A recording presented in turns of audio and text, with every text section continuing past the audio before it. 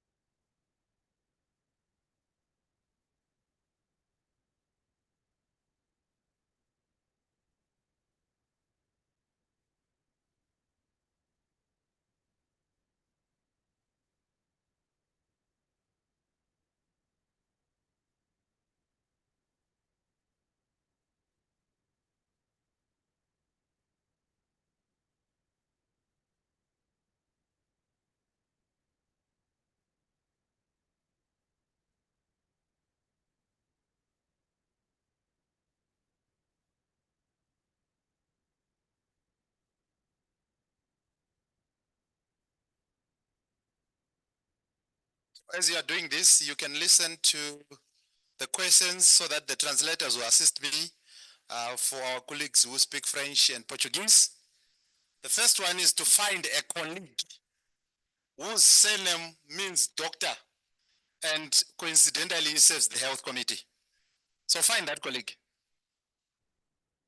The second one is to find a person who has worked with local communities on SRH awareness campaigns. Find that person.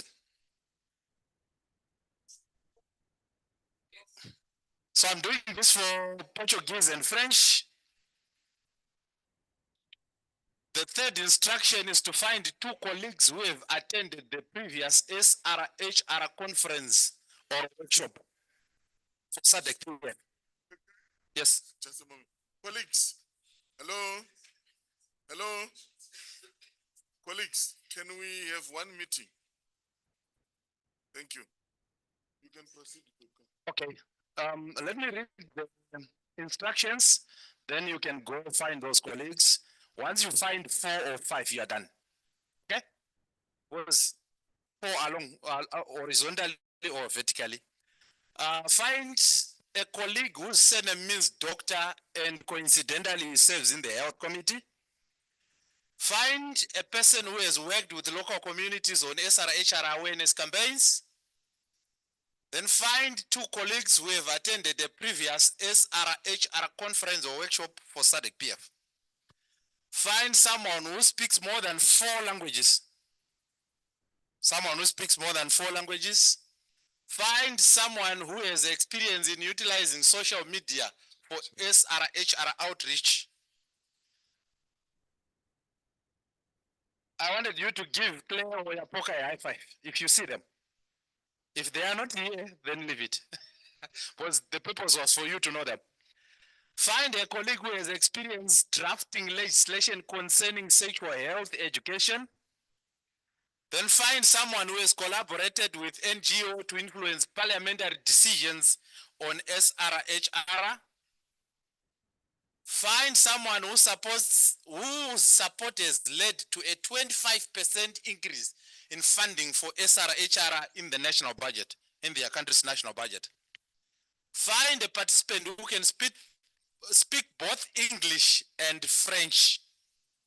Then write down the name of the longest serving parliament staffer. Find the longest serving parliament staffer, write down their name. Find the person who has conducted research on the impact of SRHR policies on youth. Find a colleague who has less than 6 months in their job. Find one colleague who has a cell phone number for the country's president, for their country's president. Find a participant who works in a parliament with a female speaker of parliament. Any parliament with a female speaker of parliament. Find that colleague. Then find a participant who has been to all SADC member state countries. A participant who has been to all SADC countries. So let's do that, colleagues. In the next 10 minutes, let's just interact, mix and mingle, get to know each other.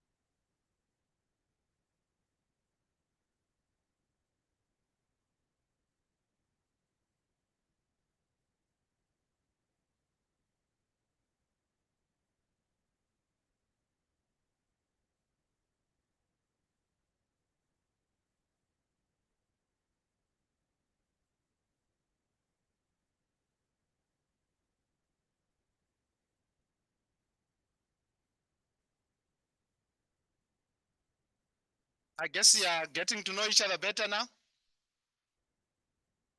5 minutes more, 5 minutes to go. 5 minutes to go. Just get to know each other better.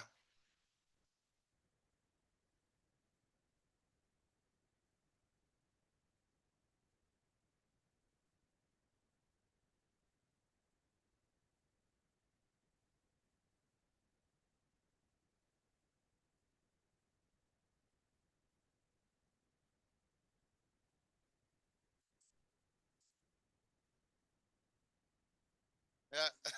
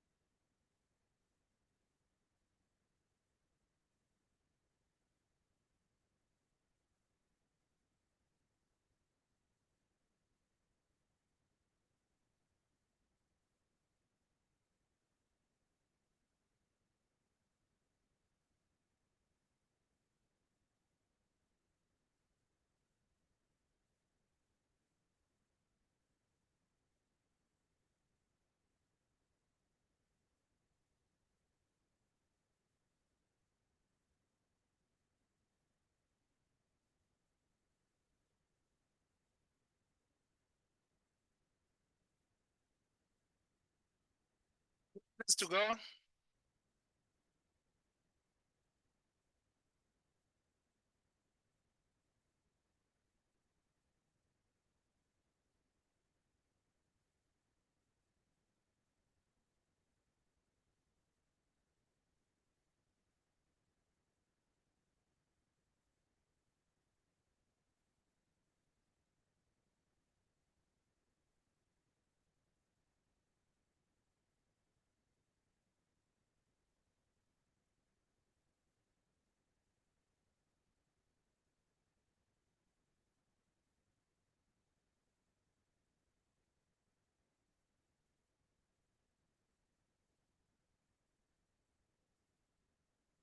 Let's wind up. Let's wind up. Let's wind up. A minute to go now.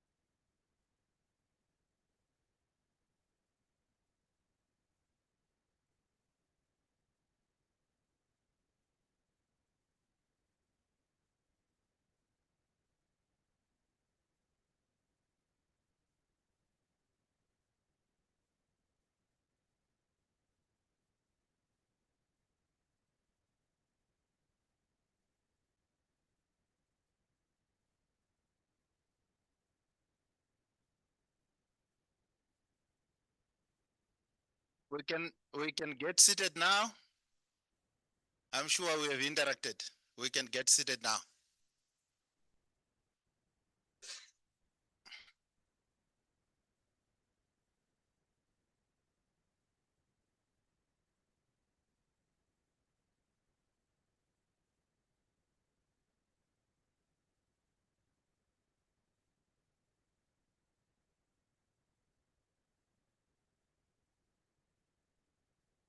Let's get seated now.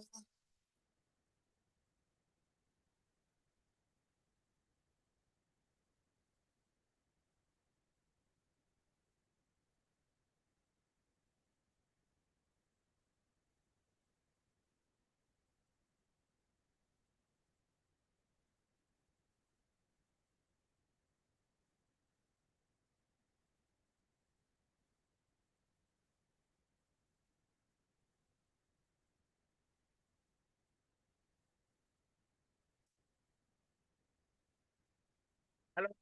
We can finish it later. We can get seated now. We can finish later. A tea break. So, colleagues, who is that person whose name means doctor? Yes, sir. So Chiremba is Shona, which means doctor. So coincidentally, he serves the health committee and his name is doctor. So he has worked with the local communities on Srhr awareness campaigns. Who is that? From Lesotho. Yeah. Um, so who have attended the previous Srhr sessions or workshops? I'm sure most of you have done that, yeah? Okay, okay. And anyone who can speak 4 languages, more than who, Dr. Moses. Dr. Moses, how many languages? Oh, and Dr. Raj, 4. Oh, great. That's great. So who has used the social media to advance SRHR issues? Doc, Kura, Kurasha. Ah, and Dr. Moses. That's great. Um, who did you give high five in the absence of Yapoka and Claire? Huh? A virtual high five. Ah, that's good. That's great. Who has experience in drafting legislation concerning sexual health? It's Jeff and Dr. Moses in Russia. Oh, kudos, kudos. Uh, who has collaborated with NGOs to influence SRHR issues? Shadrach and Jeff. Oh, you're doing great work, colleagues. You're doing great work. Who has less than 6 months in their job, in their current job? It's Samuel from Eswatini and Nyasha from Zimbabwe. Who's who's from Namibia? Aha, and Nyasha. Where's Nyasha? Aha, and Eswatini. Where's Zanele? Ah, great, great.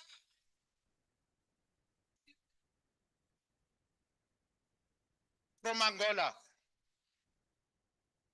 And sorry? Ah, that's Samuel. Ah, great, great. So where's the 7 number for the president, for their country's president? SG. I think I was not even part of the exercise. How did they get that information? I don't know. They assume that you should have. Who? Croatia. For Croatia, which president now? From his home country or where he's working? But, oh, that's great. I'm sure even most of the SADC presidents, you have the numbers. Great. Um, who works in parliament with the female speaker? Which parliaments, by the way? Malawi, Angola, Zambia. So only 3. Then Mozambique, 4. Oh, 4. Thank you. Tanzania as well. Is Tanzania represented? Not. Who has been to all SADC countries? Dr. Malaza. Ronald, you have been to all SADC countries.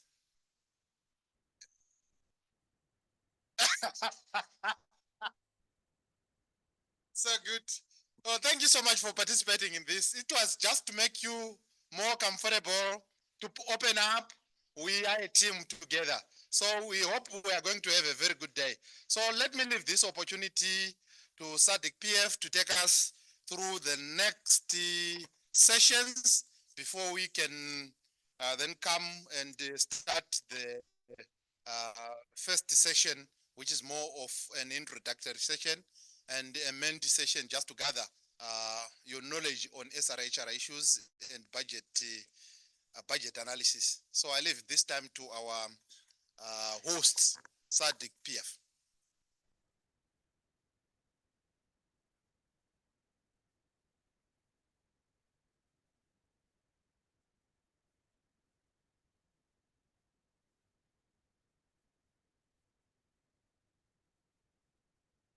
Colleagues, ah, if you had a bad morning, I'm not responsible. So, good morning. Yes, that's better. How are you? Hope you traveled well. I know there are colleagues that arrived this morning, but there are also others that arrived last night, and I hope you got to rest. I think as we start, it is important that we get to know each other, right?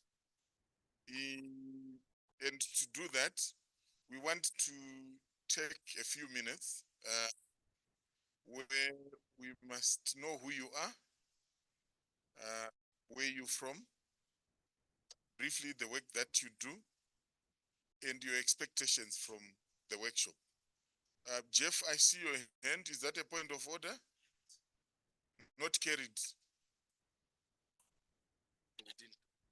Ah, okay. No, that's fine. No, I was joking. The longest saving.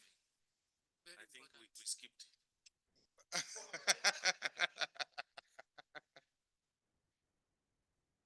I was told a joke where Beckham, the former Manchester United player, he had a tendency of coding jokes very slowly. So someone would crack a joke and everyone is in stitches and the guy is just numb.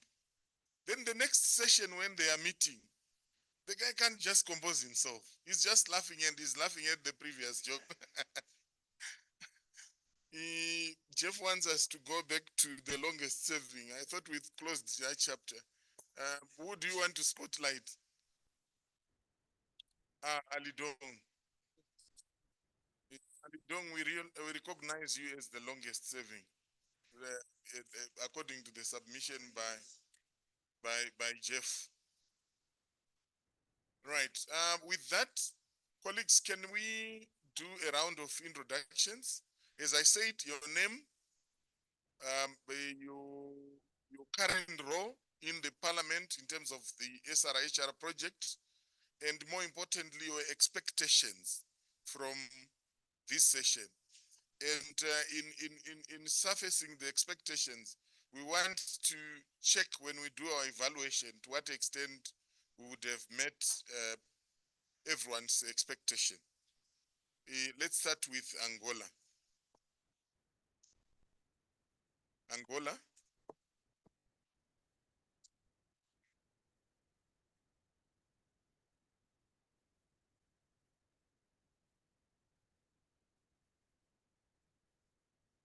Bom dia, SG. Bom dia a todos os colegas.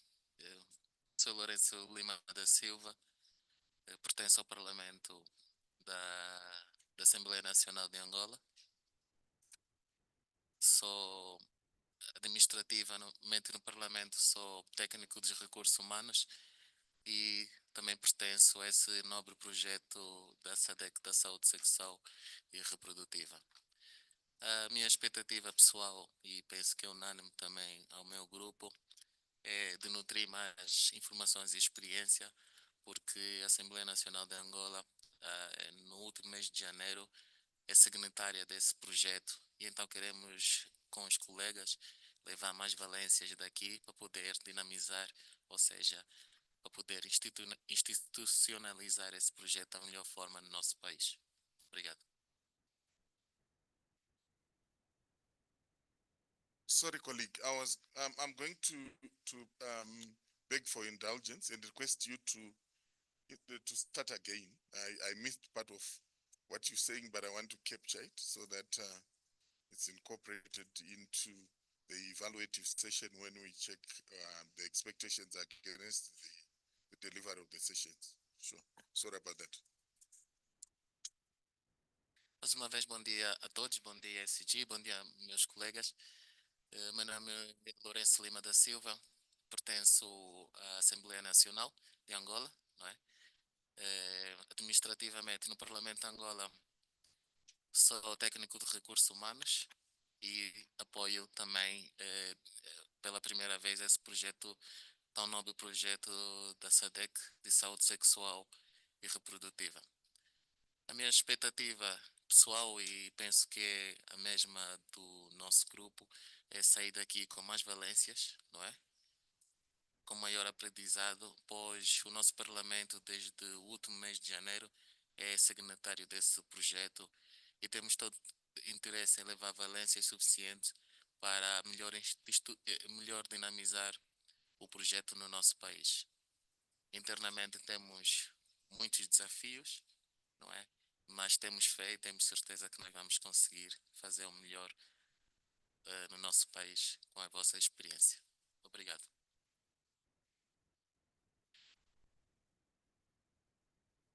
Bom dia, colegas. Chamo-me Eunice Cajibanga, funcionária da Assembleia Nacional de Angola.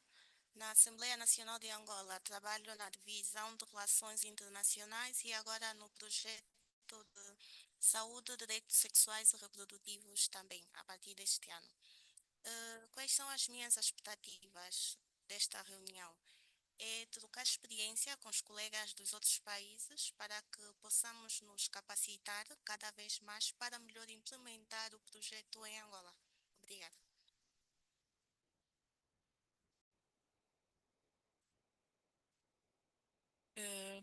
Eu chamo-me Isilda Costa. Trabalho no Parlamento de Angola, no gabinete da Presidente da Assembleia Nacional.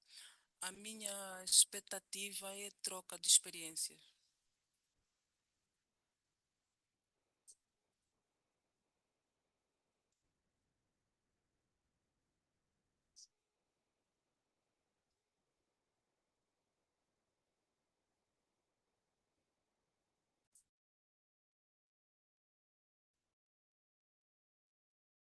Je me nomme Alidong Pichot-Edouard.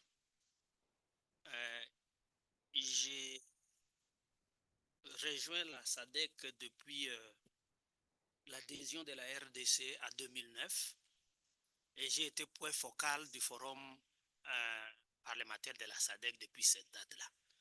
Et quand il y a eu le projet SDSR, j'ai été choisi. D'accord.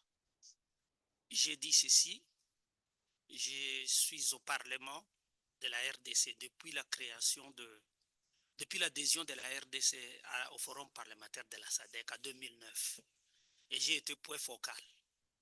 Après cela, quand on a initié le projet SDSR, j'ai été choisi comme chercheur.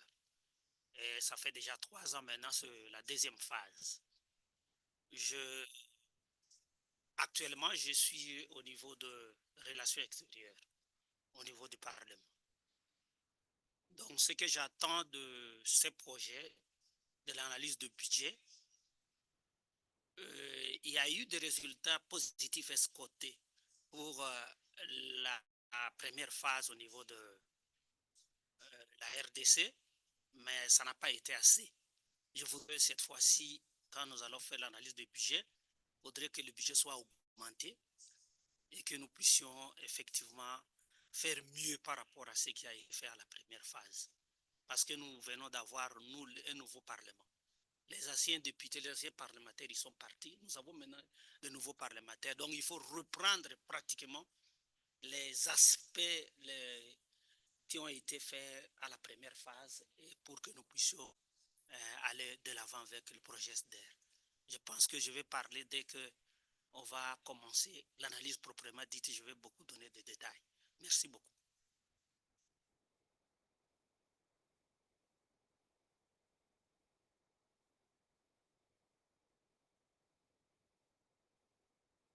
Very good morning to Madam SG, our dignitaries, resource persons, and my colleagues. I'm Dr. Jabulile Malaza. I'm Director Research Parliament of Eswatini. I service the Senate House as well as the House of Assembly. I work with both the Speaker and the Madam President. I also service all the Parliament affiliates in Parliament, which includes IPU, PAP, SADC PF, where I'm also embedded as desk officer with SADC PF. I also service CPA as a researcher. I also do SRHR work as a researcher as well as happy to say as Parliament we have a new researcher in place to assist because my work was just too much because I had to do administration as well as executive and research work. Thanks to Madam SG for that kind of intervention. We've executed our SRHR project phase 2. We had a lot of gaps and we are praying that with the phase 3, we are going to smooth sailing because there's such support from the Office of the Clerk, who's now going to chair our project, and the support of the SRHR researcher as well. My expectation as an SRHR researcher, it is to further learn more on budget issues, especially in the execution of the project, with respect to how budget allocation, especially in the health allocation, speaks to well-coded SRHR implementation of activities. I thank you.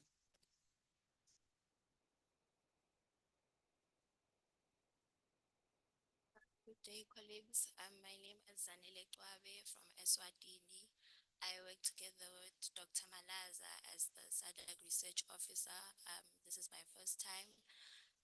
I hope to learn more, gain experience, and learn more about budget from other countries. Thank you.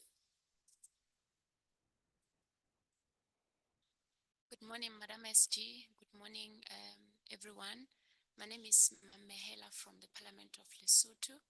I'm hoping to learn from this workshop how to effectively strengthen the parliamentary committees in terms of ensuring that they execute their parliamentary function, especially in terms of SRHR inclusive budgeting. Thank you.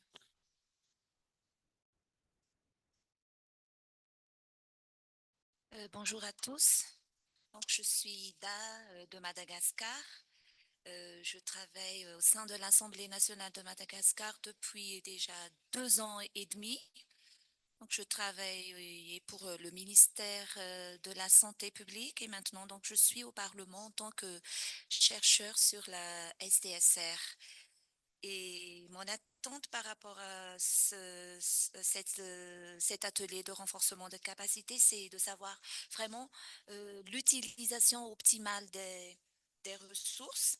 Et je voudrais aussi avoir des partages pour ceux qui ont déjà beaucoup d'expérience, dans quelle stratégie adopter face aux difficultés qu'on pourrait rencontrer et quel plaidoyer pour une meilleure allocation des ressources. Comme nous venons d'avoir 2 nouveaux parlementaires, donc je voudrais vraiment qu'on ait des partages d'expériences par rapport à tout cela. Et je vous remercie.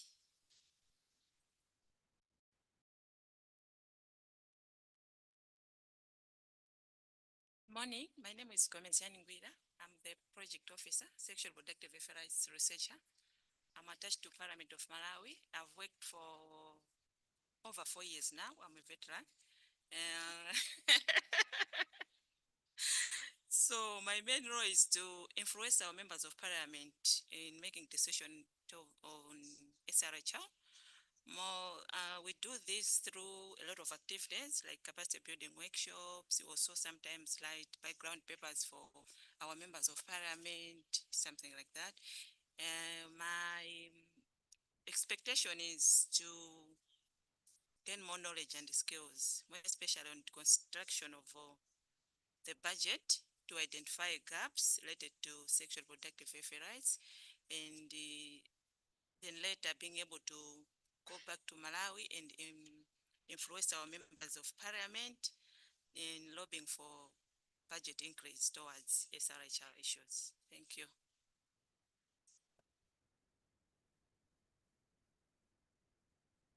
Bom dia a todos. Chamo-me Maria de Lourdes Gomes. Sou funcionária do Parlamento de Moçambique. Integrei esse projeto este ano, após a assinatura do acordo. A minha expectativa é colher mais experiência junto dos colegas aqui presentes para melhorar a prestação dos pesquisadores moçambicanos no projeto, tendo em conta também que este ano é o último da legislatura. Portanto, nós vamos ter eleições no próximo mês e temos um desafio maior, porque já no início do próximo ano teremos novos deputados.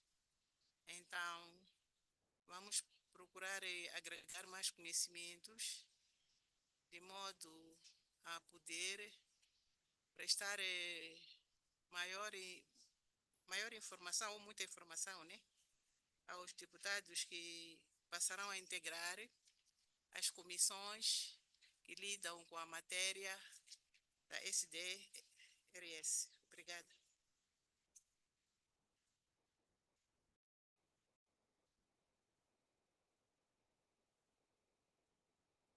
Yes, good morning, Madam SG. Good morning, colleagues. Good morning. Thank you. Yes, I am Simon Wirap. I am from Namibia. I am serving as a director in the office of the speaker. And I am new to this whole project. So basically, I am here to learn from colleagues that have been in this project, and then also to kind of get that much needed experience, knowledge, and education to take it back to our parliament and kind of act in parliamentary dimension to this whole project. That's why I'm here. Thank you very much. Good morning. Good morning, Madam SG. Good morning. My name is Cornelia Shaonjo. I work in the office of the speaker. My duty is basically to run the day-to-day operations of the office of the speaker and assist him in the execution of his mandate. My expectation for this workshop is basically to learn from the rest of the researchers present here, as we recently joined the program, and also to really just gain more insight on the project. And I also hope to learn more on the gender equality, how gender equality can be reinforced in climate action in view of promoting climate resilience. I thank you.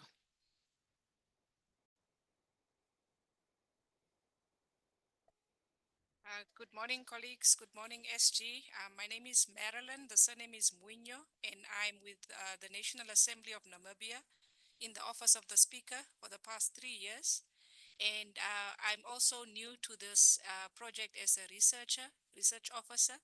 And as my colleagues have indicated, I'm here to learn and to see how I can be incapacitated to use my skills to add value to the project, to the SRHR project. Thank you.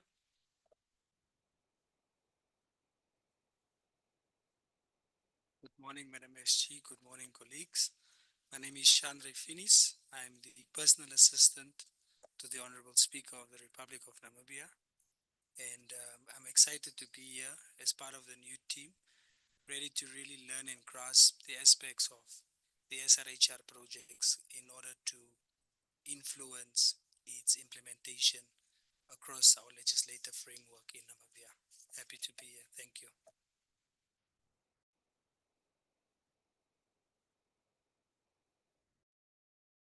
Good morning, Secretary General and everybody. Happy to be here and to see everyone.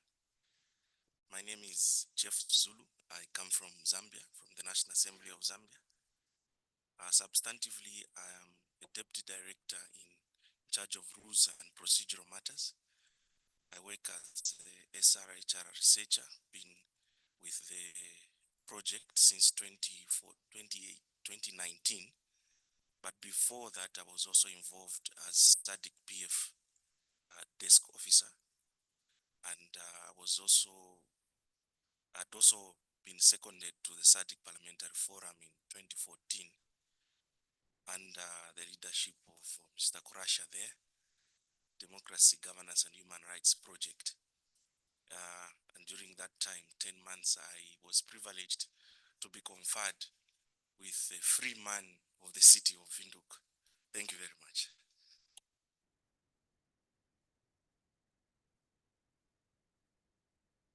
Good morning, Madam SG.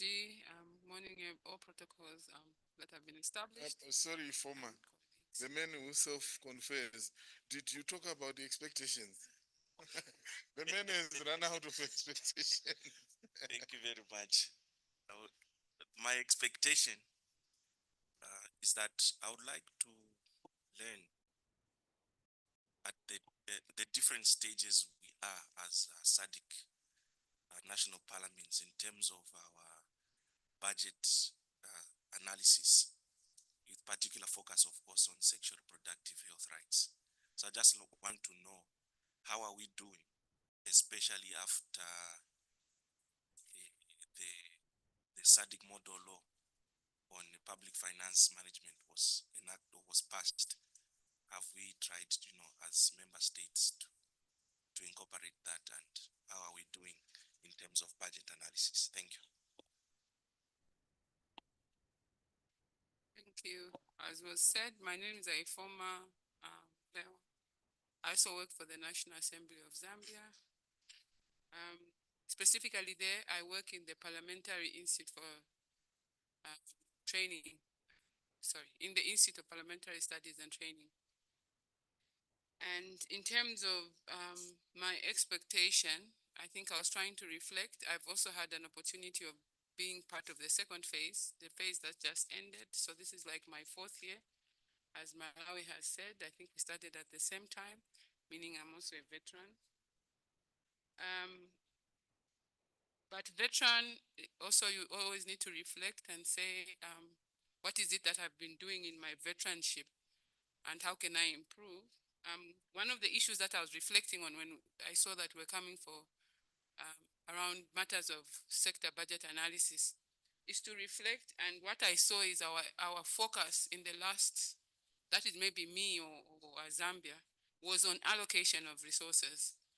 But I realized that the budget is broader than that, and I'm hoping as we sit around this table, we'll be able to break down the budget further, because if it's a SECO and allocation only happens in 2 or so months, what else do we do in the other years? And how can we influence and ensure that the beneficiaries of matters of sexual reproductive health and rights do benefit from the component or functional budget? But related to the same is also realizing that I'm very limited as a human being or an officer in parliament. How can I leverage on other structures like research department, my principal there in the Parliamentary Budget Office, representation committee, to ensure that at the end of the day, the outcome that speaks to budget, I'm able to harness from these already existing structures. Those were my thoughts around this, and I hope as we end, I'll have an opportunity of getting that. Thank you. Good morning, Madam SG. Greetings to all resource persons and colleagues. I'm Moses Magadza, Dr. Moses Magadza. I am thrilled to be here. I am the Media and Communications Manager at the SADC Parliamentary Forum. This is the second time that I'm working for the project, having joined the project at its inception in 2014. I left in 2018 to join the United Nations, and in 2020, when COVID hit the world, I decided I would go and bury my head in books. So I went back to the university and did my PhD. What are my expectations while I'm here? I am particularly interested in absorption of monies and resources that have been allocated to any project. And my expectations are that at the end of this exercise, I'll have a clearer appreciation on how we can improve absorption of budgeted resources to avoid having to send back resources to donors that have not been utilized, which would have been budgeted, because it is my understanding this has profound implications on the ability to access further support from donors if we are biting more than we can chew. Thank you very much. Bonjour tout le monde et ravi d'être parmi vous. Je m'appelle Rach Koublal, je suis de l'île Maurice, je suis comptable pour le projet SRH et aussi pour le forum parlementaire de la SADC. J'ai travaillé plus de 15 ans pour le forum parlementaire de la SADC et en passant, j'étais même décoré par le président de l'île Maurice cette année-ci à l'occasion de l'indépendance de l'île Maurice pour mon travail au niveau de l'Afrique et au niveau régional de la SADC. Et mon attente pour l'atelier d'aujourd'hui, je voudrais voir la collaboration entre les chercheurs et aussi des expériences parmi les chercheurs. Je aussi voudrais voir le budget alloué pour les différents pays pour la santé et spécialement pour SRH. Merci.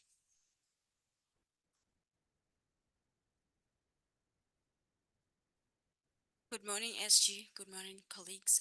My name is Nyasha Turuza.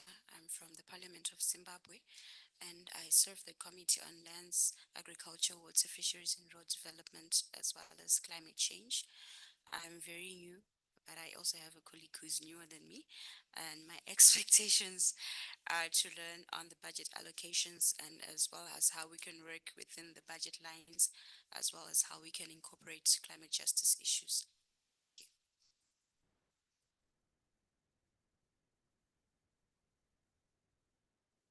Good morning to you, SG. Good morning to you, everyone. My name is Brenda Nyivarwai Rumota, and I am with Parliament of Zimbabwe. I am a researcher and I serve the Committee on Health and Child Care, and also I'm the researcher for the SRH program.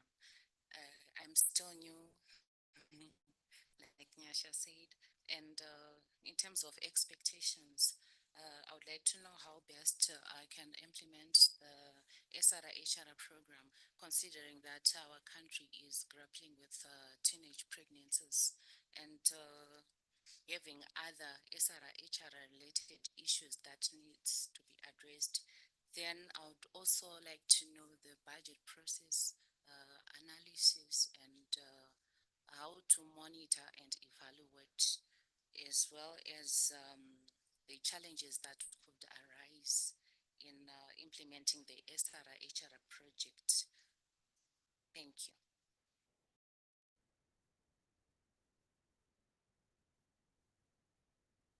Thank you very much. I'm Clopas Kwakwara. I was happy when my colleagues who have 4 years calling themselves veterans. I'm around 20 thereabouts. So I think I qualify maybe as a hero or a senator. Yes. I'm with Parliament of Zimbabwe. I'm an SRH researcher, and I'm also the SADC PF desk officer. I also serve in the External Relations Department at the Parliament. My expectations, we are in the budget season back home, and I think coming from this end, we should be able to work with our MPs to make more meaningful contributions to the budget process insofar as SRHR is concerned. I also want to indicate that I was part of, at one point, what we can call the Rosebank initiative, where we met as SADC desk officers and researchers. And I think that's when a lot of meaningful interventions and progress was made in the SRHR project. So I want to believe such a gathering should spur the projects in both individual countries and collectively as a region. I thank you.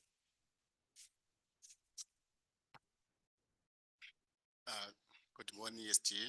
Good morning, colleague. My name is Tapiwa Chiremba, at Parliament of Zimbabwe. I'm a principal committee clerk. I serve two committees. The first one, the Health Committee, and the second one is the Thematic Committee on Culture. Basically, these two committees, they have different languages when it comes to SRHR. Whilst in the Health Committee, I can confidently say it's appreciated in the culture. It's different language altogether.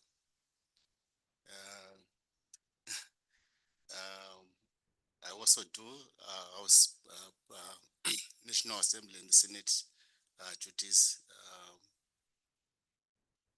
When it comes to the expectations, I think most of the expectations that we in my mind have already been said.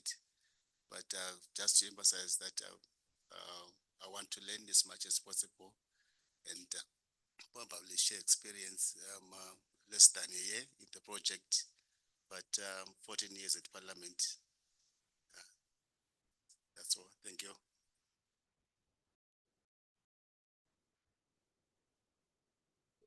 Good morning, Madam SG. Good morning, colleagues. My name is Rachel Mundilo, and I am the Program Manager and Committee Secretary for the Committee on Food, Agriculture, Natural Resources and Climate Action at the SADC Parliamentary Forum, and I also work under the SRHR project.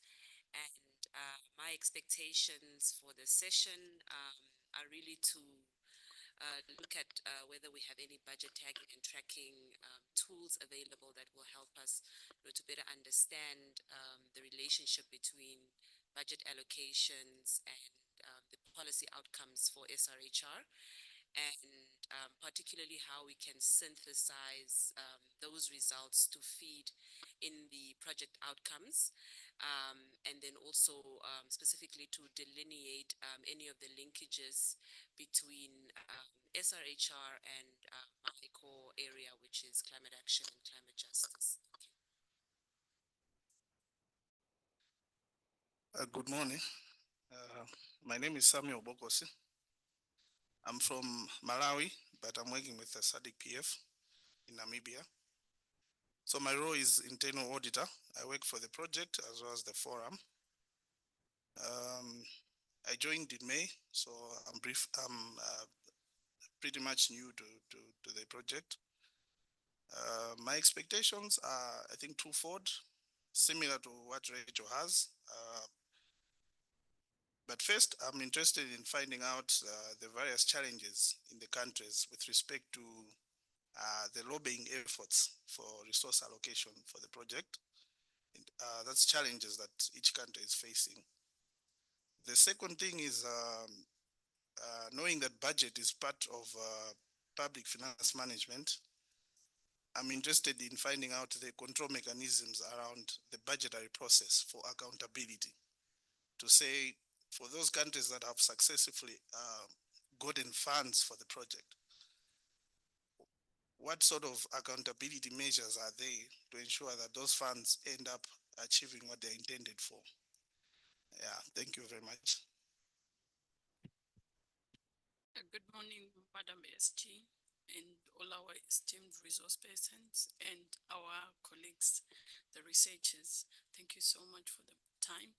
My name is Pamela Nkavaranda. I'm the SRHR M&E consultant. So basically, I do results. I really, my expectations is that we all get to understand the budgetary processes and reflect on how we can link them to our results framework, how we have to implement the respective activities pertaining to outcome 3 and how we have to report on them. Thank you.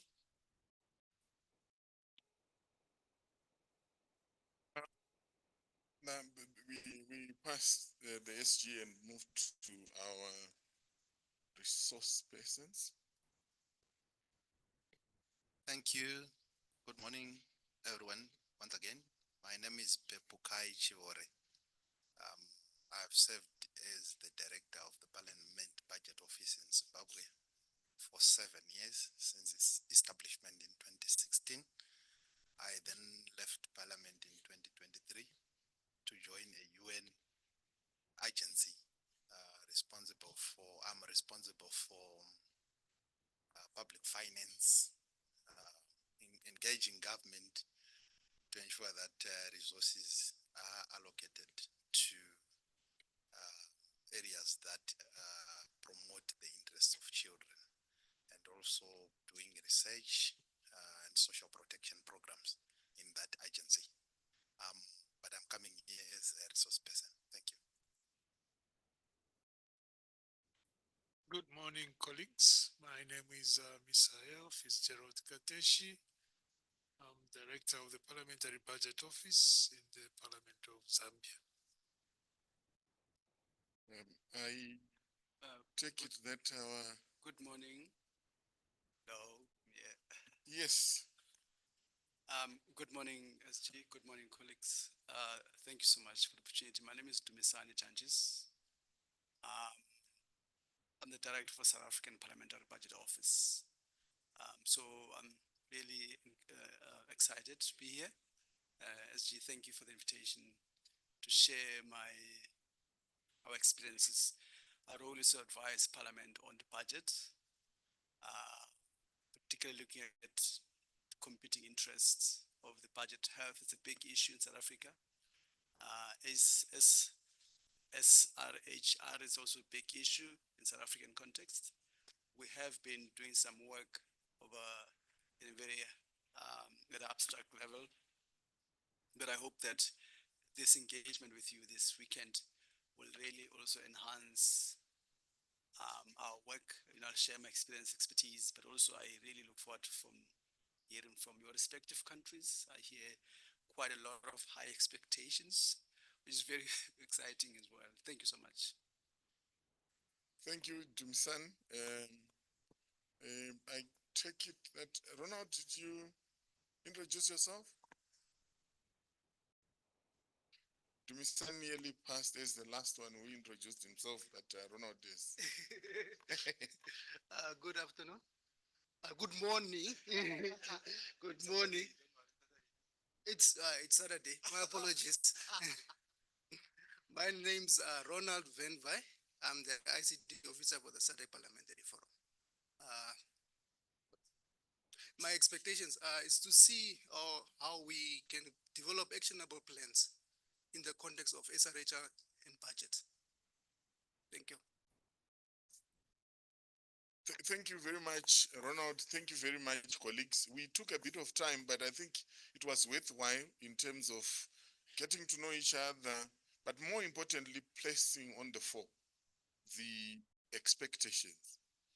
Madam SG, as I will be handing over to you to do your remarks, I'm sure we do this now with clarity in terms of what is before us from the expectations that colleagues have. Learning and sharing experience dominated the expectations, but there are also other critical ones, and I could pick a few that stood out for me. Issues of collaboration within different structures of Parliament, particularly in tracking and collecting results. The issue of working with parliamentarians to deliver on SRHR outcomes in terms of the project, issues of controls, issues of tracking and reporting, balancing competing interests, issues of actionable plans. I have no doubt that we all have an appreciation of what is before us. At this juncture, I wish to have the honor to invite the Secretary General to deliver opening remarks. But as I do that, allow me, colleagues, to read out a quotation. I'm an ardent follower of leadership as a concept and as a practice. There is a gentleman who is a Canadian author Robin Sharma. One of his books is Leaders Without Titles. And he says, leadership is not about a title or a designation. It's about impact, influence, and inspiration. Impact involves getting results. Influence is about spreading the passion you have for your work, and you have to inspire team members and customers. If I'm asked to talk about the Secretary General, I would say many things.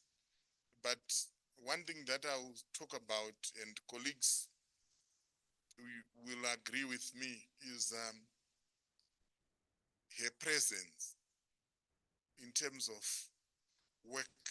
When you have worked closely with the Secretary General, first of all, you know that she's present.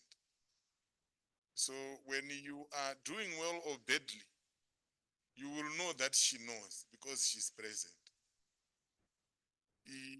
Secondly, related to the same is the demand for accountability in terms of results. And one thing that I've always appreciated is that she will not ask what she's not offering herself. And colleagues who are new and who are returning in the project, you will know that this is what you are dealing with. If you one day you are caught in the crossfire, please remember my words. And even this quotation. SG will demand results, but she will be producing the same results she's demanding from you. For me, that is one unique attribute that I will always remember about Secretary General. When you need to do work, she's present with you to do that work.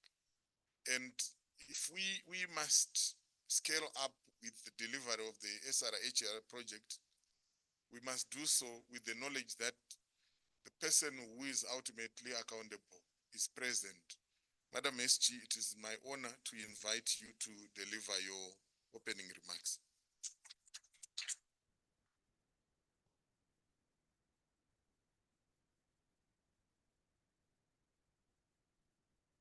Bon dia. Bonjour. Good morning. Yes. Is it dark here or am I just getting old? It's a little bit dark in the room, but I hope that everything's going to be fine.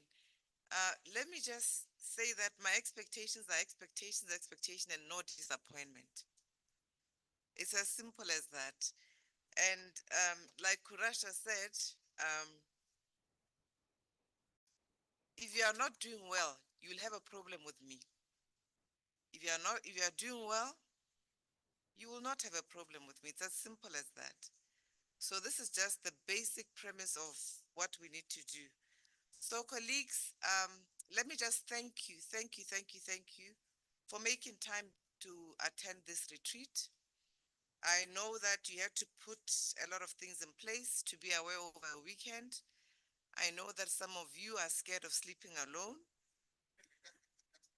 I know that it is costly for you to be here over the weekend, and it is not really easy. I also know that my email indicating that it's mandatory did not help some of you. And but you'll appreciate at the end of these 2 days the relevance of us meeting and why it was stressed that it is mandatory. When Pamela shares with you the results framework and what you need to report on. May I just ask, how many of you have seen or read the Public Financial Management Model Law? Please raise your hands. How many of you read the concept note for this particular session? Okay. So I'm looking forward to your robust participation with that knowledge base that you have. And I'm hoping that at the end of the day, we'll not only learn, but we'll innovate beyond this particular 2-day session. Let me also take this opportunity to welcome a new cohort of staff from Angola. You're welcome. Please give them a round of applause. Let me also welcome an additional member from Eswatini and Zimbabwe. You're welcome. I'm told we also have new babies which are being born in October from Botswana, 4 children apparently. And I'm hoping that when we join together, we'll be able to form a big family of children who are eager. Now it's really not my eyes. It's even getting much more darker. Okay, it's better. It's better. Thank you very much. It would be remiss of me, colleagues, not to pay tribute or recognize Mr. Monashe Tofa Monashe for his sterling contribution to this project. Most of you are well aware of his contribution. He was an officer who was very versatile, somebody who was innovative and very hardworking. I have benefited personally from Mr. Tofa's writing skills and contributions. He has, at various regional meetings, always shared a report and then, always innovated after every meeting. Mr. Tofa is one of those officers who, if you went for a workshop, he will not throw a report at you and say, this is what they said, basically cutting and pasting the objectives of the meeting and summarizing what other people have said. During the meeting, Mr. Tofa will write to me, I've met so and so. This is our focus area. I see the linkages between this organization and SADC PF. I've taken their names and I'm proposing a meeting with you, SG, to see how we can take this further. Because of his work ethic, Mr. Tofa was able to make sure that the SADC PF signs 2 memorandums of understanding with 2 organizations that he met during his meetings and those that he invited to the SADC PF as part of resource persons. All of you are aware that Mr. Tofa serviced the Human and Social Development and Special Programs Committee with distinction. In fact, all the time before he went home, the minutes were ready. When he serviced the committee, before he boarded his flight, he submitted the minutes of the meeting. Once the minutes were approved, Mr. Tofa will send you the report of the committee in 2 days. He deserves a round of applause. For me, that is an officer and a gentleman. Zimbabwe, kindly take these kind words of applaud to Mr. Tofa and the clerk of the National Assembly of Zimbabwe. As you are aware, colleagues, it's always good to move from theory to practice. When we framed the proposal, we had a nucleus of performance that we projected. We added project staff. We also felt and believed we were going to have SRHR researchers in all the national parliaments. We also came up with a framework of how the SADC Parliamentary Forum staff are going to contribute to the project. At this juncture, let me congratulate the additional staff for their enthusiasm and for hitting the ground running. They have introduced themselves, and I believe we have recruited the cream of the cream for this project and for SADC PF. We expect nothing less. Colleagues, embrace them too, and we shall succeed. These are professionals at regional level. Mr. Magaza, Dr. Magaza has introduced himself. Dr. Raj Kublal, Mr. Kublal has introduced himself. Mr. Bokosi Rachel have also introduced himself as staff at the regional level. You have heard the consultant who's with us for monitoring and evaluation. The other colleague who's always with us, Mr. Sigombin, is also there. I know you work with him on a daily basis. But for others, how many of you have emailed Rachel, for instance, to ask her how she interfaces with the project and how she can assist you? May I see by raise of hands?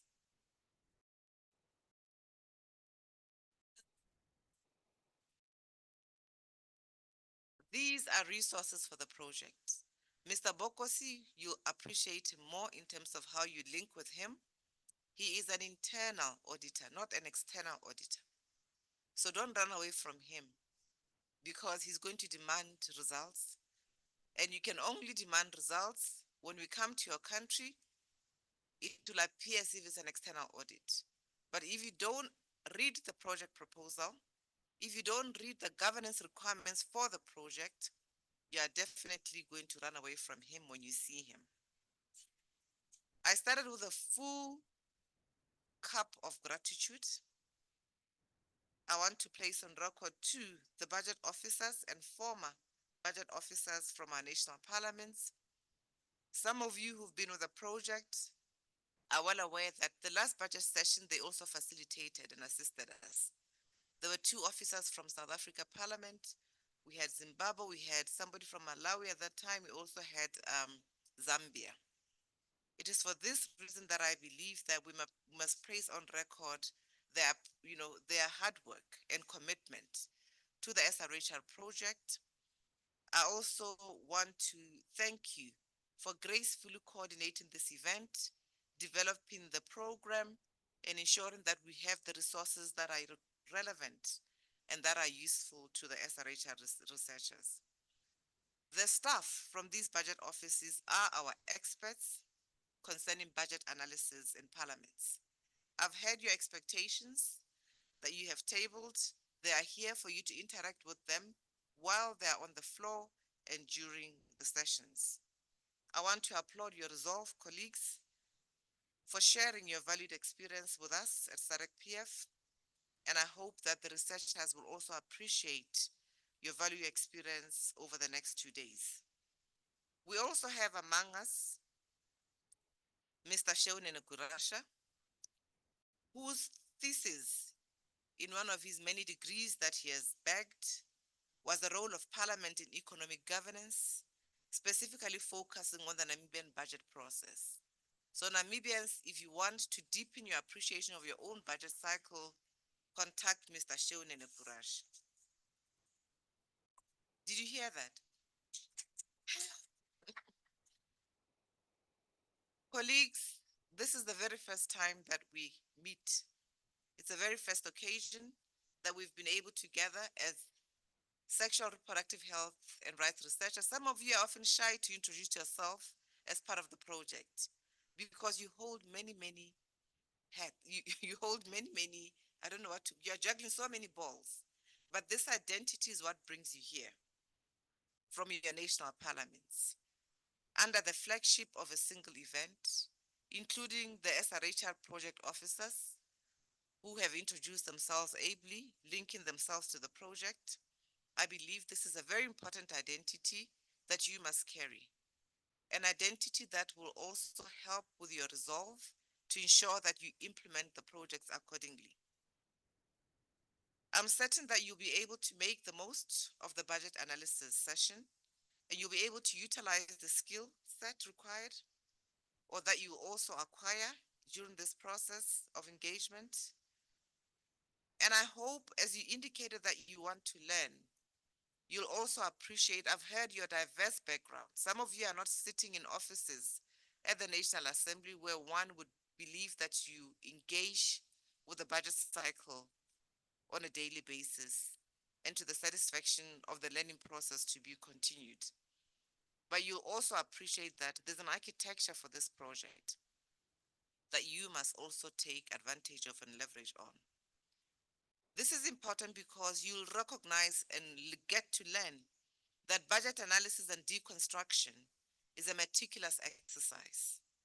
And we rely on your cooperation, mutual to the project, mutual to the structures of Parliament, mutual to the National and Technical Working Group, to make this session a learning experience that will assist you as you engage with the focus areas under the Sexual Reproductive Health and Rights Project. The concept note is instructive in this regard. I wonder how many of you went back to the project proposal when you received the concept note. Colleagues, you'll note that this session has been framed before your capacity development session on thematic areas which take place back to back with this event. This is because The budget-related parliamentary function is often poorly understood, and an understanding of the budget is a prerequisite for a thorough appreciation of all the parliamentary initiatives under the project that will unravel during the, the session, ensuing capacity development session. There are many issues when we get to the next session that we're going to talk about. We've introduced ourselves, but we really need to reflect on who we are in relation to the project. We need to reflect on our performance in relation to the project. I'd also like to share that the meeting of the Human and Social Development and Special Programs Committee took place on the 19th and 20th September 2024. Colleagues, let me also remind you that you are expected to attend meetings of the Human and Social Development and Special Programs. That is the nucleus of what the project performance is based on. So in your many heads that you have, you may miss everything else, but you must attend the Human and Social Development and Special Programs. Otherwise, you will not know the linkages that you have to make with the themes that are discussed in that committee. And let me share with you that this time around they met on the 19th and 20th of September, and the theme that was addressed was public health financing, which is in fact how government budgets for public health and sexual reproductive health and rights. It's my hope that we will receive feedback from the members of the SADC PF in your parliaments of the benefits that have blossomed from our learnings today and their sessions that they held on the 19th and 20th. No activity should be in vain under this project. I don't know who it is who spoke about accountability. I think it's the internal auditor and Mr. Magaza in terms of the value of this project. Some of us see this project as a project for SADC PF, and we carry it very lightly. We make prominent the roles that we hold in our parliaments. I believe, colleagues, there has to be a balance and a commitment to this project. How many of you know the members of the Human and Social Development and Special Programs in your parliament who sit in this committee? The hands are slow to come up. It is important for you to know because I'll be listening during the plenary assembly session. Often you cannot really fake performance. There are countries, and I'm sorry to state, like Zimbabwe, like Zambia, Lesotho, Malawi, where you see that the members were well prepared and the members were briefed before they came. So in debates during the plenary assembly, we record these in our Hansards. And any learning, you will not mistake it because the member would have been briefed and the member will be making the linkages. That is your role. Let not members come in and you see the member just on that day struggling to read your note because maybe I've sent a message and people are quick now to start writing to their members during the session. Let us not do that, colleagues. It is not good for learning. It is also not good for our own ethics and performance. Similarly, during the meeting of the Regional Parliamentary Model Laws Oversight Committee, I hope you know that committee. If you don't, kindly also find out. These are chairpersons of all the standing committees who sit in that committee. They held their meeting on the 21st and 22nd of September. They also raised issues of budgeting and resource mobilization as obstacles to domestications of our model laws. Please follow through. I would like to see also the country reports that have been sent to your countries. I'm requesting you to make commentary on that. If you are here, surely we can count on your collaboration with the SADC PF desk officer. If you are here, we must count on your collaboration with your research desk. It is often very, very clear when the research desk has worked alone without your input, because you don't infuse any sense of any iota of practicality. It's a report that any minister could be giving on any world stage.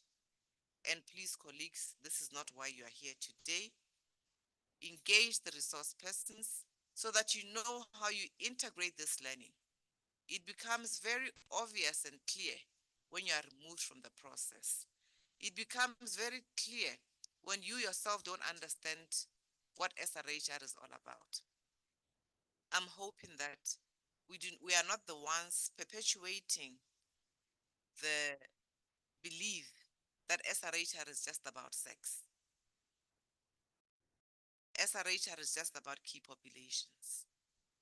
And I hope that we'll come to the table and infuse all these issues that are budgeted for sufficiently. You'll find that when you talk about sexual reproductive health and rights budgeting concerns at national level or at national parliament, these are recurrent issues identified through sittings of the forum's organs and even in SRHR literature and in human rights discourse in general.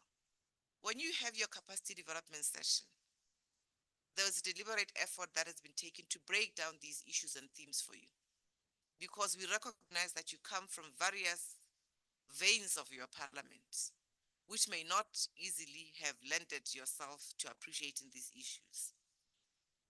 And it is for that reason that the two sessions were mandatory, because they complement each other.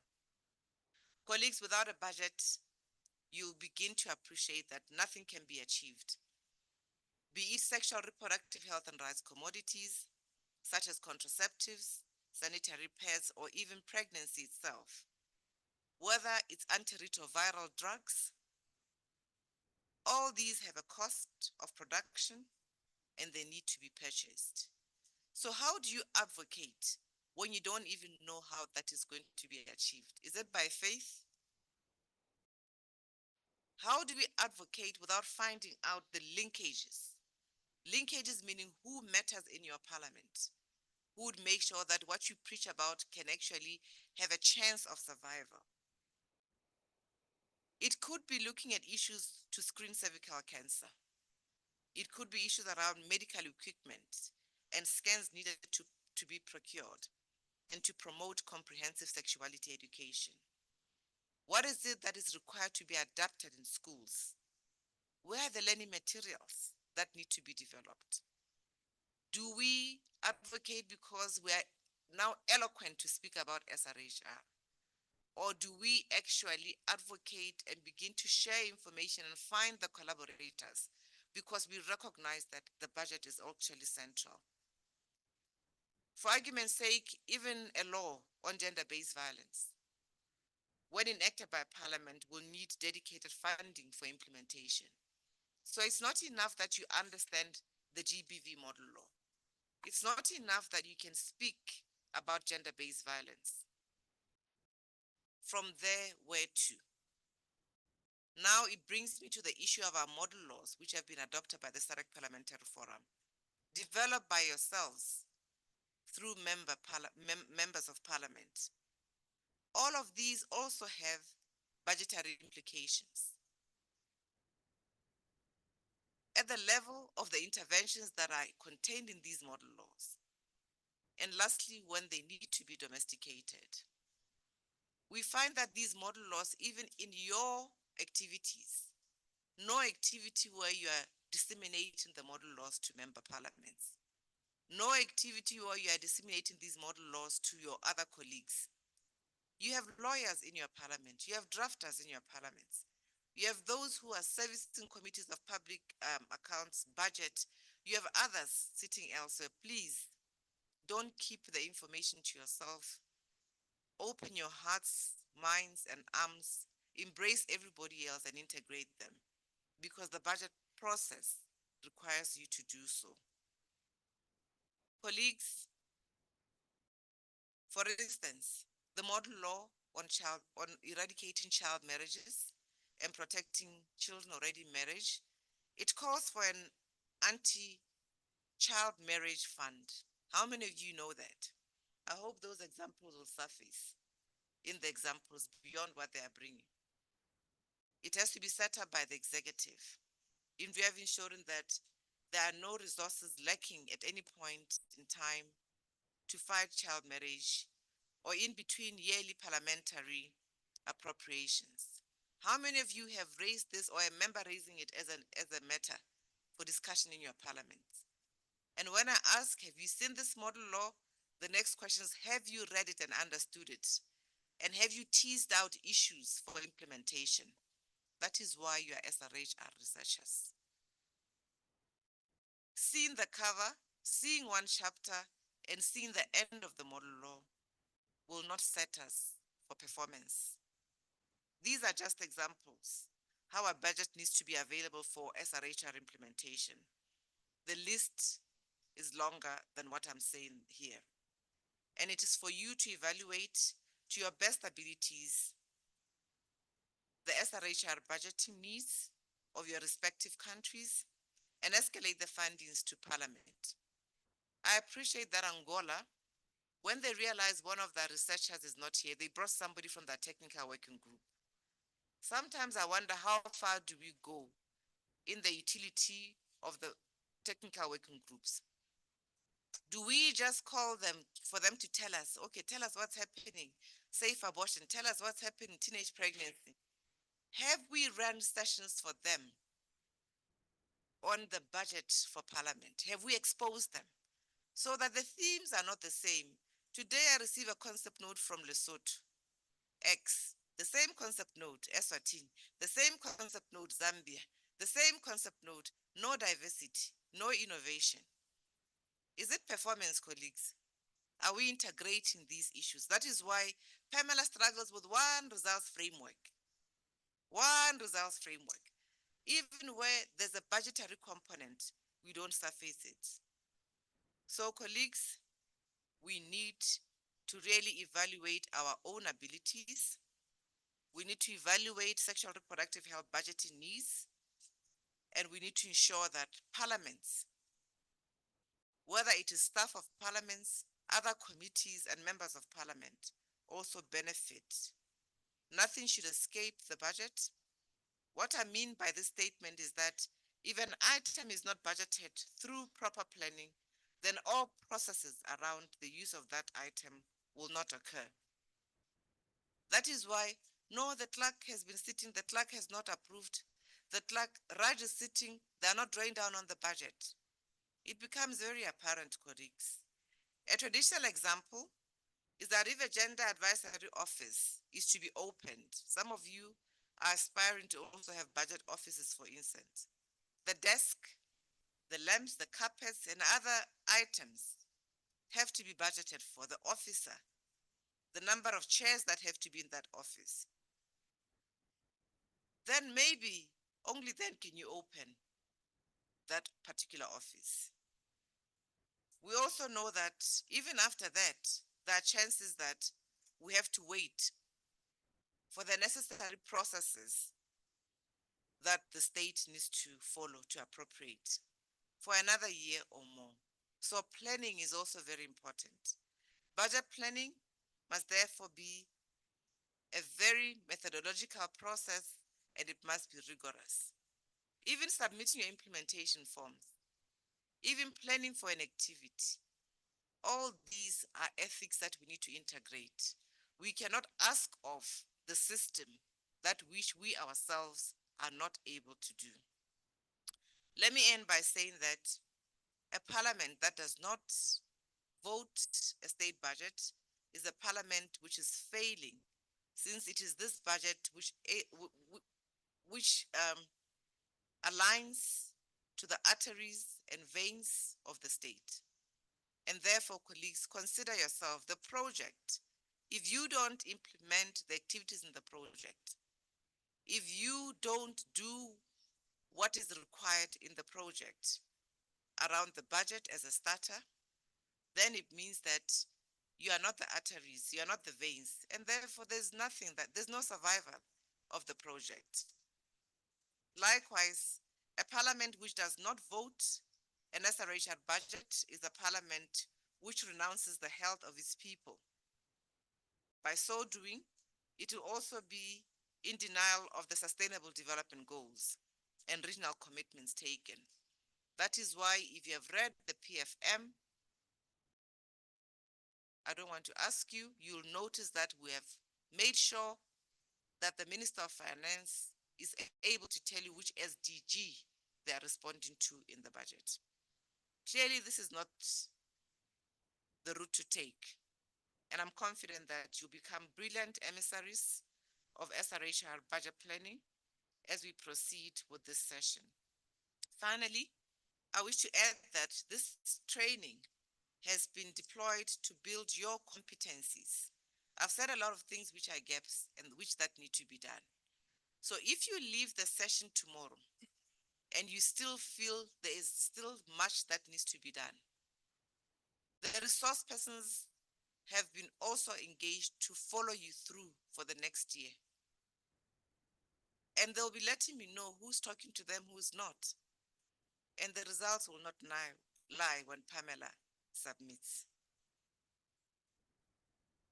I wish to add that this training is yours to use and to take further. When you get back to your offices, don't throw away what you have learned and expect that somebody whose real job is dealing with budgets is going to do this without your input and collaboration. Approach your committee chairpersons, approach other staff who work in parliaments, engage them for further interrogation, engage them so that we can further mainstream SRHR into our processes. I'm certain that you leverage on this training and that you generate impactful interventions at national level. Now that Kurasha spoke about Robin Sharma, he reminded me of one of his quotations. He says, all change is hard at first, messy in the middle, and gorgeous at the end. So I'm hoping that we'll talk about something gorgeous, not anything messy anymore, not anything that appears so hard, even to your ears as you're sitting there. With these words, I thank you, and I hope that we will indeed learn and not disappoint. Thank you so much.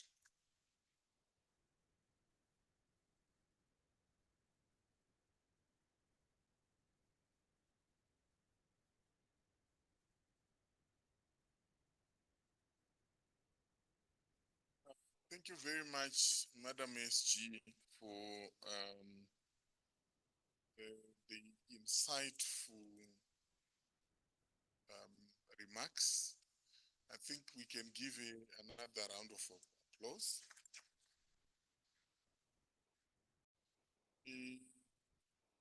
I like the part where she went poetic and started using imagery, and you were depicted as the arteries and veins.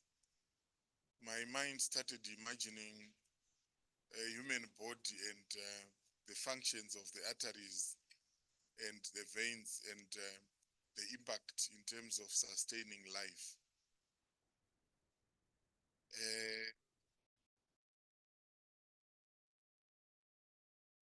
You were also characterized as emissaries of budget planning.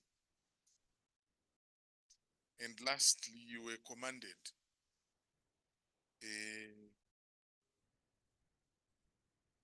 the training is yours to take further. Thank you very much, SG, for those remarks. I think it sets the tone, and it is the right time that we hand over to our able resource persons when the tone has been set, and we look forward to an engaging session. I hope, Mr. Magadza, we have our hashtags, and this can be shared. We also want to make sure that this event trends. When I look at the figures we have in the room, it is possible for us to also make the event trend, which is part of the impact that we need in terms of visibility. Thank you very much. To you, Mr. Katesh and Mr. Chwori.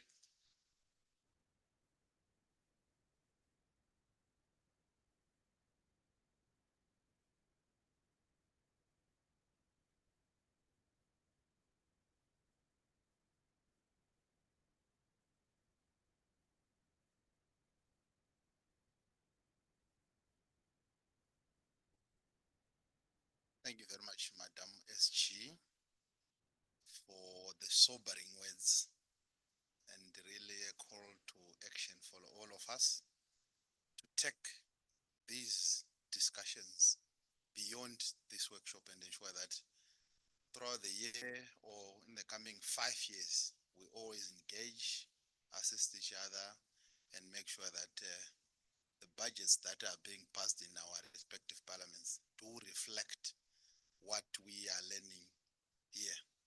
And I remember well, in the SADC model law, I think it's clause 61,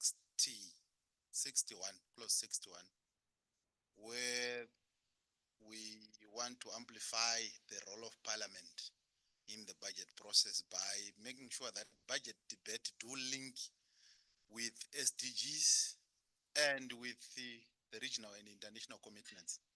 So we'd also be listening to the budget debates in your respective parliaments to hear whether members of parliament are really raising some of the issues. So colleagues, we have heard your expectations, but we also want to gauge your understanding of these issues so that we know where exactly can we start and where exactly can we end. So we have this uh, Menti survey. You can scan that QR code or go to menti.com, then input that code there. Let's do it now. On your phone, on your laptop, just connect to the internet, scan the QR code. It will take you to this page.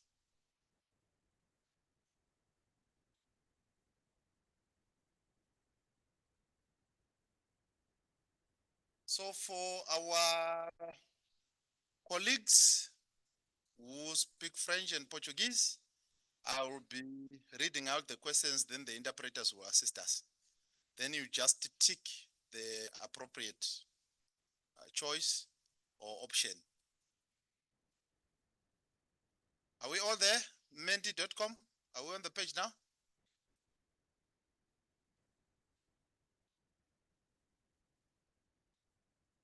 Menti.com, then use the code or just scan the QR code.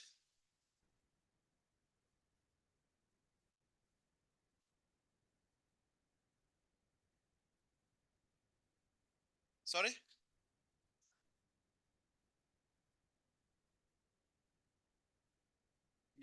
If you just go to menti.com, it will ask you of the code, then you input the code.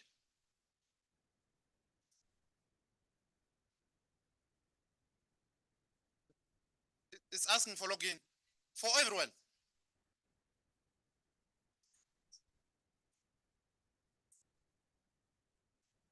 The code, yes. Have you logged in using the code? So you use the code to log in. Just log in, then it's ask the code, then you log in.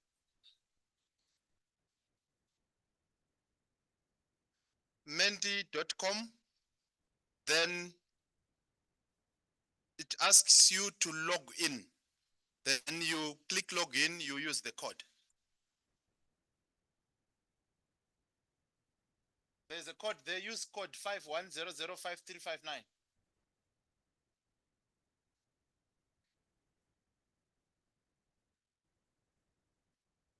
Presentation in progress, yes. When I move to the next slide, then you will participate in the Menti. So I wanted you to be on the page. Are we all there? Are we all there? Okay, thank you. So we go to the next slide. Okay.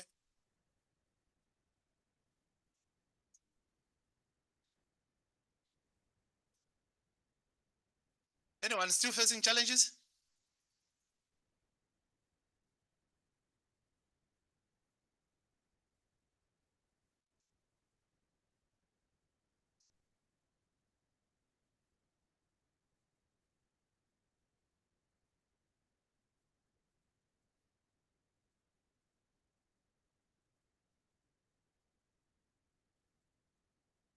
So we can go to the next page. Yeah, I think it's only one who is getting assisted by Ronald. I think you must explain that they don't share the they don't share the Mentimeter. Everybody should have. Yeah, you are not sharing the Mentimeter. Everyone should have their own. Everyone should have their own. Okay. Are you okay? Because I see. Oh, okay. So everyone is on this page, eh? Right. So the question is, how long have you been working on SRHR issues? So just type in your response.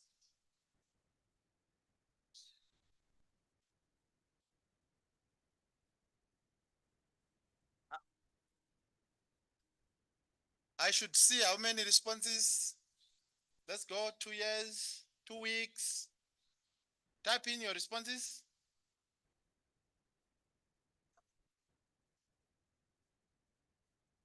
You should see this page. So facilitators just see the years. So this will guide us as we proceed during the day. Who is not yet in? Who is facing challenges? Is this the first question? Okay.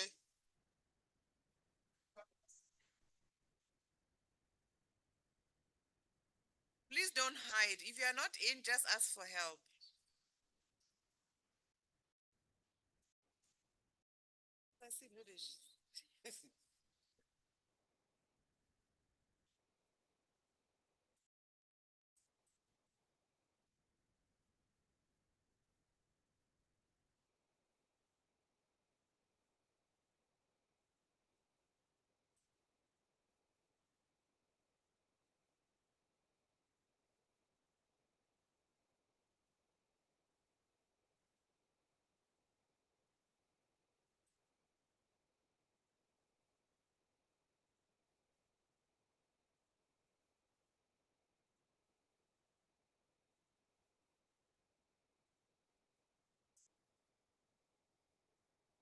Let's get everybody in and then we can start responding. Otherwise, they won't flow from there.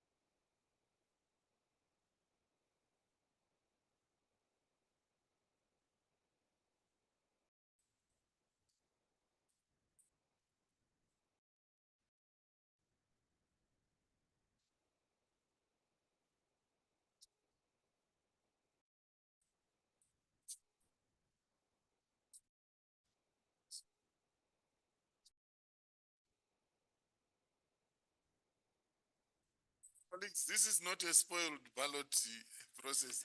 So the number, the number of respondents must correspond to the number of participants, and you can see the discrepancy.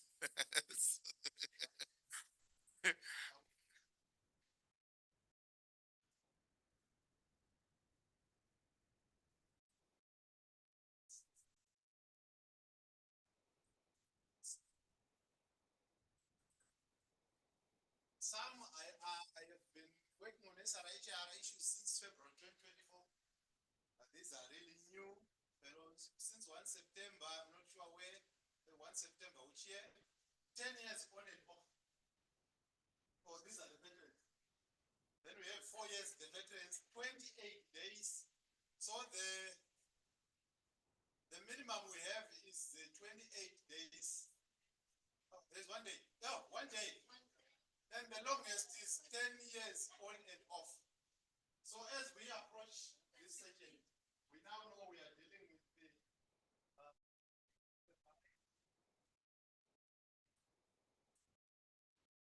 so we go to the next question.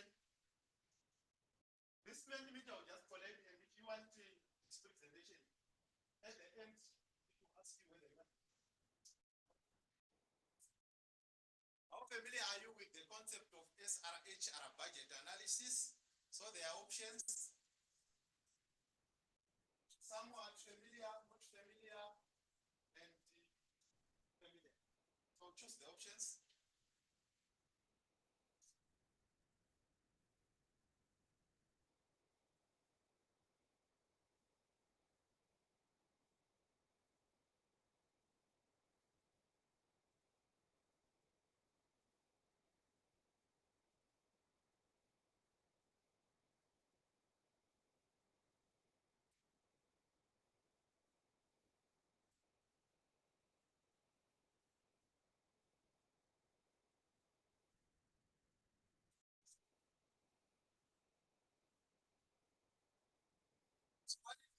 Four are very familiar. 12 somewhat familiar. 9 not familiar.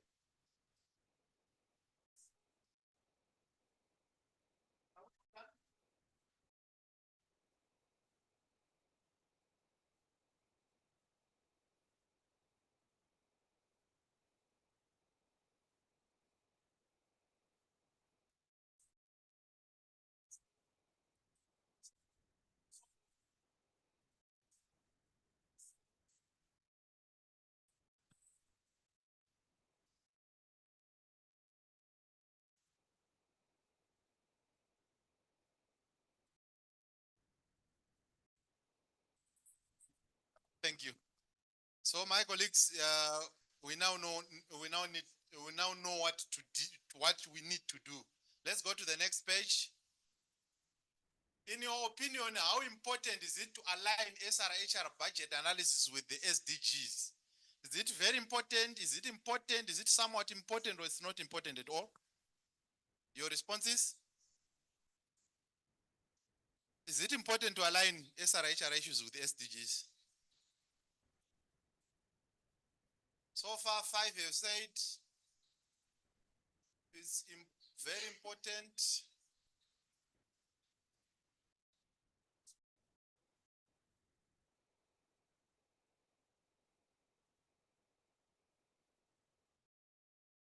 Keep them coming, keep them coming, keep them coming.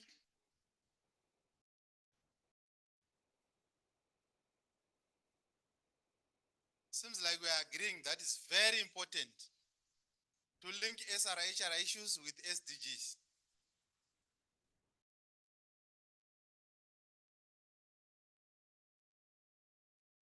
So the majority are saying it's very important.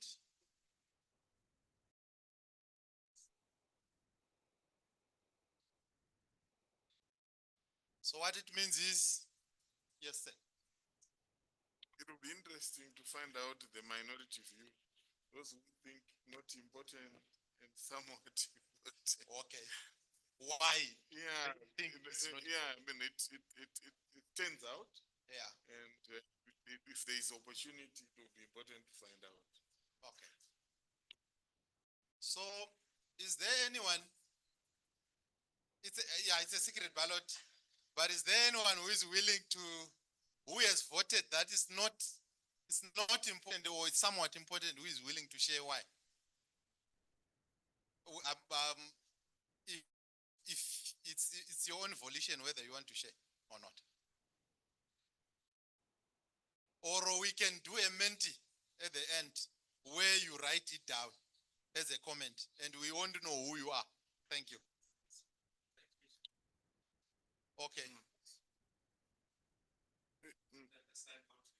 Menti, okay. You are just picking what you think. So we'll do at the end. You tell us, we want the qualitative aspect to it so that you tell us why you think it's not important. But the majority are saying it's important, and I think more than 70% have said it's important. At least important. Yes, sir. You know why I was raising it? I mean, we can talk about secret ballot and the like, but assuming the obstacles around using the Mentimeter, it warrants attention if someone thinks it's somewhat important and they are in this room. So for those who picked the option of not important or somewhat important, is it because of challenges with using the Mentimeter, or that's your own opinion? That's your conviction that it's not important? It's a secret ballot, but it's very difficult to tell. Okay, because we would want to digest this further, really to understand why you think it's not important. Anyway, we'll find a way of discussing this further at the end. Okay, let's go to the next page. I think there are seven or eight pages. So how confident do you feel about allocating resources within a hypothetical budget for SRHR initiatives? If we are to give you a hypothetical budget now, let's say we have 100 million here, allocate it. You are a member of parliament, you have the power of the purse allocator. How confident are you that you can allocate to prioritizing SRHR issues? How confident are you? If you are a member of parliament, or even in your current role, how confident are you to assist a member of parliament to allocate? Because one of the exercises that we are going to do is to give you a hypothetical budget, and we ask you to allocate as a member of parliament. So I want to see whether you know the elements or where to allocate the resources. Which elements are you focusing on? Which areas? Which programs are you allocating the money to? How confident are you? If you are not confident, it's fine. If you are not confident, it's fine. It means you are not sure of the programs that support SRHR. So you are not confident to allocate the money. How confident are you to allocate a hypothetical budget to SRHR issues? No, it's not asking you, just pick one. Yeah, you're just picking one response. So that so the very confident have overtaken the confident. But there's a significant number of us who are not confident, and a significant who are somewhat confident. So what it means is at the end of this session, people should be confident. If you are given a hypothetical budget, I'm told Zambia did a budget yesterday. Just looking at the Zambian budget, you are able to tell whether it's responsive to the SRHR issues that we are here to discuss. So that you can then try to assist members of parliament to reallocate or to influence the reallocation of the resources so that the budget becomes compliant with what we are learning here and outcome 3. So confident and very confident, I think we have tie there, but a majority of us are not confident and are somewhat confident, which means we need to really drill down to the allocation of resources, or we need to have have a hypothetical budget where you allocate the resources yourself and you justify why you are allocating those resources and what's the intended outcome and how are you going to monitor. Let's go to the next question. What do you think is the biggest challenge in ensuring that budget allocations positively impact gender equality? What's the biggest challenge in ensuring that the allocations that you propose positively impact gender equality? At times, the allocations don't have any impact. At times, it's not as you intended. What's the challenge? Most of your countries have been allocating resources and they have been implementing sort of gender responsive budgets for years. But are we seeing the results? If not, what's the challenge?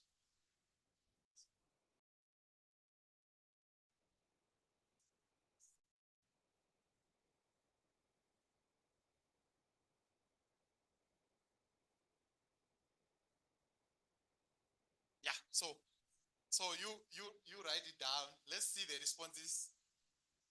Let's see the responses.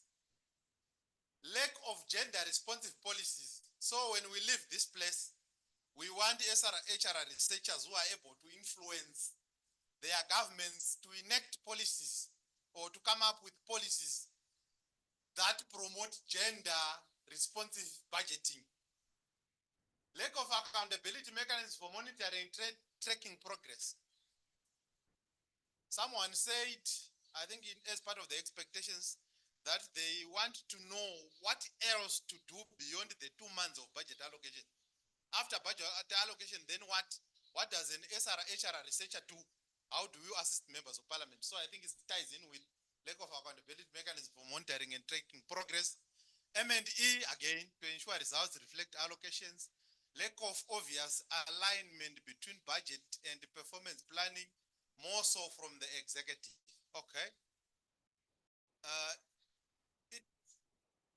It's necessary allocate budget in the way correct. You can even write in Portuguese, colleagues, or French. I think our translators will assist us to translate that. As long as you understood the question, you can write in Portuguese. The challenge is no positive allocation. The budget do not have equity, no gender responsive policies, no proper consultation or needs assessment with the end beneficiaries. Okay. It reminds me of the SADC model law clause 67, which speaks on consultations. Is it 67 or 69? I can't remember. But it's 60 something. I can't see. The biggest challenge is what? I can't see.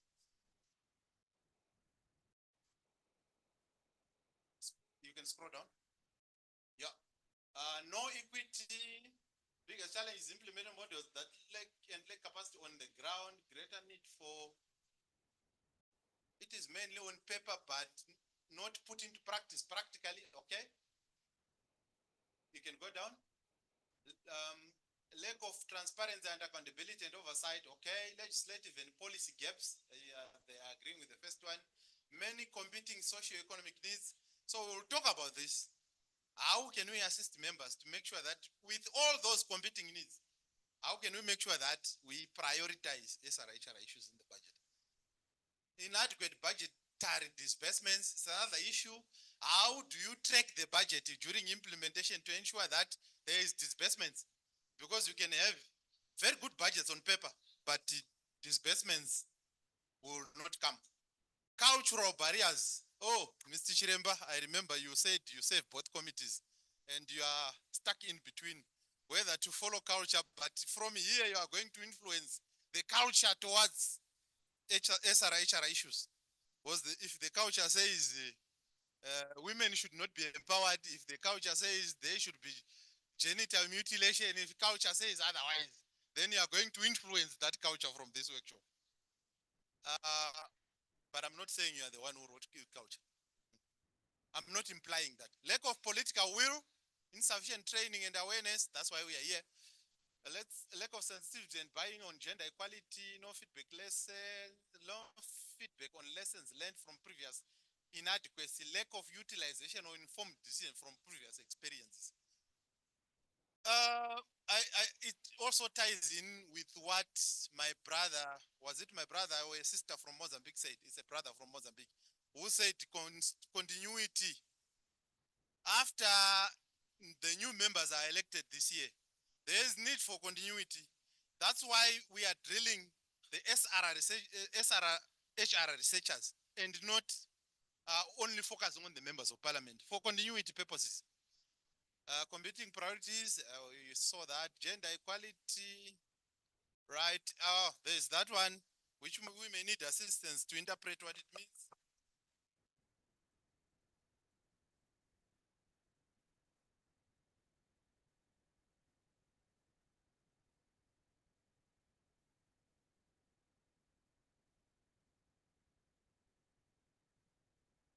They have to influence the budget so that it also considers social areas.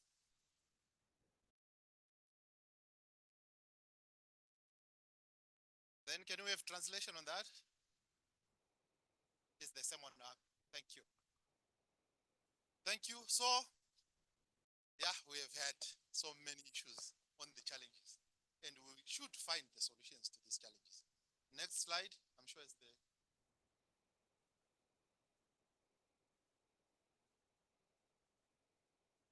How do you rate the current level of transparency and accountability in your country's budgeting process for SRHR? How do you rate your current level of transparency and accountability in your country's budgeting process for SRHR? The blue one is excellent. The yellow one is good. I can't see the green one is poor. So let's rank, let's rate.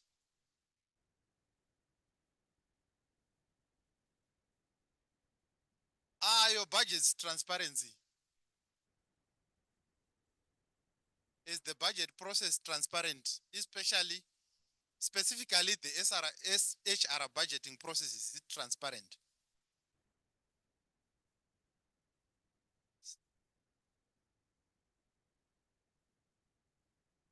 So I think the majority is on the other side. So we really have to work on enhancing transparency of our budgeting process. We really have to work on enhancing transparency. So my colleagues, we have to take note of that. Transparency issues, transparency and accountability issues, we need to speak about that. How can we enhance transparency and accountability in the budgeting process? Because most of the respondents are saying the process is not transparent.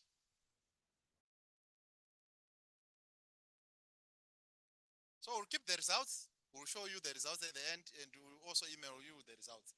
Right, 10, 9, so 19 on the other side. Only 4 are saying, only 5 are saying it's transparent. Let's go to the next question. What role do you believe SRHR researchers should play in the budget committees? What role should you play in the committees? In the committees of parliament, not necessarily the budget committee, but the committees of parliament that you support. What role should you play? Anything. What role should you play? No responses yet. What role are we supposed to play? We just want to know whether you know the role that you are supposed to play in assisting these committees.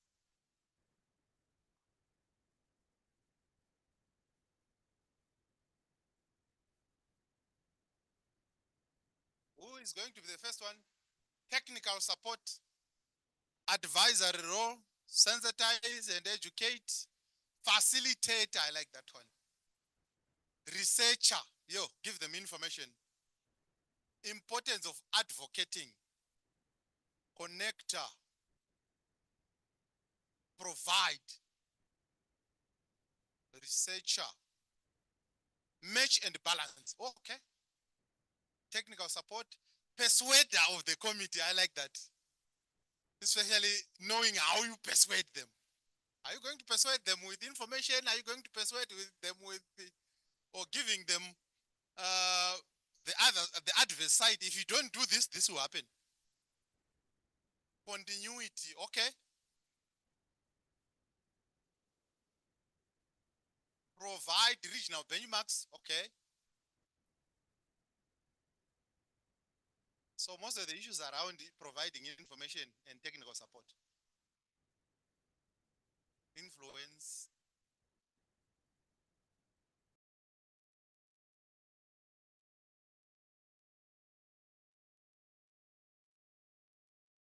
Thank you. It's more on information, technical support. Information, technical support. Maybe the translators can also assist us.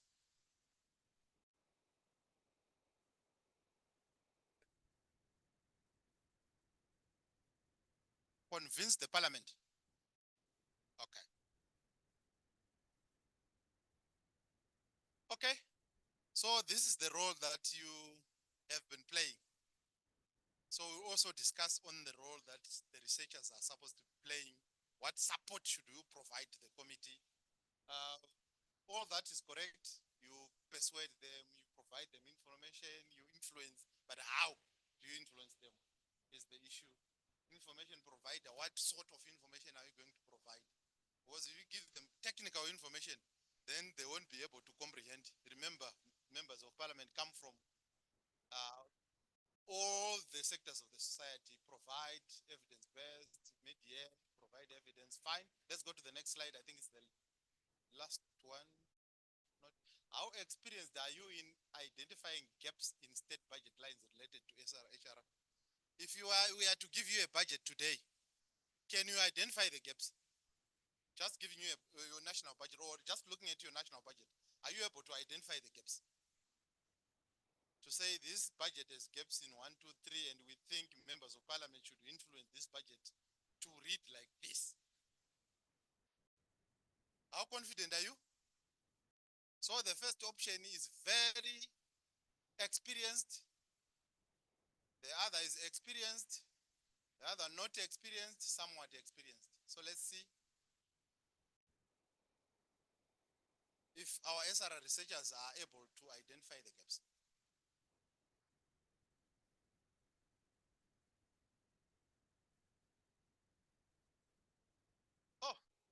So most of us are experienced.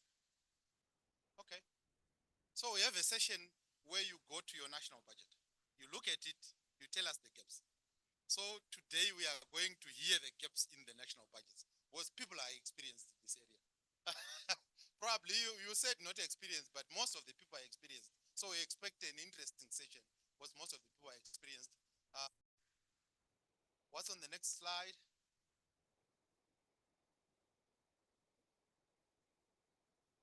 Right. Which area do you think requires the most attention in the financial provisions for citizen services related to SRHR? Is it gender equality? Is it health equity? Is it climate action or other?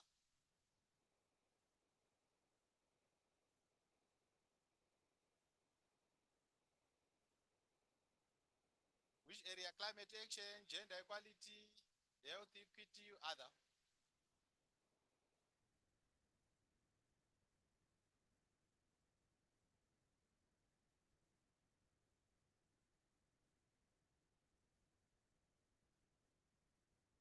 So health equity is proving to be. Health equity followed by climate action. Let's see more responses. Keep them coming, keep them coming.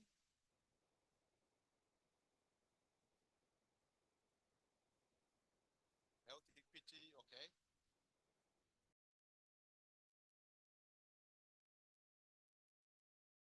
Oh, gender is also coming up. Gender equality. So if other was dominant, we're going to ask which other. But I see we have health equity and climate action as the most popular ones where you require the most attention. Okay, fine. Let's go to the next one. So this is advocacy. How confident are you in advocacy? Are you able to do advocacy?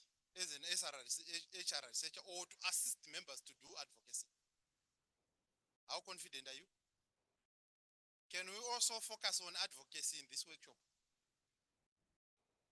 Can also look at advocacy. How confident are you in advocacy? Very confident. Very confident. Are you able to do advocacy confident and very confident? How confident are you in advocacy? Confident, not confident, very confident. So we just want to gauge whether a session on advocacy is something that's important to you or you are very confident. Advocacy for SRHR. Somewhat confident. Oh, yes, sir.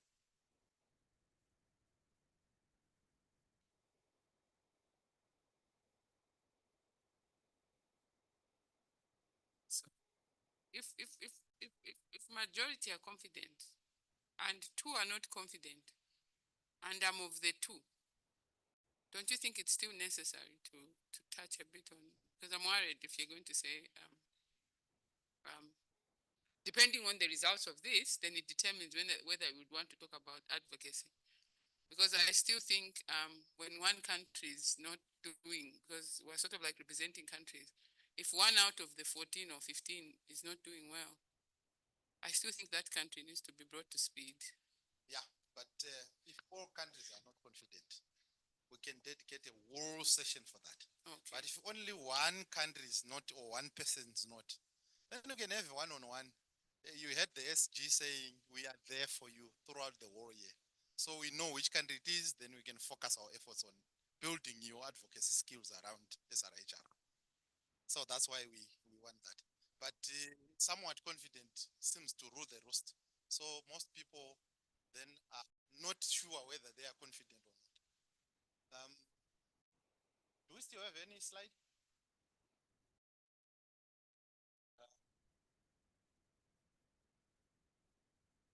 Right. We also need to get you the indicators. Do you know the indicators for SRHR? Do you know the indicators for SRHR? Yes, sir.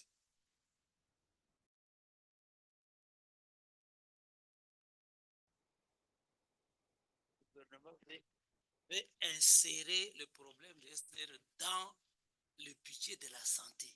C'est ça le problème. Ils ne veulent pas les détacher du budget qui concerne la santé. Comprenez ce que je vais te dire? Please come again. J'ai dit ceci. Dans notre pays, dans mon pays, ils veulent insérer le budget de SDR dans le budget de la santé et non pas les détacher. Vous comprenez ce que je viens de dire? Okay. They want to keep SRHR issues in the health budget. Yes. Okay. But the question is asking whether you know the performance indicators used in monitoring SRHR initiatives. What are you looking at? What are the indicators? So it seems like most of us are not familiar. Okay. Thank you. So this process has really assisted us in gauging where we are in terms of SRHR budgeting issues. And I'm sure my colleagues have taken note, and these are the areas that we need to concentrate on. Is there something on the next slide? This should be the last one. You can share any specific topics that you would want assistance on. But the assistance may not be in this workshop, but it's something also to give us homework so that we go research more, share more insights in terms of the areas that you identify. Any particular topics of interest to you that you'd want discussed during the workshop or even outside this workshop? Please send in any particular topics.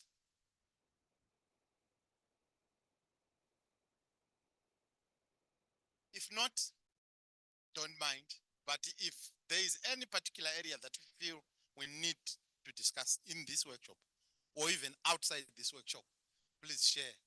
Climate change and SRHR we definitely need to discuss about that. Climate change and SRHR, we need to discuss about that. Advocacy, yeah, it's coming out. AI. Dr. Magadza, AI.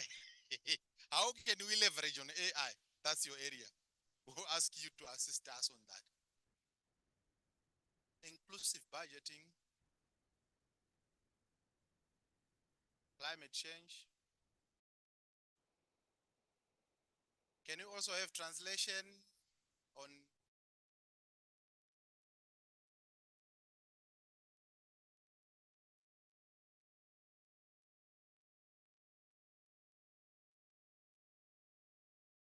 can we involve more politicians to be part of the project? Okay. To believe in the project. Benchmarking, okay. I'm sure we'll have examples on benchmarking. So thank you. We have taken note of the areas that you also feel we need to discuss. And thank you very much for this session. Not sure how we are doing on time, but I'm sure we need to break for tea, then come back refreshed to start on discussing. We'll start with the introduction, discussing really why it's important, how, what are the entry points. We go to the budgeting process. What are the 4 stages in the budget process? How can you influence the budget? Where can you influence? What are the entry points? And we share the different budgeting case studies in the different countries. In Angola, what do you do? In Zambia, what do you do? In Zimbabwe, which stage do you influence and how do you influence? So probably at the end of the session, we are able to make our members influence the budget towards SRHR issues more better. If we are to share experiences, you never know. Probably some of your countries have similar budgeting frameworks and entry points for influence by members of parliament. So we can break for tea for about 15 minutes, then we come back to continue with the discussions. But we'll try to make this more interactive. Let's share what we are doing in our countries. Because if we are to just to present what's being done, it's not different from you just reading from the internet. So let's share, let's do exercises, let's see how well we are doing and how we can improve. Any questions so far? If none, let's break for tea. We come back in 15 minutes. Mr. Chwore, so it's 11:02. You can come back at 20 past? 20 past is fine. Let's come back at 20 past 11. Sure. Let's be on time, please.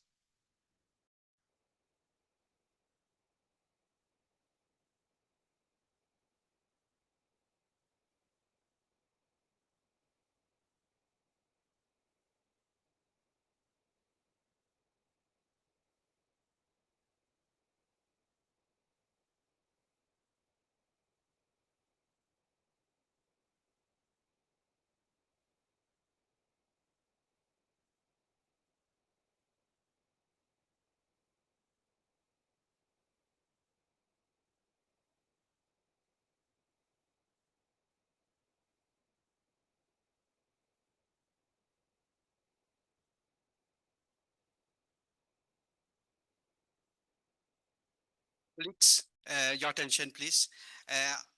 Everyone who has traveled on SRHR ticket and who is staying on that course, please bring your boarding pass. If you have it with you, you can give it to me. Or if it's not with you in the afternoon, please give it to me. Yeah. Okay, thank you.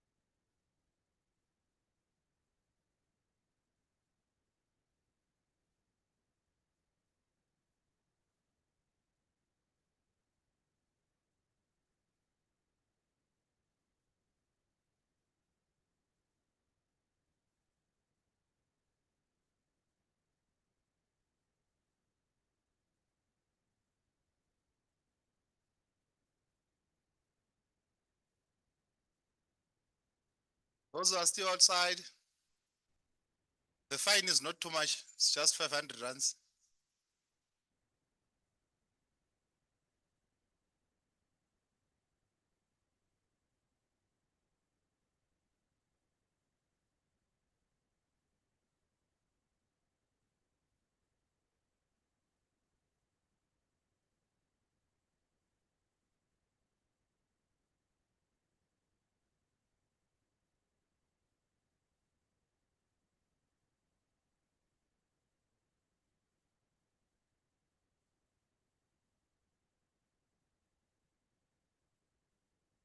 Thank you for coming back on time. We can start our discussions now. Like I said, be more interactive. So we expect you to share how you have been working on these things in your countries. So I'll present session one, which is more of setting the scene. And in session one, we are just going to define why SRHR budgeting is important, what's budget analysis, some of the case studies, just to inspire you to do this work. Where has it been successful? We are looking at Tanzania, we are looking at South Africa, we are looking at two other countries where SRHR budget analysis has really worked. Then we look at effective resource allocation, transparency, and how we can integrate climate action. But I want to first of all frighten you or cause alarm because these indicators are not looking good. GBV is still very high. Unsafe abortions are still very prevalent in Africa, in SADC. Access to contraception is still very low. Teenage pregnancy and SADC region is one of the most highest HIV prevalence rates in the world. And these are the statistics or the baseline from the strategy for SRHR in the SADC region that's running 2019 to 2030. So in the strategy, the baseline that they gave is still frightening. In DRC, they are saying 846 per 100,000 live births as maternal mortality. This is just the baseline in 2019 when this document was done. These things may have changed. But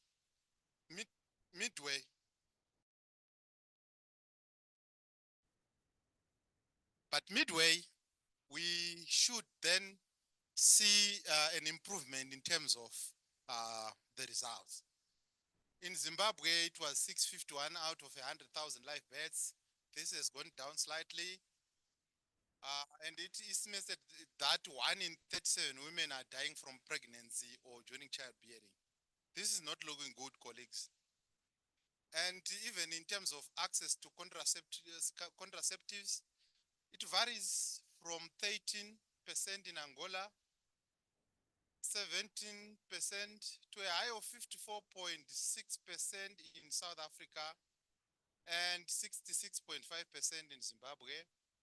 Unsafe abortion, again, globally, 3.9 million unsafe abortions each year amongst girls aged 15 to 19. And Africa is the most highest in terms of unsafe abortion. Neonatal mortality is still very high again.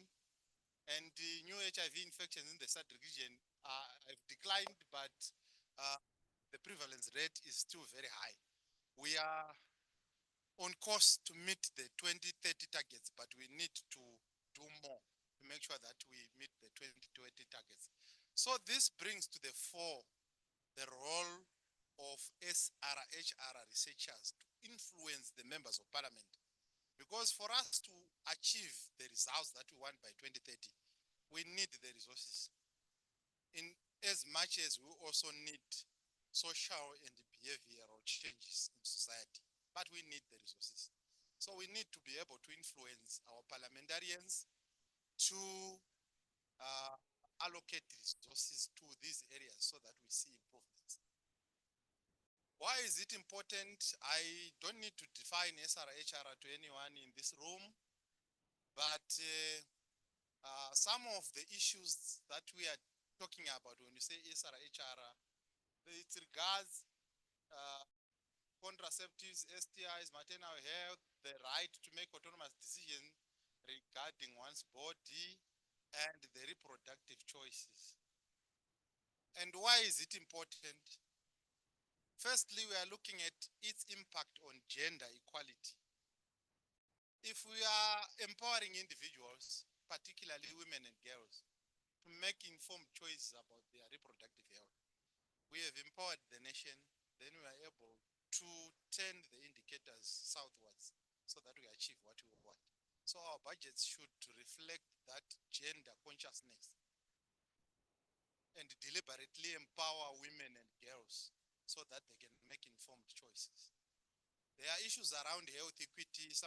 I know most of you said you want discussions around the health equity, but the disparities in access, which are influenced by several factors. Some of them are culture, some of them are geographical factors, some of them are socio-economic factors. But we need to come to a point whereby we bring equity in our health service delivery. And if there is equity, it's likely to lead to better health outcomes, which doesn't only improve the health status of an individual, but the health status of the whole society, of the whole nation. And that is a link to even socio-economic indicators. The economy will thrive when the nation is a healthier nation. So healthier populations are more productive. They contribute to economic growth and stability, and that will also lead to reduction in vulnerabilities, including STIs, unintended pregnancies, GBVs. So this is very important, colleagues.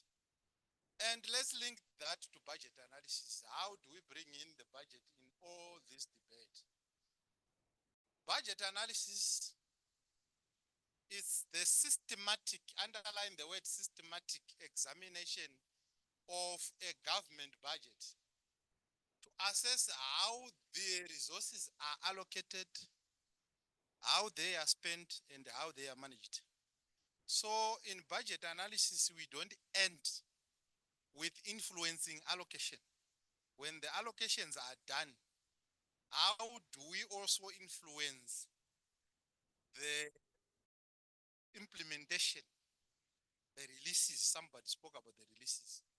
How do we influence the implementation to ensure that there is effectiveness, there is efficiency, and there is equity during implementation? How are they managed? Because you may have very good budgets which address HRSR issues, but at the end of the day, we are not able to achieve results because of the way we are implementing and because of the inefficient management of the resources that we have. And in some instances, over-reliance on external support, which is dwindling. I know some countries do rely on external support. So how do we also bring in domestic resource mobilization to the equation? And in budget analysis, we are evaluating the effectiveness, efficiency, and equity of the decisions so that we identify the priorities, we track the expenditures, and ensure accountability. And in this discussion, public finance, let's agree that public finance is very important because we get these insights into the allocations, into how we can make informed decisions about resource distribution. And we have to base that on evidence and priorities. And as you know that the legislators are appointed or are elected by the citizens. So they act on behalf of the citizens who elect them. So if they are acting on behalf of the citizens who elected them, the citizens will hold the governments or the legislators accountable for their financial decisions. Hence, we have to really assist the legislators to make good decisions about public finance management so that we identify areas where we can optimize resources, areas where we can reallocate the resources, areas where there's pressing needs. The idea is really to improve efficiency, to improve effectiveness, and to ensure there is equity. And we also need to ensure that the budget do align with the strategic goals of a country. So in your analysis of the budget, you need to link it with the strategic goals of the country, whose strategic goals are also informed by some of the regional commitments that the country has entered into. And those regional commitments are also influenced by the international commitments like SDGs. And some of these regional commitments include the SRHR issues, because there's that strategy on SRHR. So that should also influence the allocation of resources. And if you read the model laws, they make reference to these international commitments.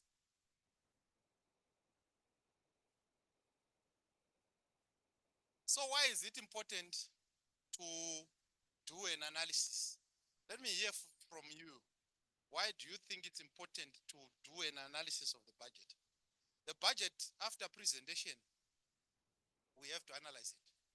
Before presentation, Dr. Jantis will talk about the budgeting process, but in most of our countries, they do what they call the budget strategy paper or budget framework paper. I don't know what you call it in your countries. We have to look at the priorities in the budget framework paper. Then when the budget is presented, we have to look at the allocations to make sure that they are talking to what we have committed to. And they promote SRHR issues. During implementation, we do an analysis of the implementation. Even post-implementation, we do an analysis again, which we share with members. Why is it important to do so? Why do you think it's important to do an analysis of the SRHR budget? We can do analysis of the whole budget, but why do we need to draw down to go specific about SRHR issues? Yes, my brother. Oui, c'est très important d'analyser parce que si le budget alloué à la santé est minime, ce budget ne va pas permettre à combattre la mortalité infantile, ça ne va pas permettre à couvrir la couverture sanitaire universelle, ça ne va pas permettre à combattre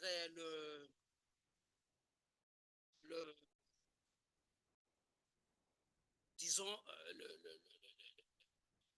les autres éléments qui concernent les femmes, la femme.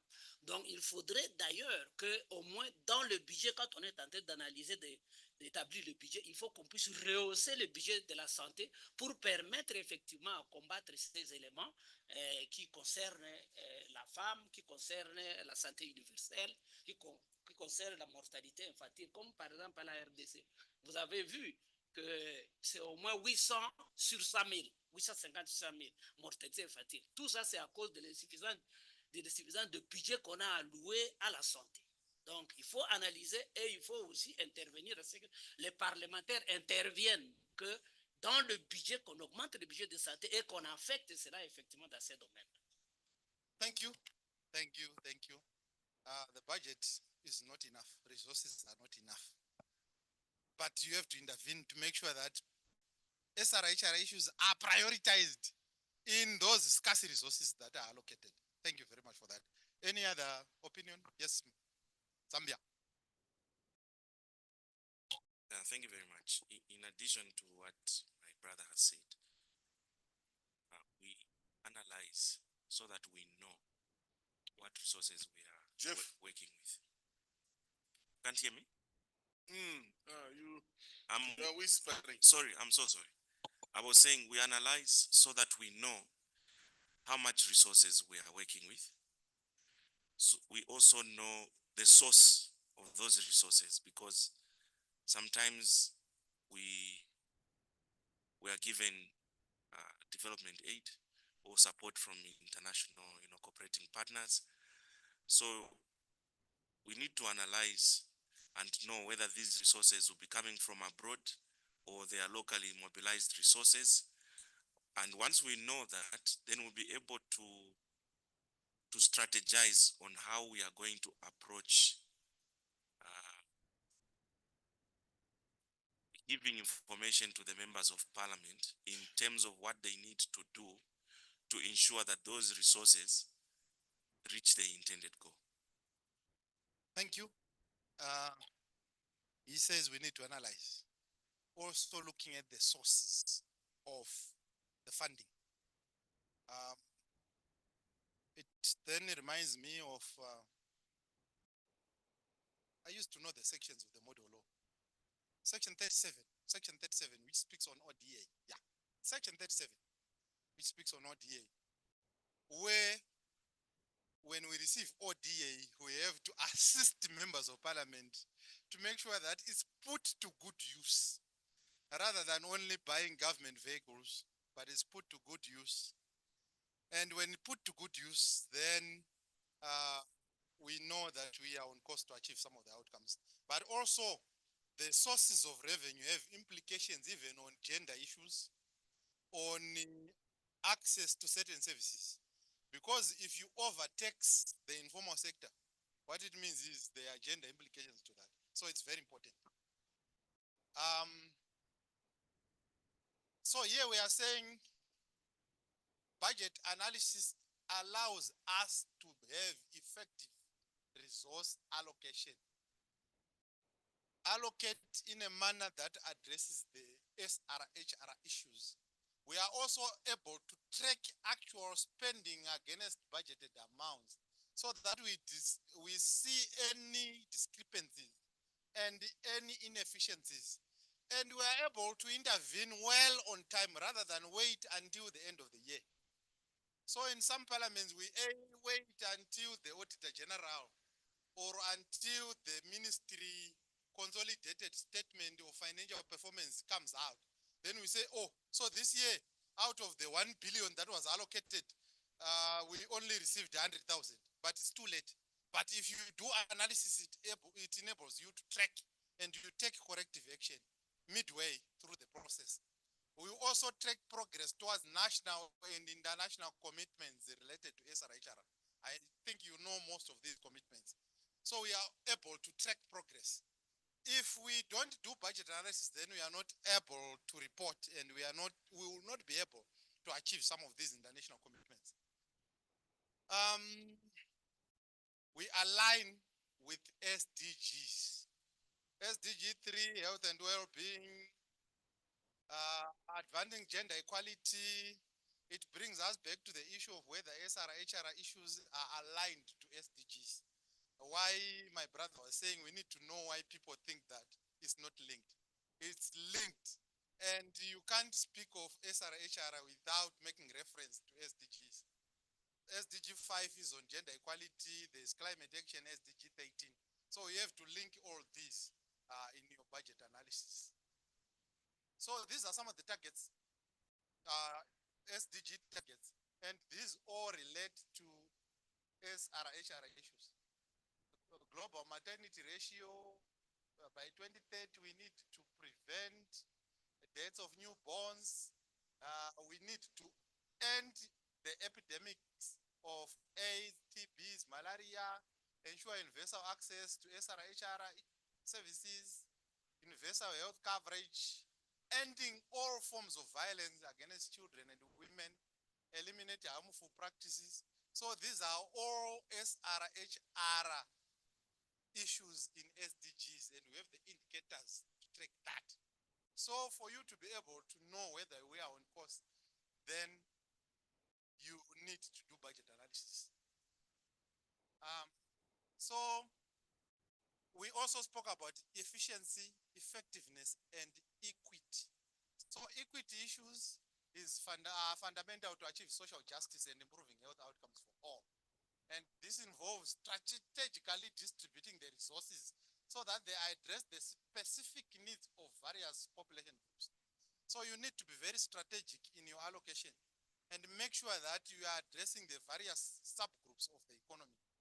Rather than generalizing your allocation, but you need to be specific so that the needs of various population groups are catered for, especially those who have barriers to accessing health care services, including those from remote areas, hard to reach areas, including those who have cultural stigmas, and economic constraints.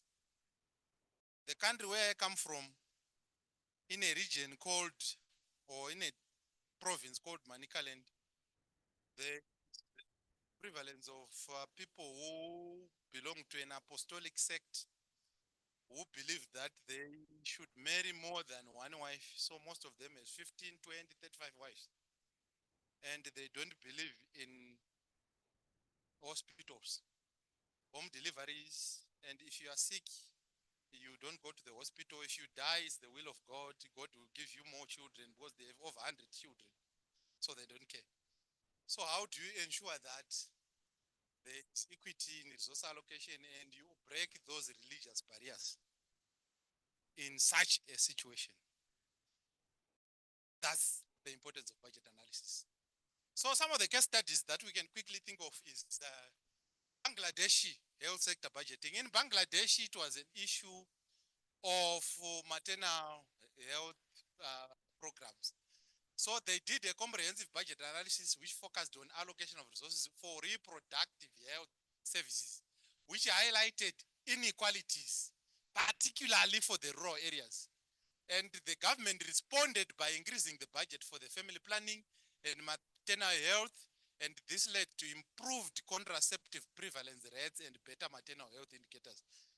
Because those with the powers of the purse responded to this analysis, then they increased the allocation.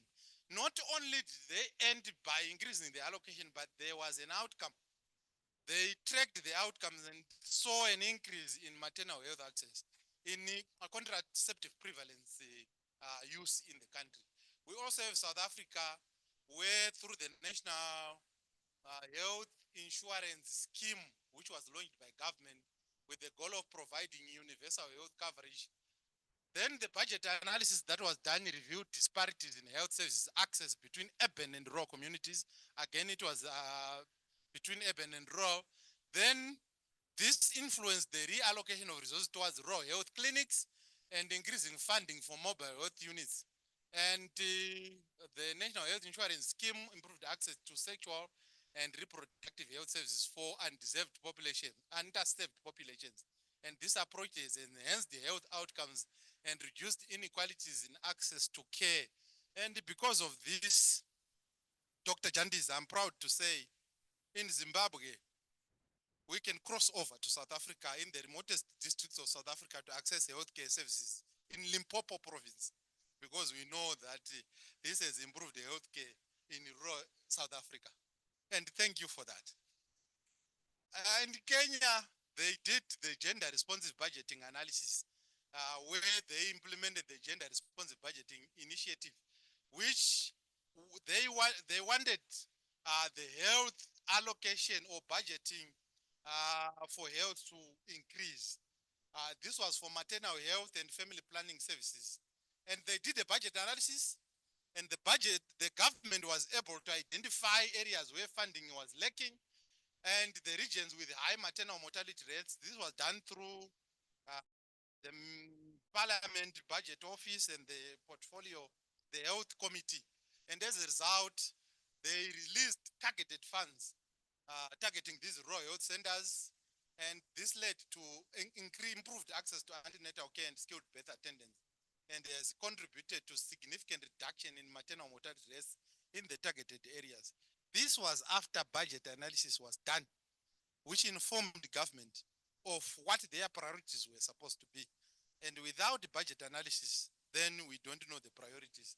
And lastly, a case is Tanzania, where they conducted the budget analysis, which also emphasized the need for equitable resource distribution to combat high rates of adolescent pregnancy and STIs.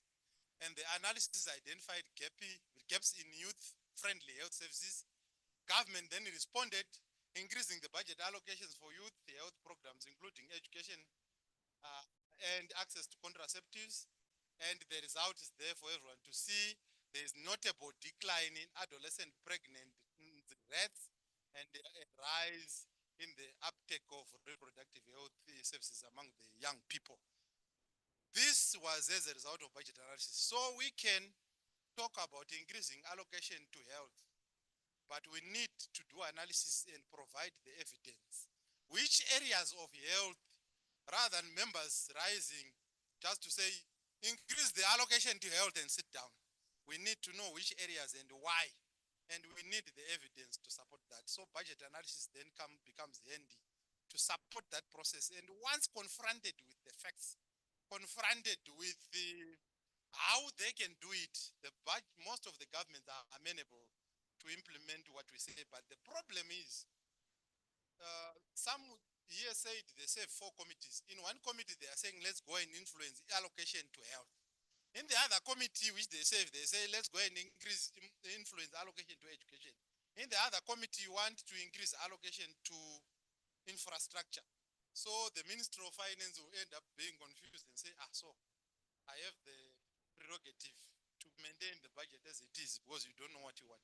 But if you present the facts, you present the evidence, then the ministry is amenable. So we want to do an exercise. But before we do the exercise, we need to know that any investment in SRHR must yield the greatest possible impact and should be able to direct strategically the resources to the areas where they are most in need and have the potential for the most significant outcomes.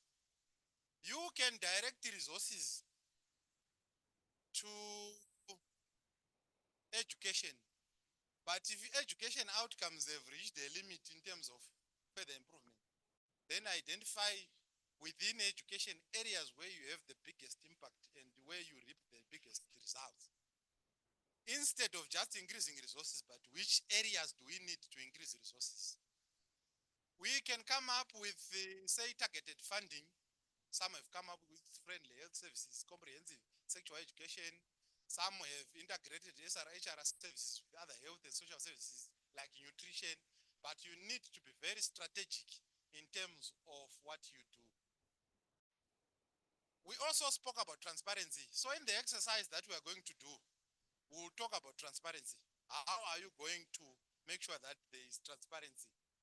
And transparency is just clear and accessible communication that demystifies government operations. People don't need to think that government budgets are done in the corridors of Ministry of Finance, but they need to have a say in the budget.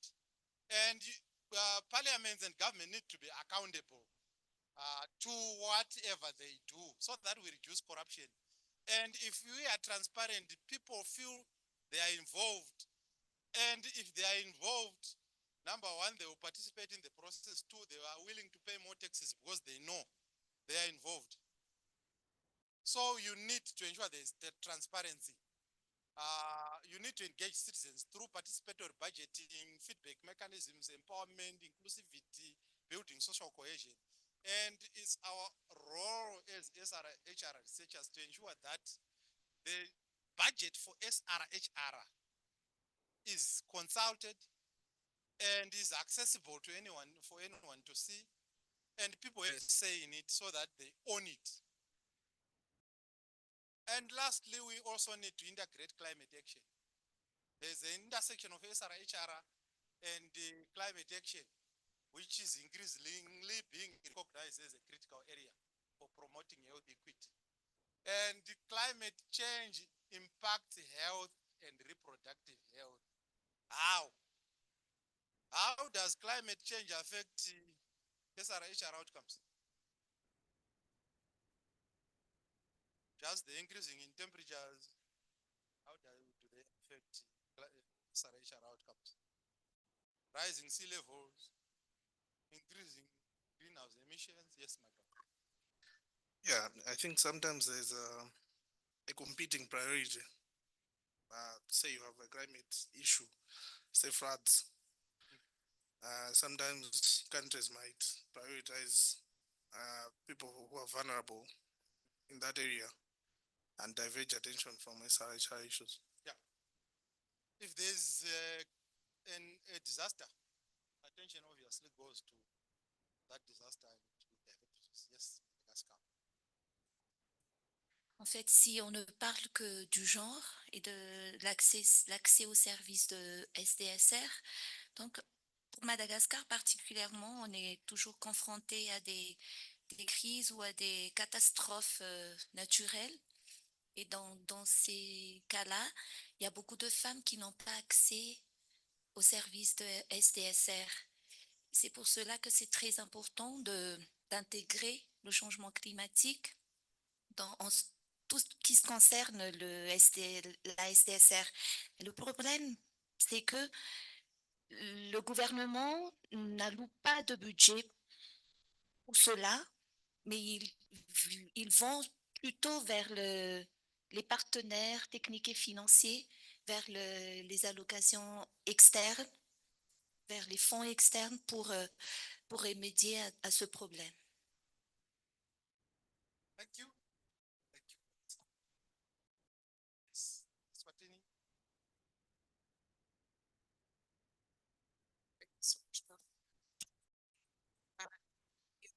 The climate change is such a scourge and it is highly impacting on all the focus areas of our SRHR project outcomes with respect to, for instance, impacting on the welfare of life skills education for the youth. My colleague has spoken much on issue of access to commodity and security, where young women and maternal issues are impacted, with issues of flooding, which issues of bridges affected, where traveling to distance areas is affected, or with life skills, there's a high impact for young school kids cannot more go to school because bridges are affected. More so on issues of service provision, with issues of shortage of water facilities, potable water. Some patients or young women who are on ART treatment cannot take treatment because of drought issues, because we know how dynamic climate change is. It could be droughts, it could be floods, and that highly impacts on our outputs. And mostly the young adolescents and women are the frontliners that are mostly affected, even at family level, to collect, to harvest partial firewood to make food available on the table. There are no means, so there's need for such integration. I'll just pick up a case for us as Parliament of Eswatini and echo that our phase 2, even our phase 3 introduction of our SRHR has prompted such strong political will to Parliament, admin, as well as parliamentarians, in the sense that we had portfolio committees which were not in place, like the climate change portfolio committee. It's a new one now we have. It is prompted by this particular intervention on the importance of integration. More so, we have the UN committee, which we have all along been having in place, but we decided with UNDP as our supporting UN families partner to rebrand our UN committee to be named as the SDG committee. Why? Because if we execute or mainstream our SDGs across all the chairpersons of all the portfolio committees, it will be easy. We find that it will be easy to speak into all relevant interventions, relevant SDGs, which we need to align to so that we can cap and be responsive in terms of budgetary issues and more to redress on issues of what? Of SRHR. Thank you. Thank you very much. Thank you very much. I like the way we can link climate change to SRHR issues. Yes.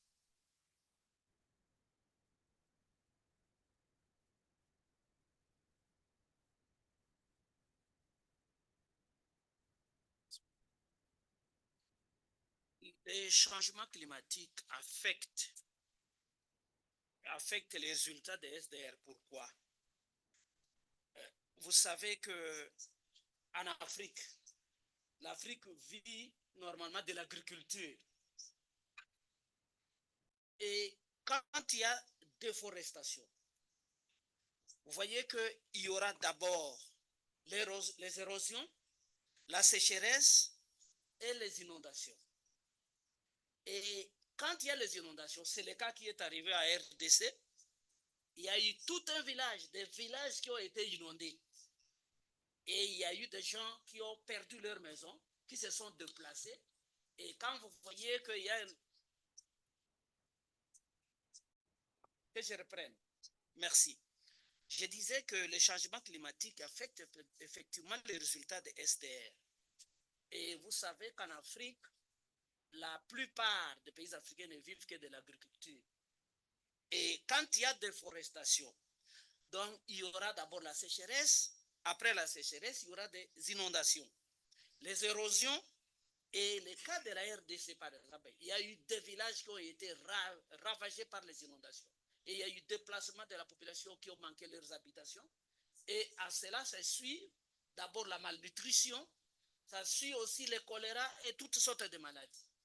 Et vous voyez, quand il y a la sécheresse, il y a la malnutrition, ça affecte d'abord les quotas de la production de la fécondité de la population. Et dans ce sens-là, nous pensons qu'avec les changements climatiques, il y a beaucoup d'éléments néfastes qui peuvent influer sur les résultats des SDR. Et c'est pour cela qu'il faudrait effectivement combattre la déforestation, combattre le changement climatique afin de maintenir l'équilibre régional ou mondial. Merci. Thank you. Let me take my two last contributions from Zimbabwe and brother from Angola. Thank you very much. From my understanding, climate change actually affects livelihoods. So when livelihoods are affected, we end up with mass exodus of men, especially into the neighboring countries. We have seen that in Menezi and other communities which are near the border. And this has increased the risk of HIV and AIDS since partners are separated and women and children are also left ending up indulging in sexual activities just to try to feed themselves. And in other terms, it's giving more risks to women and children as they are left to try to fend for themselves while the men or the fathers have gone to the neighboring country. And if we integrate climate action, that would mean we are going to improve these livelihoods that would have been eroded. And also it will empower the women and girls. Hey, I like that angle. Climate change being a push factor for partners to separate and leading to more SRHR problems related to separation of partners. Okay, that's another angle. Obrigado pela precedência da palavra. A título de contribuição, eu digo que as questões, o tema das questões climáticas é um tema urgente e deve ser analisado com muita profundeza e a curto prazo. Porquê? Porque os problemas que advêm da situação climática a curto prazo vão nos obrigar a refazer a nossa elaboração orçamental. Até podem perigar a alocação de verbas em rúbricas, por exemplo, que promovem a saúde sexual e reprodutiva.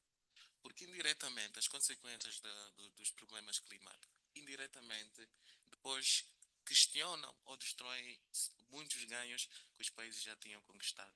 E podem até promover problemas que até certo ponto já estavam resolvidos, como falou meu colega da Sfatine, problemas como a fome, problema de deslocação de pessoas forçadamente. Então, é uma matéria que tem que ser revista desde já a curto prazo. E o que me deixa muito esperançoso é a posição política a nível internacional. Não sei se os colegas recentemente viram na última Assembleia das Nações Unidas, o secretário-geral das Nações Unidas, António Guterres, por acaso até tocou nessa questão sobre questões climáticas, a parte da questão da guerra no Líbano. Mesmo também o presidente de Angola, João Lourenço, também na última Assembleia das Nações Unidas, ainda tocou nessa questão. O que precisa sobre as questões climáticas é uma transição. Ou seja, tem que se promover, ao mesmo passo que se promove, por exemplo, as questões da saúde, tem que se promover também a questão das questões climáticas, porque senão é um problema que a África vai ter, infelizmente, que aceitar, e não podemos esquecer que nós dependemos muito ainda da agricultura e podemos estar a perigar o crescimento a longo prazo.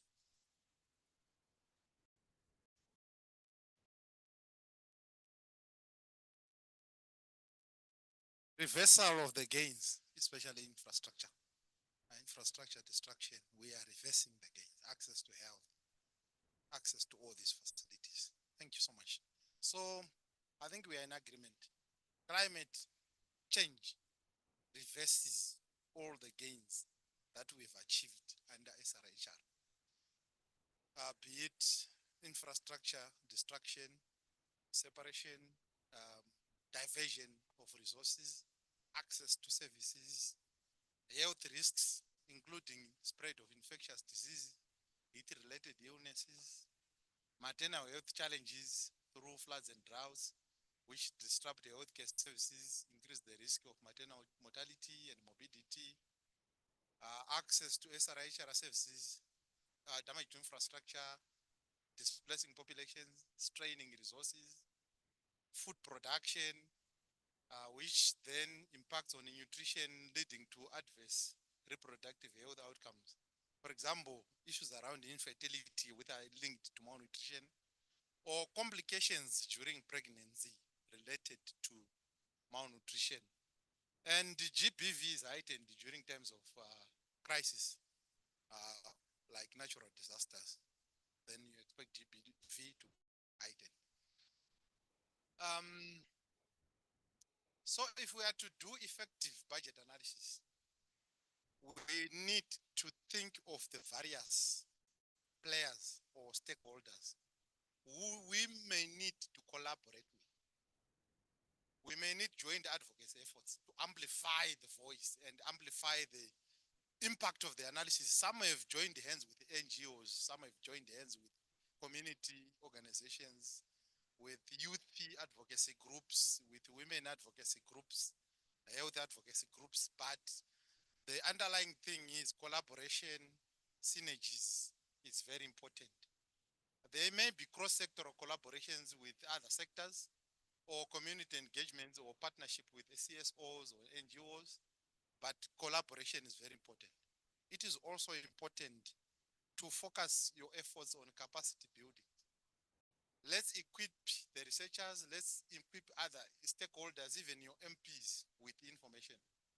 Workshops, seminars, studies, trainings, toolkits, manuals, anything that you can think of, which is very important. So we have come to the end of this presentation. We now need to get our hands dirty. Let's say you have a budget, I don't know, $1 billion budget, and your government has agreed to allocate 10% of that $1 billion budget to SRHR issues. And you are asked as the SRHR researcher to assist the government to allocate that money. What issues are you looking for in the budget? What are you looking at in the budget? So imagine you have 1 million, which is 10% of $1 billion budget. And government has accepted that in that $1 billion budget, 1 million will go towards SRHR services to meet the SDGs. We want you now as the SRHR researcher to assist Parliament to allocate those resources, prioritizing key SRHR programs whilst balancing the objectives of gender equality, health equity, and climate action. And this should come out in your presentation. We are going to have a discussion. Well, I will let you have discussions. I think you can, as you sit, you can have discussions. Then we'll then do the plenary after about 5 minutes, where we want to allocate this hypothetical budget, distribute funds, prioritizing key SRHR programs, but balancing the objectives of gender equity, health equity, and climate action. We also discuss the implications of our allocations on these areas and analyze transparency and accountability aspects of this budgeting process that we have done. So which means we need to bring out the transparency and accountability issues.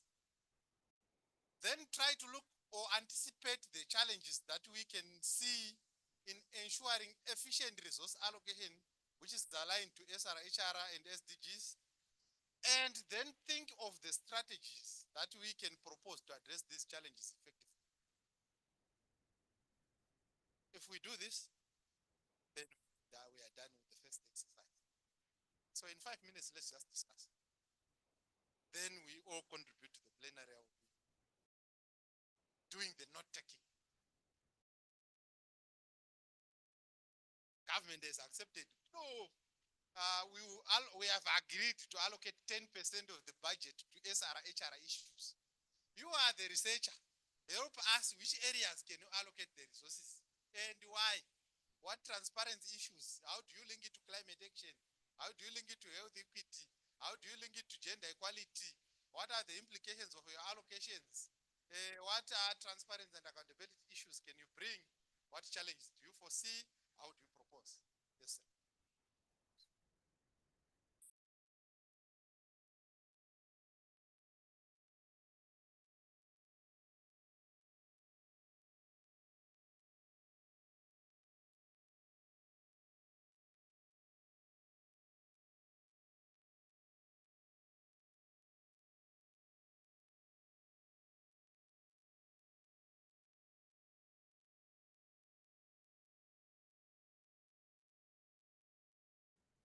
Colleagues, I'm getting wisdom from the elder brother here. We can Google translate the questions so that we have the questions in Portuguese and French. Then we break into probably 4 groups. 2 groups English, 1 group French, 1 group Portuguese. Then we do the questions and the groups have to do presentations because we need to apply ourselves because this is the budget. So if you are able to do this, then you are able to do analysis of the budget. So let's break into, let me start with the English speaking countries. We want 2 groups. Mr. Chivore? Yes, madam. Let's just do 1, 2, 3, 4. 1, 2, 3, 4. Let's mix. Let's not have English alone. And then we'll sort out interpretation because the other colleagues have to also benefit across. Yeah.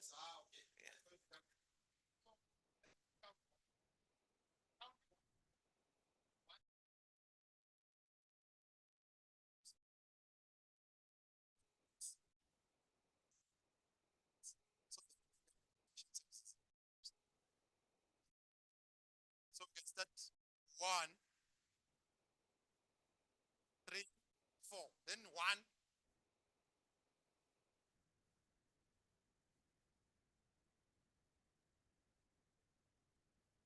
So 4 is yours. Then 1.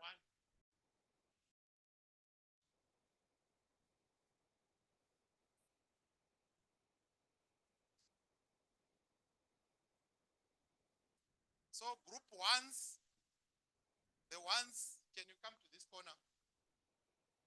The ones, can you come to this corner? Yes. You elect your chair, you elect your rapporteur. The 2s, you can come to this corner. 2s, yes. You elect your chair, you elect your rapporteur. The 3s, you can utilize this corner. Chair, rapporteur. Chair.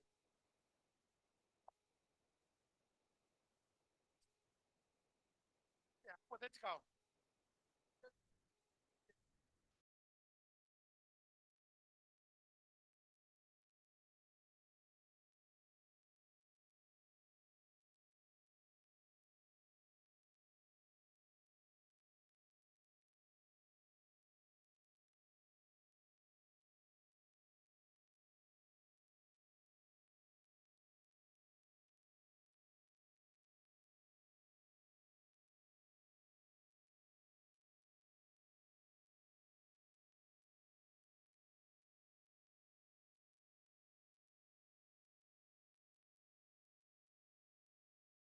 So I'm not sure how we can get assistance with.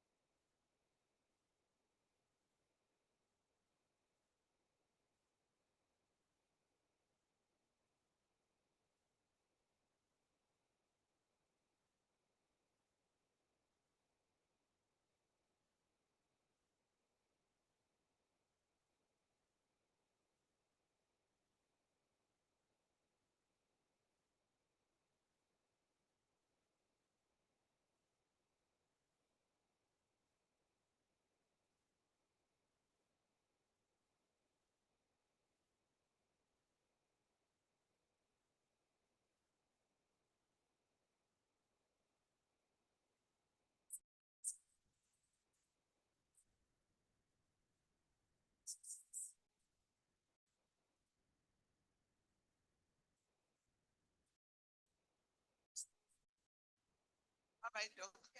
Bye-bye, Doc. Está tudo bem, hein? 1 million. Okay, we have 1 million.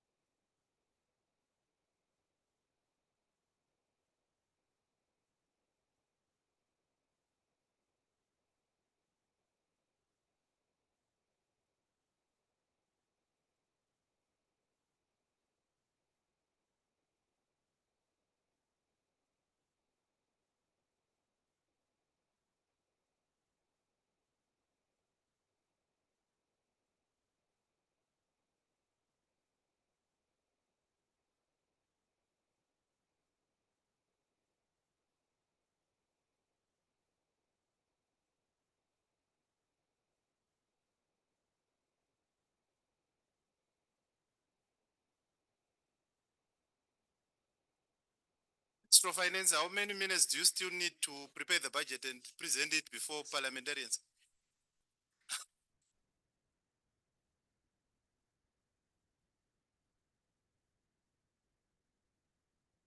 So the next sitting will be in 10 minutes. So expect the Minister of Finance from the 4 countries to come and present the budget.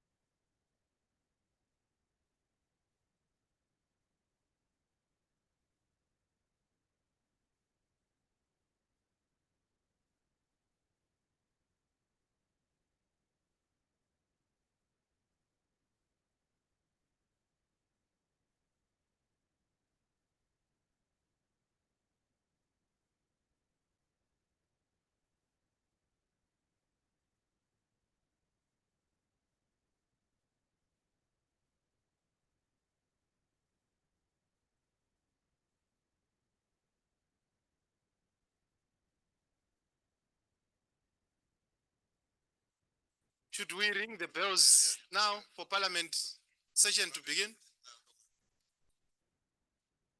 Colleagues, the processions are now coming. We now want the ministers of finance to come and present the budget. So please finalize in the next 2 minutes.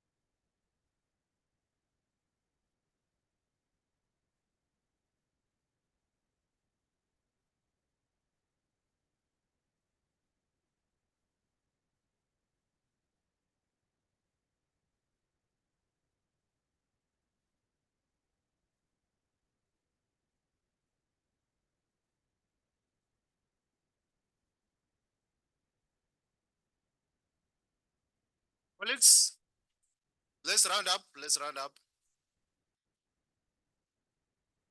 The speaker is now on his chair. The members of parliament have gathered, awaiting the Minister of Finance to come and do the presentation. So we have 4 countries, country A, country B, country C, country D, or country 1, country 2, country 3, country 4. So may the Minister of Finance for country 1 prepare.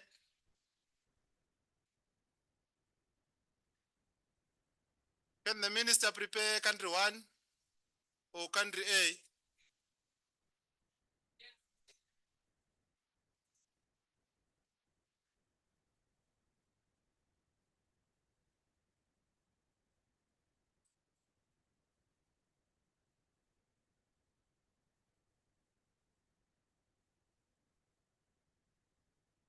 On a point of order, Minister for country A, where the members are waiting. Members can't be waiting for you to prepare the budget until December. You want to?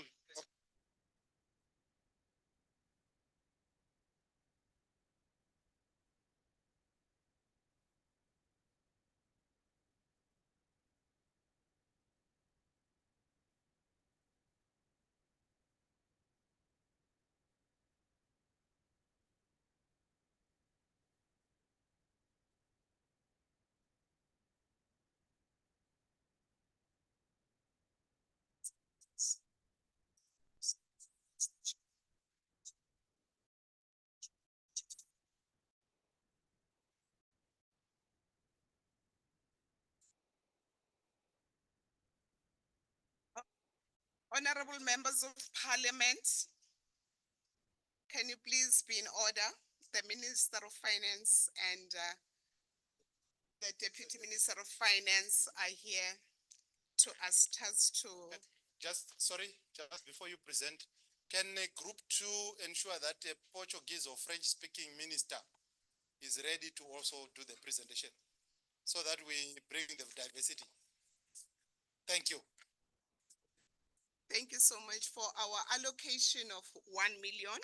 We splitted our focus areas, which were we prioritized health equity for universal health coverage, followed by gender equity, and finally we had climate action.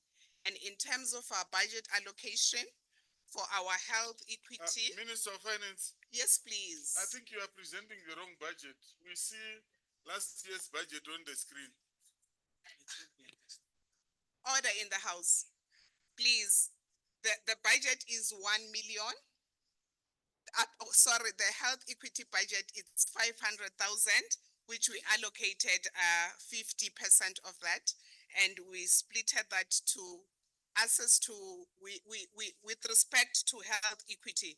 We splitted that to our focus SRHR focus areas, which speaks to access to SRHR commodities, and we unpacked them as family planning measures for contraceptives for both males and females, and capacity development initiatives on how to utilize female contraceptive. We know there's such a cultural barrier with reference to that.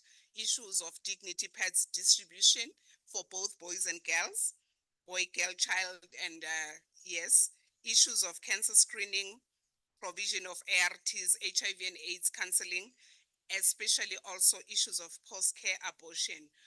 When we redress allocated our budget, we are mindful of our key pops as well as the marginalized groups, which also includes LGBTQIs as well as our sex workers. We are concerned about universal health coverage, quality medicine distribution or access in all our facilities.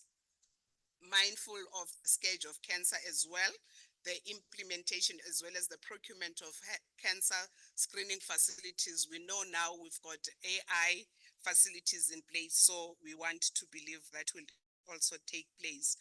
Whilst also on health equity, we also conversant of our comprehensive sexuality education impartation skills, as well as concerns on EUP, which is early unintended pregnancy issues. We want to redress that because we are seeing spontaneous abortions taking place, and it's a problem which has resulted in high cases of post-care abortion. So poor abortion, it's another focus area which we are mindful of whilst we are redressing our budget in relation to health equity, inclusive of people living with albinism as well as people living with disabilities. So please be mindful.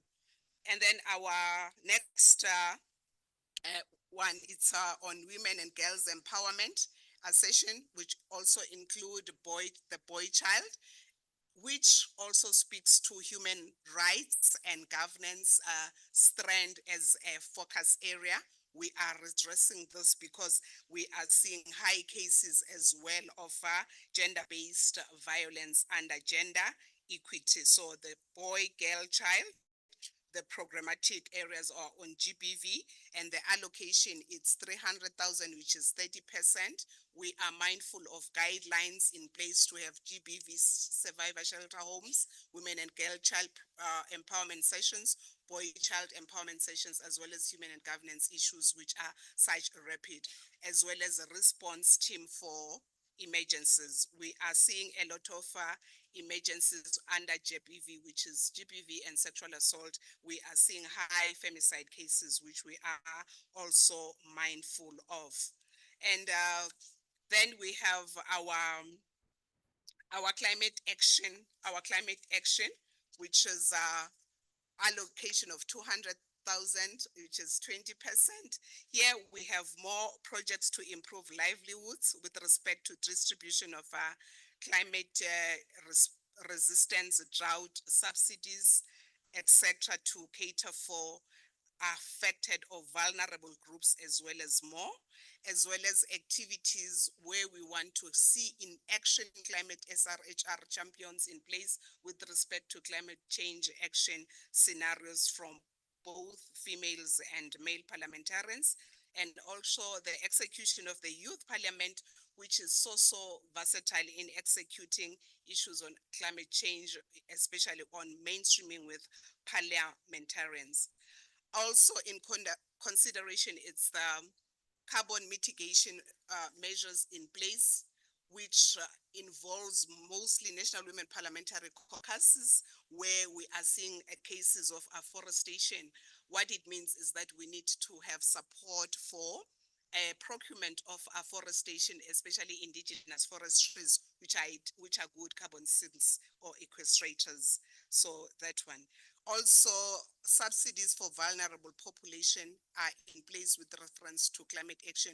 We know how much vulnerability takes place with reference to climate action incidents, national disasters, and more. So we want to cap on that one in terms of grants, in terms of provision of counseling measures, psychosocial support, as well as shelter as well. Also worth noting, it's the awareness campaign.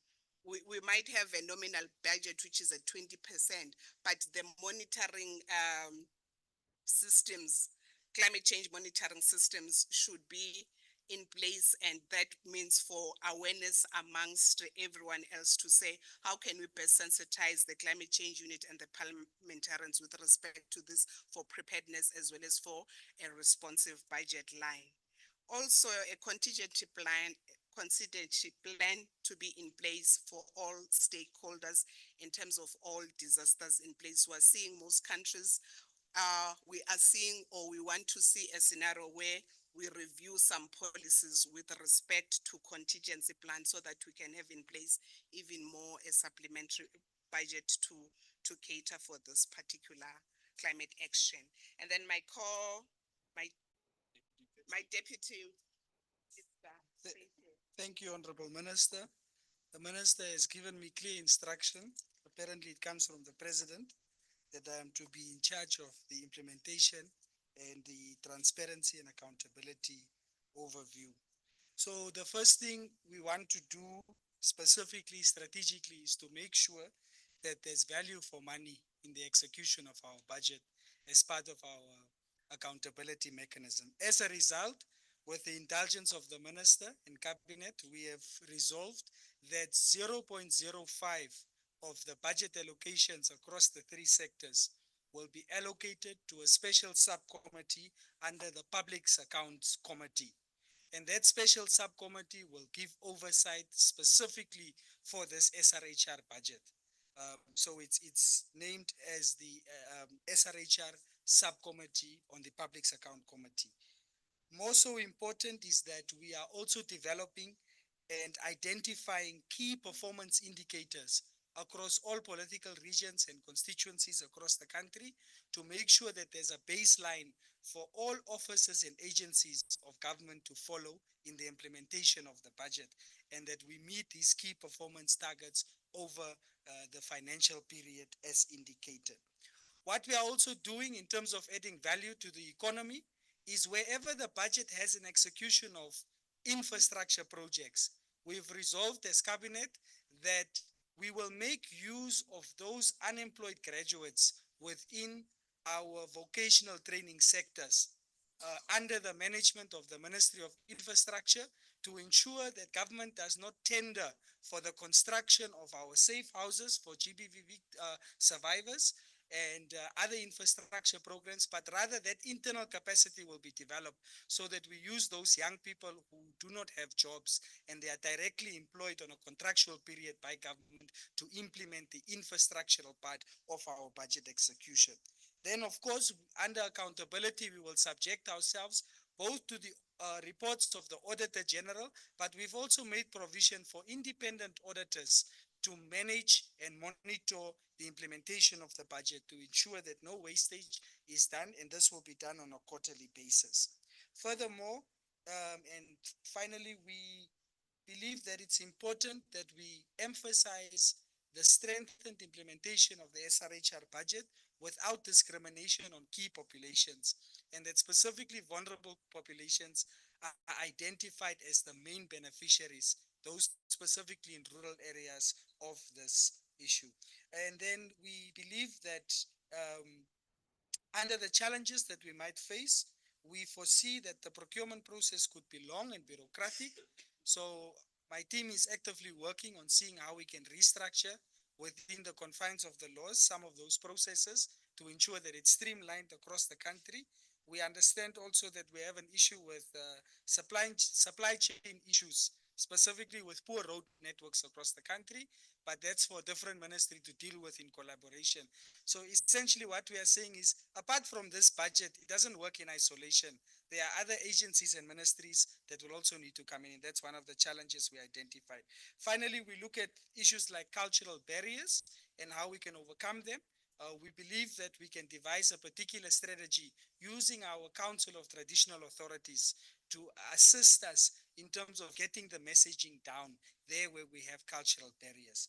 And then perhaps the biggest elephant in the room, which I know some of the ministers here complain about to finance often, is the untimely or late disbursement of funds. We are working on this.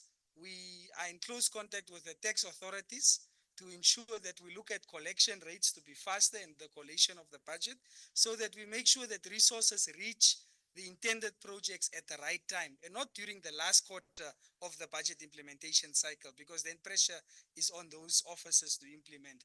But with the indulgence of the minister and cabinet, I think we are set to implement one of the best budgets we've done so in the last couple of years. Thank you, honorable members, and we count on your support for this budget. Right, before you leave, we may want questions or comments from members, especially members from the opposition bench and members from from the ruling party. Yes, sir. Thank you. One of the things that I really liked in the presentation is the appreciation of the cross-cutting nature of the landscape. Often, when you were earlier talking about SRH and climate change, I was listening carefully to hear colleagues talk about the intersectionalities, the cross-cutting nature of both the issues, but also the role players. And I think that came out very well. It's something that caught my attention. And I think as SRH researchers, it's something that we need to be live to. If we are going to be able to report, to track, and be able to report adequately, the ability to collaborate, to see issues in terms of a whole of issues approach becomes very important. So thank you very much for that. Thank you, sir. Thank you. Any more comments, colleagues? Both positive and otherwise. Compliments. Is there anyone before we give the SG? So if none, SG, please. Oh no, Minister. Which country is this, and what is the population of this country? I was quite intrigued at the type of services that were being rendered and wondered about the demographics. Could you kindly shed light? Thank you so much, Madam SG. The country in question, it's Eswatini with a population of about 1.4 million, with a total area of 17,400 square kilometers. We speak to this country and we want to believe that the nature of the budget at hand and with the services provided and the radius of the country from one point to another, as much as we do experience connectivity as well as supply chain issues in terms of remoteness, but the size of the country is sizable enough. Thank you, ma'am. Thank you. If we don't have any more questions, I'm sure we can clap hands for Group A. Then in the next few minutes, ask Group B to make their presentation. Group B? Group 2, what I liked really is the way you have fused how you are going to deal with the barrier of culture in your approach. I think it's one of the things that we overlook. The involvement of traditional leaders to also break the cultural barriers to these issues. Thank you so much for that. Group 2. O país que nós vamos apresentar é um país que tem uma extensão territorial de 1.252.000 quilómetros. A população nesse momento está avaliada em 35 milhões de pessoas. Nesse momento, por incrível que pareça, até está a decorrer um censo, ou seja, o país está a ser contabilizado, mas os dados preliminares apontam que o país tem mais mulheres do que homens. Então, com essa verba de 1 milhão, não é?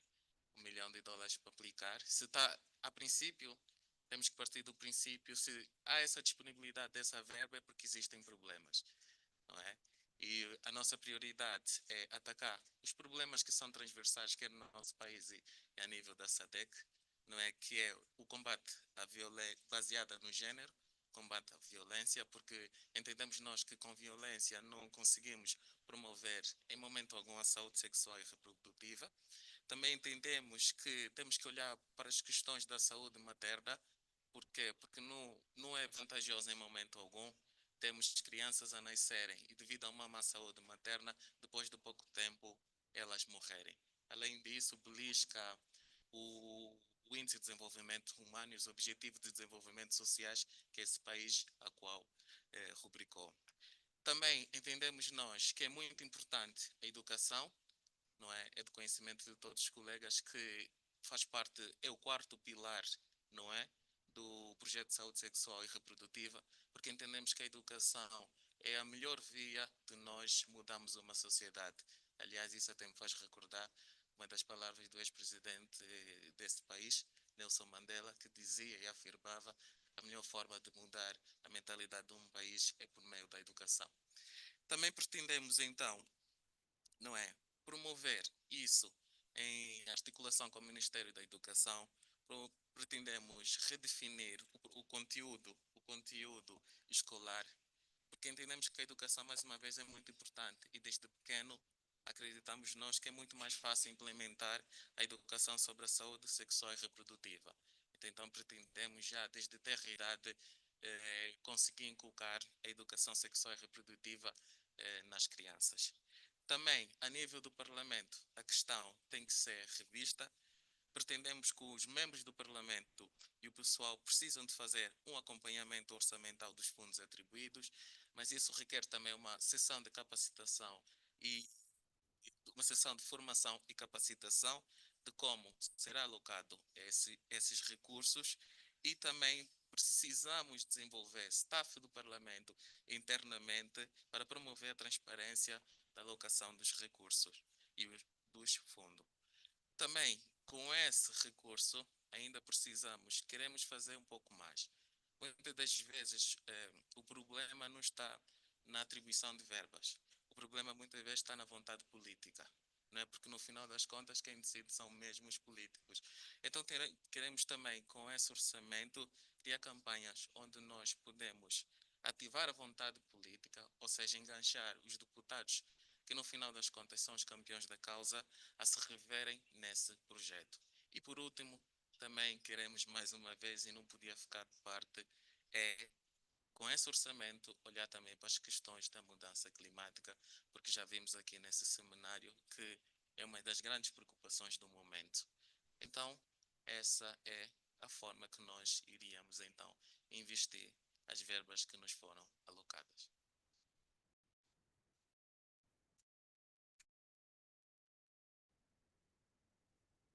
Does the Deputy Minister have anything to say? Oh, okay. Colleagues, here you are. Group 2 has made their presentation. Any compliments, any questions, any areas that you think they should have included, or any compliments on the areas that they have included?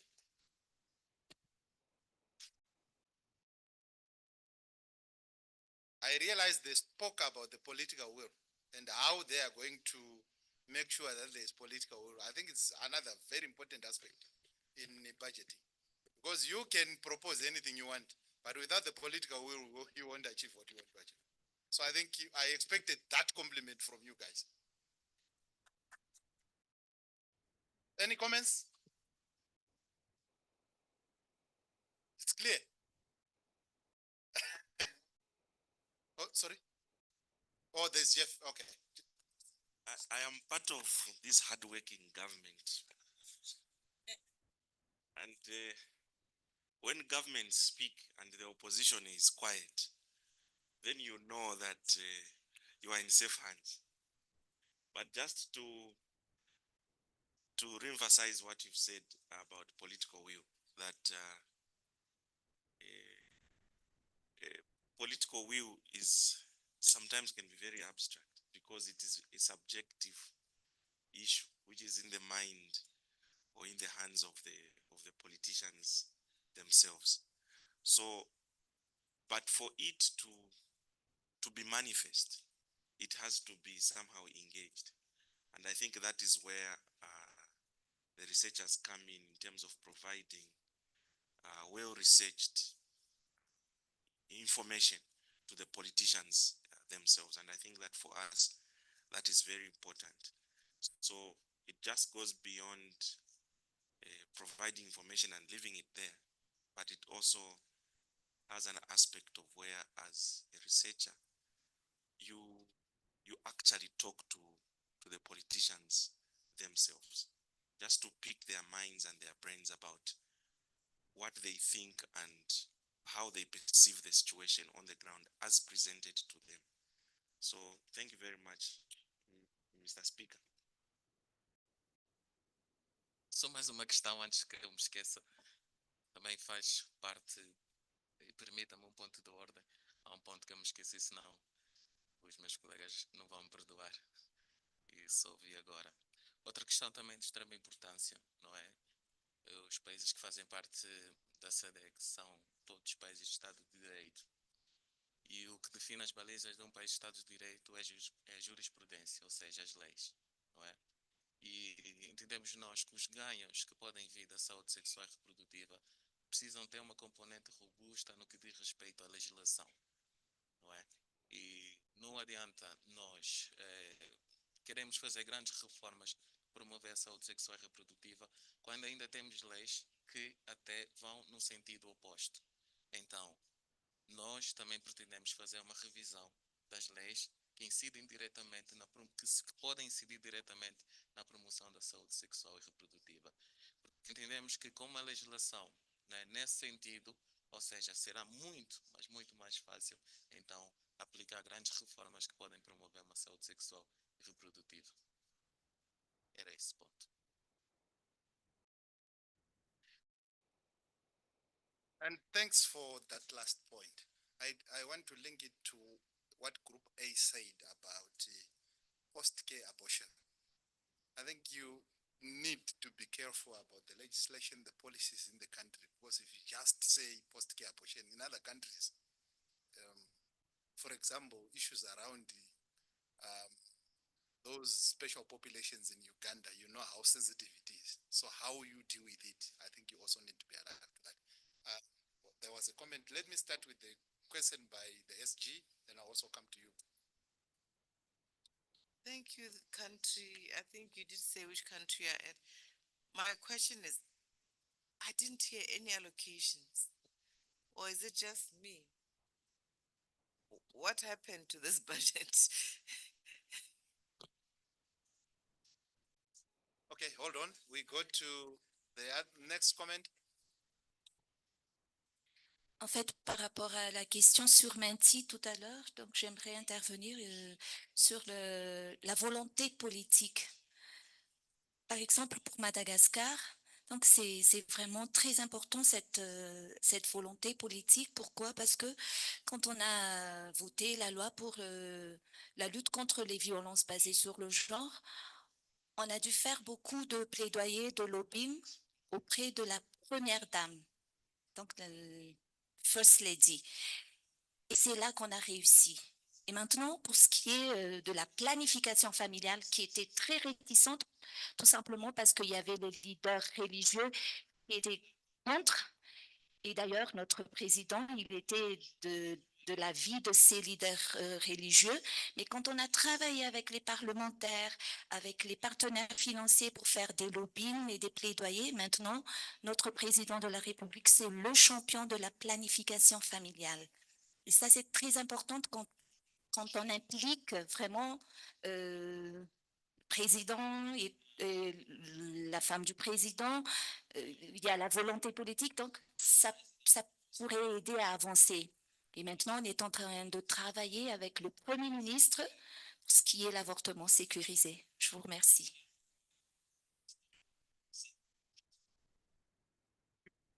Honorable member from DRC constituency. Merci beaucoup. Je voudrais partir de concept même.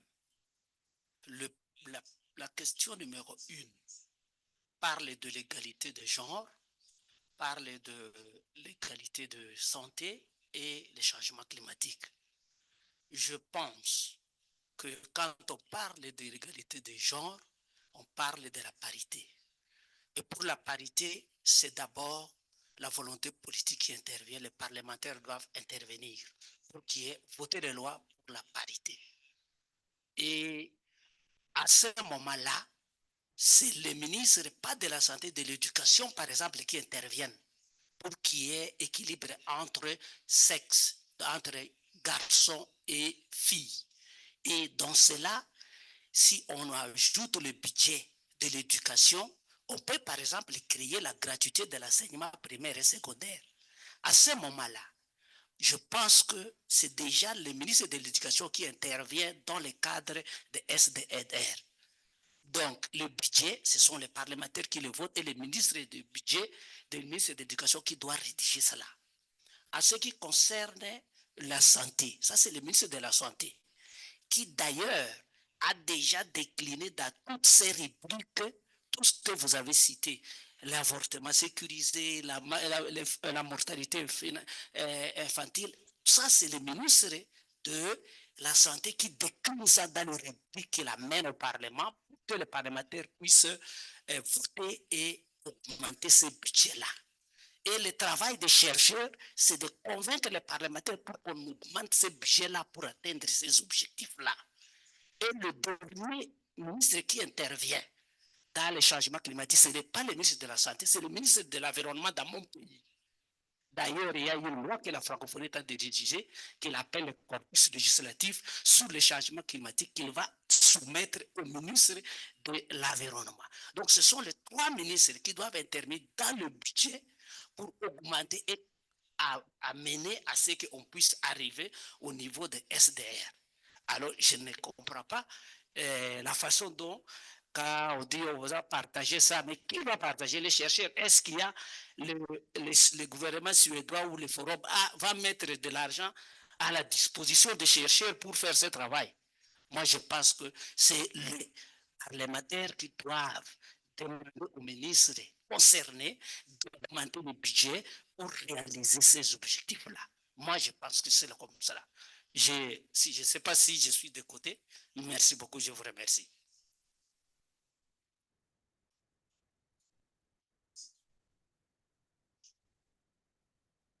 Well understood, sir. Well understood. For now, we were sort of operating like we are the Minister of Finance. What we wanted to gauge is your ability to influence the members of parliament, to influence even the members of the executive through the parliament that you support. Whenever you see a budget which is like this, are you then able to influence the reallocation of the resources? Then the group will respond to most of the questions, including even what you raised at the end. Okay. Temos então uma pergunta da SG sobre o orçamento. Então, no que diz respeito à rúbrica, esse orçamento disponibilizado de $1.000 milhões de dólares para a promoção da saúde sexual e reprodutiva, nós entendemos que 60% desse orçamento nós vamos alocar para o combate dos problemas que já estão identificados, que são transversais a nível da Angola e a nível da SADC, como, por exemplo, o problema da saúde materna, o combate da violência doméstica ou da promoção do gênero. E 40% desse, e por que isso? Porque todo governo vive de resultados, não é? E precisamos dar resposta desde já a alguns problemas que já estão identificados. A diferença, isto é, 40%, entendemos nós que a educação é o melhor pilar para se mudar mentes. E temos certeza que alguns problemas que têm a ver com a saúde sexual e reprodutiva é uma questão de falta de educação. Então, mas sabemos que a mudança de mentalidade leva algum tempo, não é? E isto não significa que não carece de investimento. Então, vamos dedicar 40% em promover a educação com o objetivo de plantar sementes para daqui a uns anos, ou seja, conseguimos então mentalizar as pessoas que a saúde sexual e reprodutiva é algo que tem que ser muito claro que nem o ar que nós respiramos.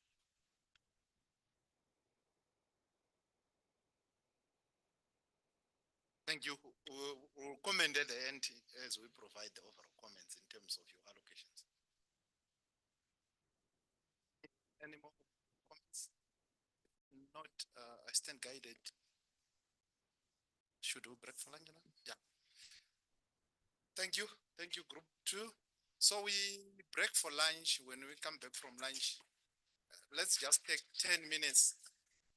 10 minutes to do the remaining presentation and comment on them before we proceed to the budget process presentation, which we hope Dr. Jantis will take us through.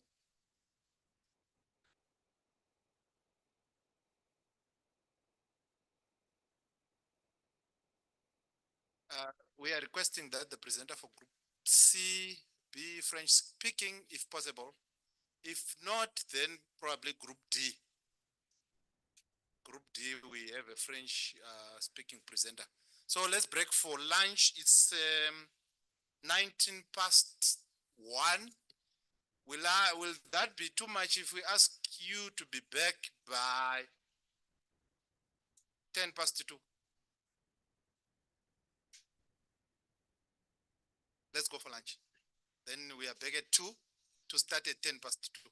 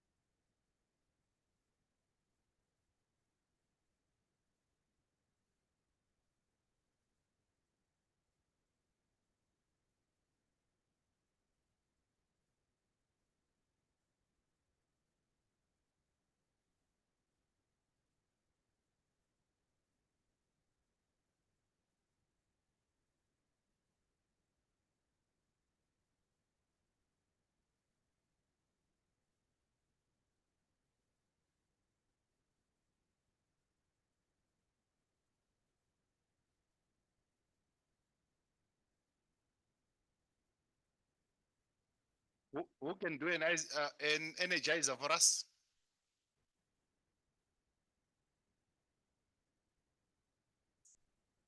Depends. Do you have one?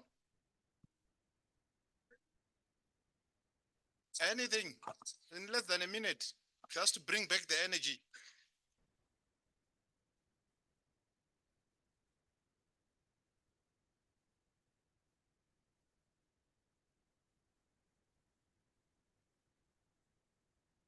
Unless if you have the energy, then there's no need.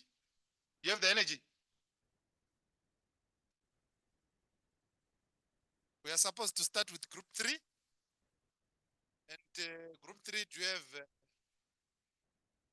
break the ice for us? For us, thank you.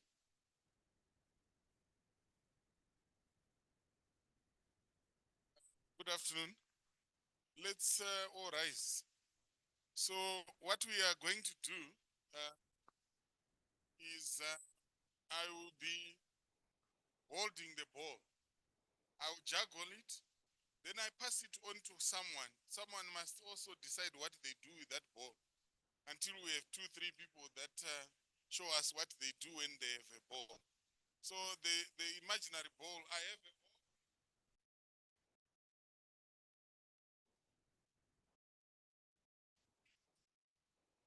Pass it on to Rachel.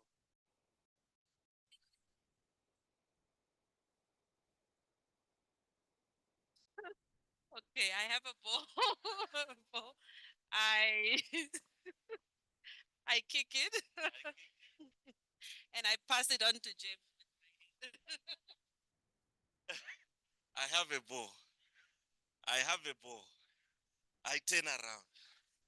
I'll turn around. I jump a bit. I jump again. And I pass it to Lesotho.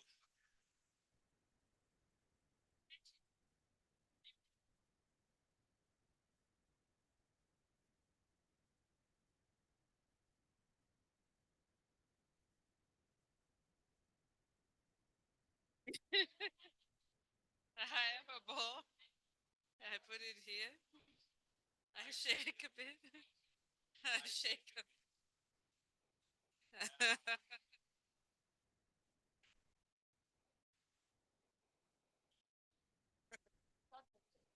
So group 3,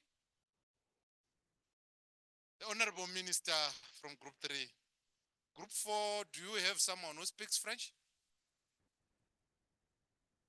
Is it possible to get someone who speaks French in group 4? If it's not possible, then it's fine. Probably you did have a team member who speaks. Group 3 you have.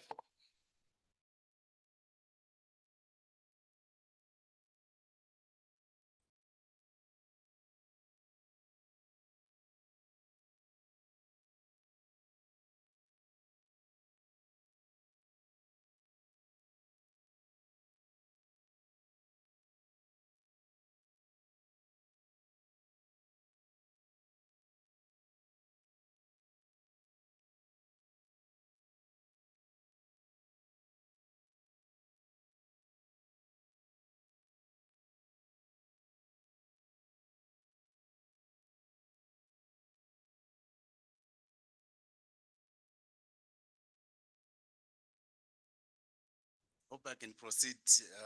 Good afternoon, everyone.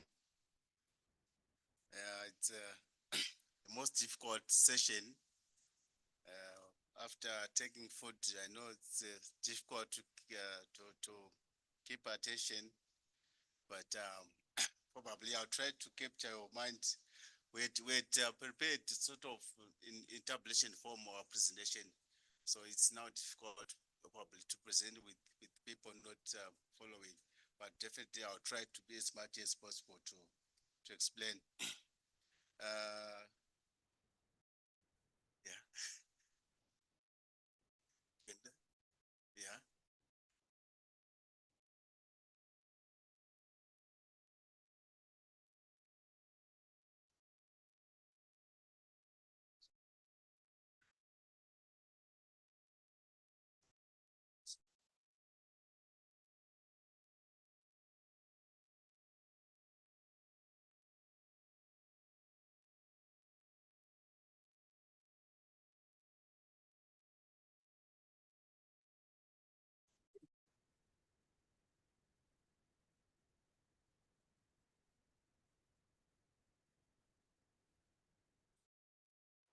proceed with the 1 million.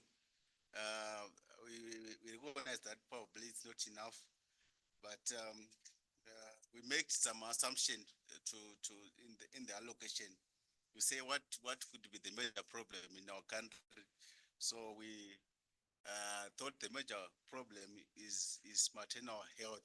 So we have a program for maternal health, and we have sub programs for maternal health. The four programs is education, family planning, nutrition, and investment in infrastructure. So the 1 million maternal health, the overall objective would be to reduce the high maternal death in the country. So our first budget line would be education and awareness. We recognize that without education, it might, without education, without information, it might be difficult to achieve our goal. And we are allocating 15% of the 1 million to education and awareness. And the implication is that with informed decision, we are most likely to reduce high maternal death when the youth, the women, the girls, they have information, they are likely to make decisions that impact their decisions, their life. We also have a low attendance pregnancy because of information, people are able to access contraceptives and others, low infection on HIV. The anticipated challenge could be low disbursement of the budget and the resistance from some groups who are not familiar with the matters of challenges of Srhr. The mitigation is probably to target groups as we implement it. Hopefully our 15% will be enough. The second sub-program would be family planning, where we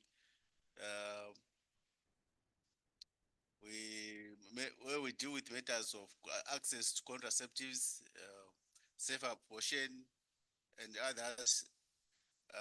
We need to we recognize that an increase in the uptake of contraceptives is a direct impact or positive impact to maternal health. The major challenges in this area could be culture and religion, and mitigation as part of it would be to review laws that sort of limiting the uptake of contraceptives, and also the use of mobile health, and or to involve sort of traditional leaders in carrying out this. We allocated 20% for this activity. The third sub-program under maternal health, the nutrition, we recognize that health mothers, health child, health girls, they have an impact to definitely to maternal health. We allocate 30% of the 1 million towards the nutrition, and the challenges that could be faced could be delays of in disbursement, and also to do with the budget, low budget utilization. A mitigation factor is the increased education on need for nutritional facilities. The last, we recognize that as part of climate action, we have, if we invest heavily in infrastructure, we are also mitigating the effects of climate change, which has a direct, again, impact to the maternal health, our main program. and we allocated the chunk of the money of 45% was its capital investment. We are talking about access to health, access to health, I mean to infrastructure, the health, clinics, hospitals, and so forth. So probably this one is capital intensive. The challenges might be faced in that in planning processes, you might be expecting a certain disaster to hit you, but then uh, in actual practice, then comes a different thing altogether. You might plan for a construction of a bridge, and the it's not affected. Then what's affected is a clinic. So it does have a challenge there. We, as a mitigation, we thought of the use of technology in building the climate resistance infrastructure and the well planning. This comes to to to conclusion of our then our percentage then speaks to our need to balance the gender equity, the health equity,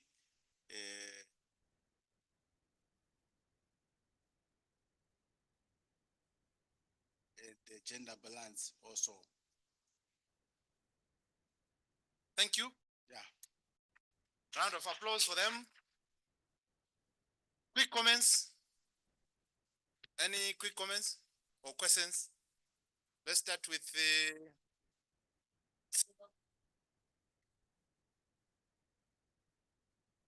Thank you very much for your concise and clear presentation. I noted that your budget ended up with 110%. And because if we calculate 15 plus 20 plus 30 plus 45, it adds up to 110. And I'm of the idea that these allocations should be done meticulously because if you do so, you are going to have a challenge in the implementation stage. If you have 110%, yet the budget is 100%. Thank you. Do you have a supplementary budget, say? Sorry, I think our minister, maybe from the PS, I think we were many PSs behind. We have a huge funding from the donor. I think he just didn't mention under investment to infrastructure. We should have actually mentioned that there's a lot of support from the donor community, but we had to capture it. Thank you. Any Afternoon. From an M&E perspective, if you see the last part, they've got a 45% allocated to two items. For me, that's double barrel. Now on reporting, it might be of a challenge. I thought maybe it would be prudent to break it, to allocate maybe per item, not to combine them. Because when reporting now, how are you going to allocate it? Out of the 45%, how much is going to go to investment? How much is going to go to climate change? Rather separate them so that you are clear we are giving a specific percentage to this. And then now when you are tracking, it's much easier for you to know. Thank you. any comments? Do you have any reactions, the minister? Yeah, thank you. The last part, the idea is that we are not going to build the infrastructure that is ordinary. It's climate resilient infrastructure. It's just explaining to say that if it's not if it's a clinic, then we are going to build a clinic considering the climate change, the kind of disasters that hit the place. Yeah, so it's all the same, but we are going further to say we are planning for an infrastructure that is prudent and conducive to the area. Thank you, SG. I was watching you on YouTube, so don't worry. I didn't miss your presentation. Yeah, so this is interesting. The component of resilient infrastructure. Because why are we always, after every disaster, every other year, bridges go, the same bridges, repaired and the bridges go? I think it's a very interesting component that is being added. And for me, it's also around the hospitals. You know, every time around the health facilities, our clinics, there's almost no access. And a lot of patients are going through a lot, particularly what do you call maternity wings. They're always being flooded. I don't know whether they're highly reported or what's going on. So I thought that was a very interesting allocation that you've thought of there. Thanks. Thank you. And one thing I also noted is that you contextualized your presentation. You just first gave us the context in which you are operating, which justifies your allocations. Otherwise, it brings us to the first comment by the SG where she said, when you are allocating, what's your population, what's the context, socio-economic context like? So I think you need to be guided by the socio-economic context. Thanks for that. Yes. The minister and the group were also more organized. I don't know whether it's because they had more time than the rest, but we didn't have to battle whether the minister was speaking from Hidden North. We could actually see the budget allocations projected. Group 4 has been put on the spotlight. So we move to Group 4 and you're on the spotlight. I was actually going to talk about the transparency. It was a very transparent country, this one. Oh, is that, I know why. Who's in this group? The country is called Zazineleya. Oh, Zambia, it doesn't exist. Zazineleya. Oh, Lesotho. It's Zambia, it's Zimbabwe, it's Namibia, Lesotho, and Angola.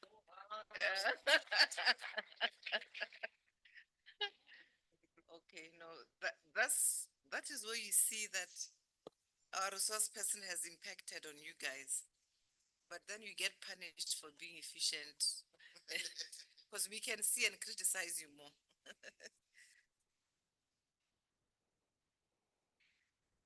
Merci beaucoup. Maintenant, c'est au tour du groupe 4 de présenter.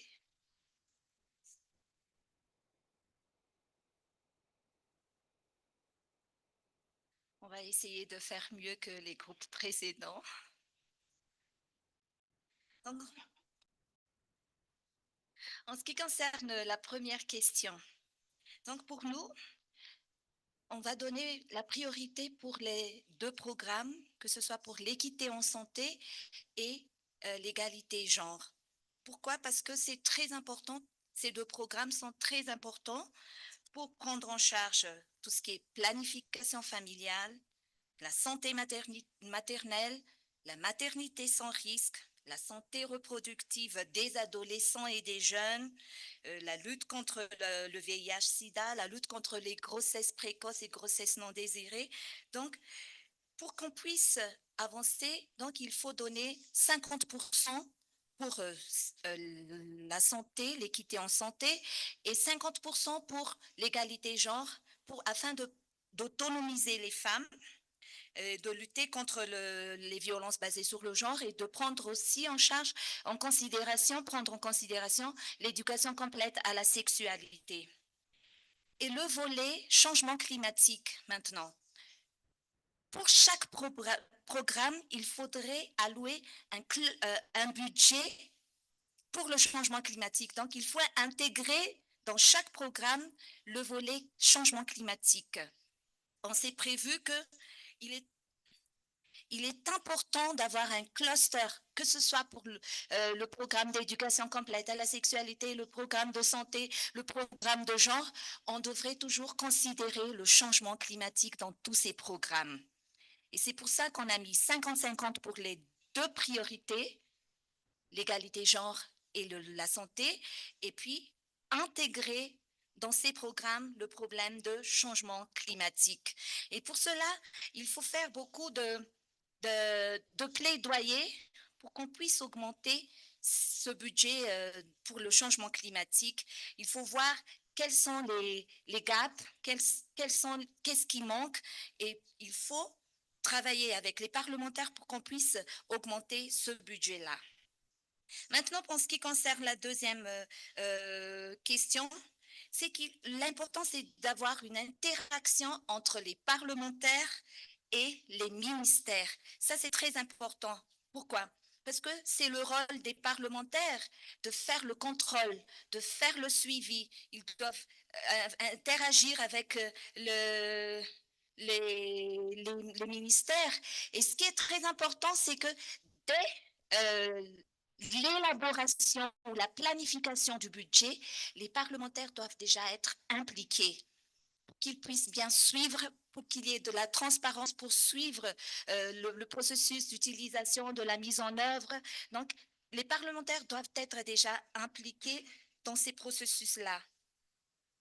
Ensuite, pour la troisième question, nous devons beaucoup travailler sur les données factuelles. Il faut qu'on donne plus d'informations aux parlementaires. Donc, c'est très important de faire des renforcements de capacités et qu'il faut qu'il y ait toujours une interaction entre toutes les parties prenantes, que ce soit les parlementaires, les ministères de tutelle et les organisations de la société civile. Et dans ce cas-là, on pourrait comprendre quelles sont les problématiques, quels sont les gaps, qu'est-ce qu'il faut faire, quelles sont les stratégies qu'on va adopter pour faire face aux difficultés, pour faire face aux problèmes. Et c'est pour cela qu'il faut solliciter toujours les parlementaires et les ministères et toutes les parties prenantes. Donc, c'est pour ça, c'est ce qu'on a discuté. Il s'agit d'un pays comme Madagascar, là, où il y a beaucoup de populations, il y a beaucoup de ministères qui sont impliqués dans la STSR, que ce soit le ministère de la Population, le ministère de la Santé, le ministère de la Jeunesse, le ministère de l'Éducation. Donc, il faut impliquer tous ces ministères-là. Et une chose très importante qu'on a discutée aussi, c'est que on ne peut pas allouer un budget pour lorsqu'on n'a pas de politique bien structurée et lorsqu'on n'a pas de politique nationale. Donc, c'est pour ça qu'on a décidé de faire 50-50 pour égalité genre et équité en santé, parce qu'on a déjà une politique qui est bien mise en place, mais pour le moment, on n'a pas vraiment de politique qui est mise en place pour le changement climatique. Mais le plus important, c'est toujours d'allouer un budget pour le changement climatique dans chaque programme. Je vous remercie.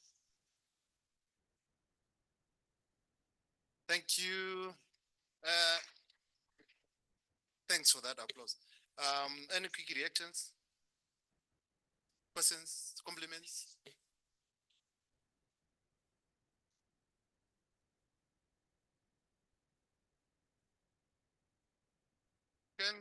Yes, Madam SG. Thank you. I think this group really tried to demonstrate how GRV can work in this context. And sometimes it's important not to go all over the place so that you know what to measure. For instance, sort of gender responsive budgeting. So in this case, they've been very consistent in terms of the measurement and the quality that which they want to see mainstreamed across. It can come out through different, measurements, which I think is a very interesting concept that can result in an assignment being given for follow-up. Thank you. Any more reactions? Do you want to react to what Madame SG has said? Oui, Madame Esché, merci beaucoup. Oui, c'est vrai, parce que la plupart du temps, il faut toujours voir la réalité. C'est quoi la réalité? Comment procéder par rapport aux différentes politiques nationales, par rapport aux plans stratégiques nationaux. Donc, c'est pour ça que quand on priorise, il faut voir qu'est-ce qui est vraiment très important. Et comme par exemple à Madagascar, si vous voulez parler de l'avortement sécurisé, on ne peut pas prioriser pour le moment. Parce qu'on n'a pas de politique, on n'a même pas de loi qui facilite la mise en œuvre. Et maintenant, on a la loi pour la couverture sanitaire universelle, donc on peut procéder à augmenter le budget, à plaider en faveur du budget pour l'équité en santé, pour l'accès aux services de SDSR et tout ça.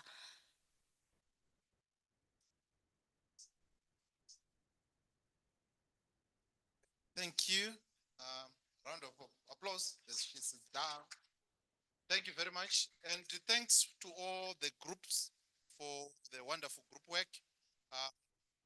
Maybe one comment for all the groups is I didn't hear any group deliberately talk about equity, rural urban equity.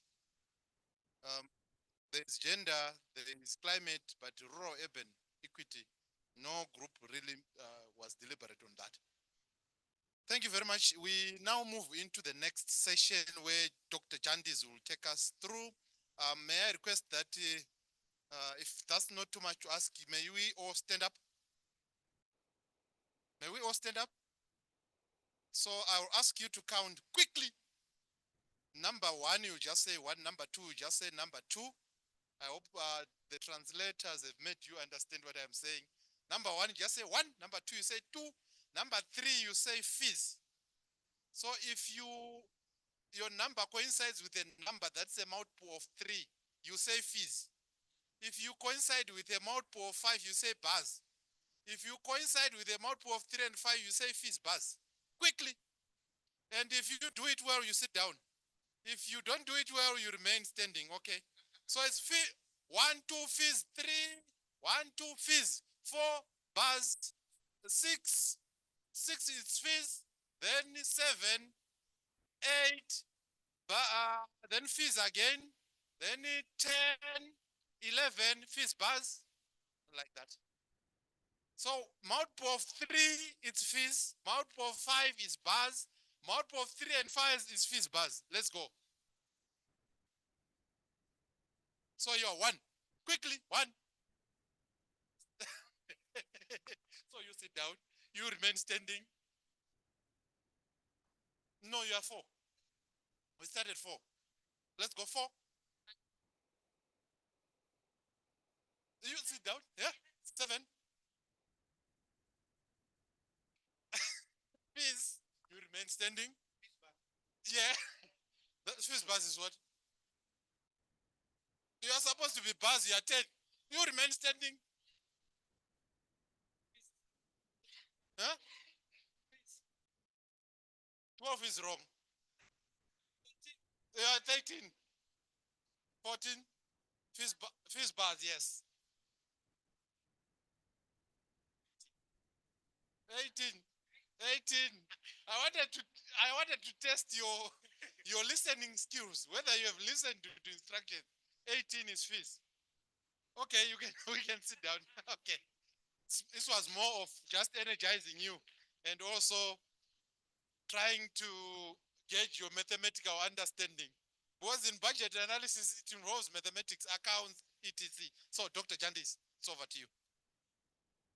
Can you all shout, we got it? That's why we are sitting. No, you have. Yeah. Can we give a round of applause to the facilitator?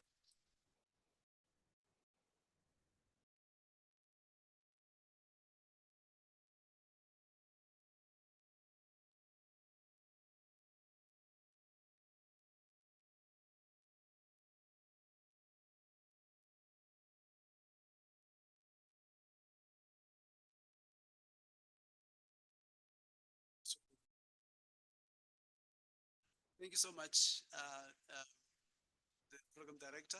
You set a very high bar. That SG is correct. Good afternoon, SG. Good afternoon, colleagues. Thank you once more for the opportunity.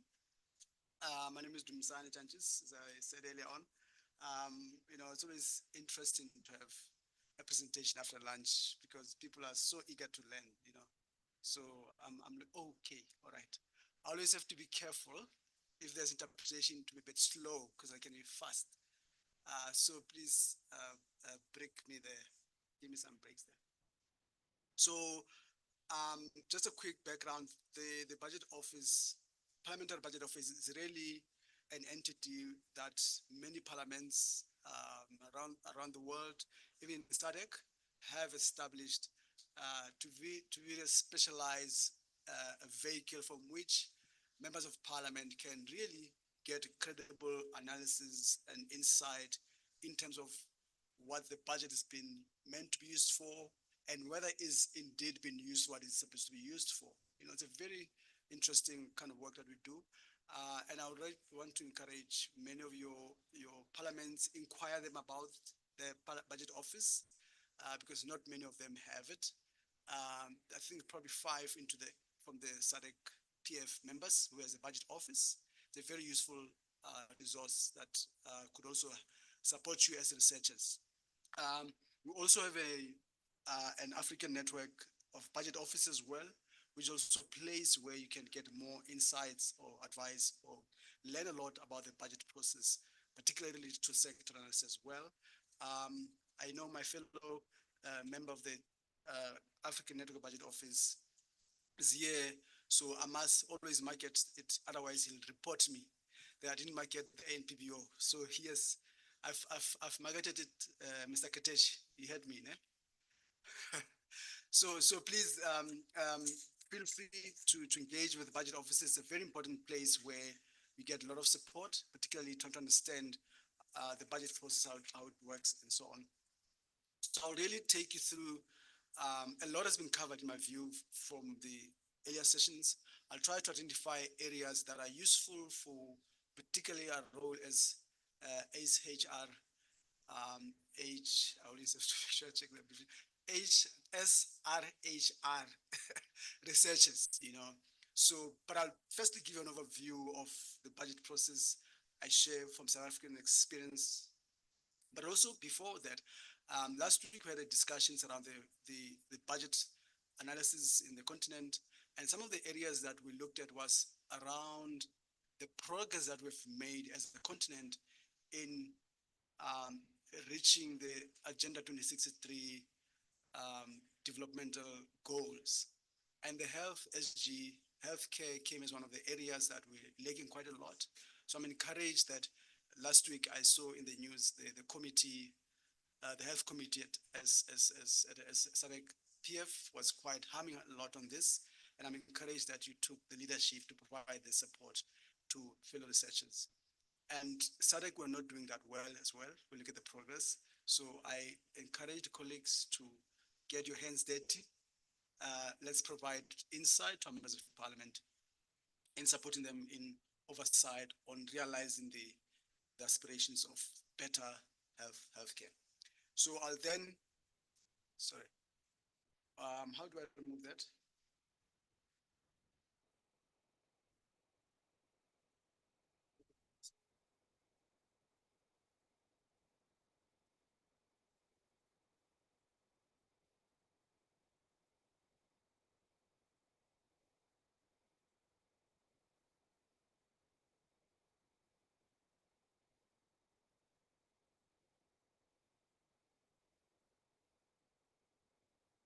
While he's busy, just wanted to comment also on the presenters, the Minister of Finance. It's very great to hear how much colleagues can quickly turn around and come up with proposals.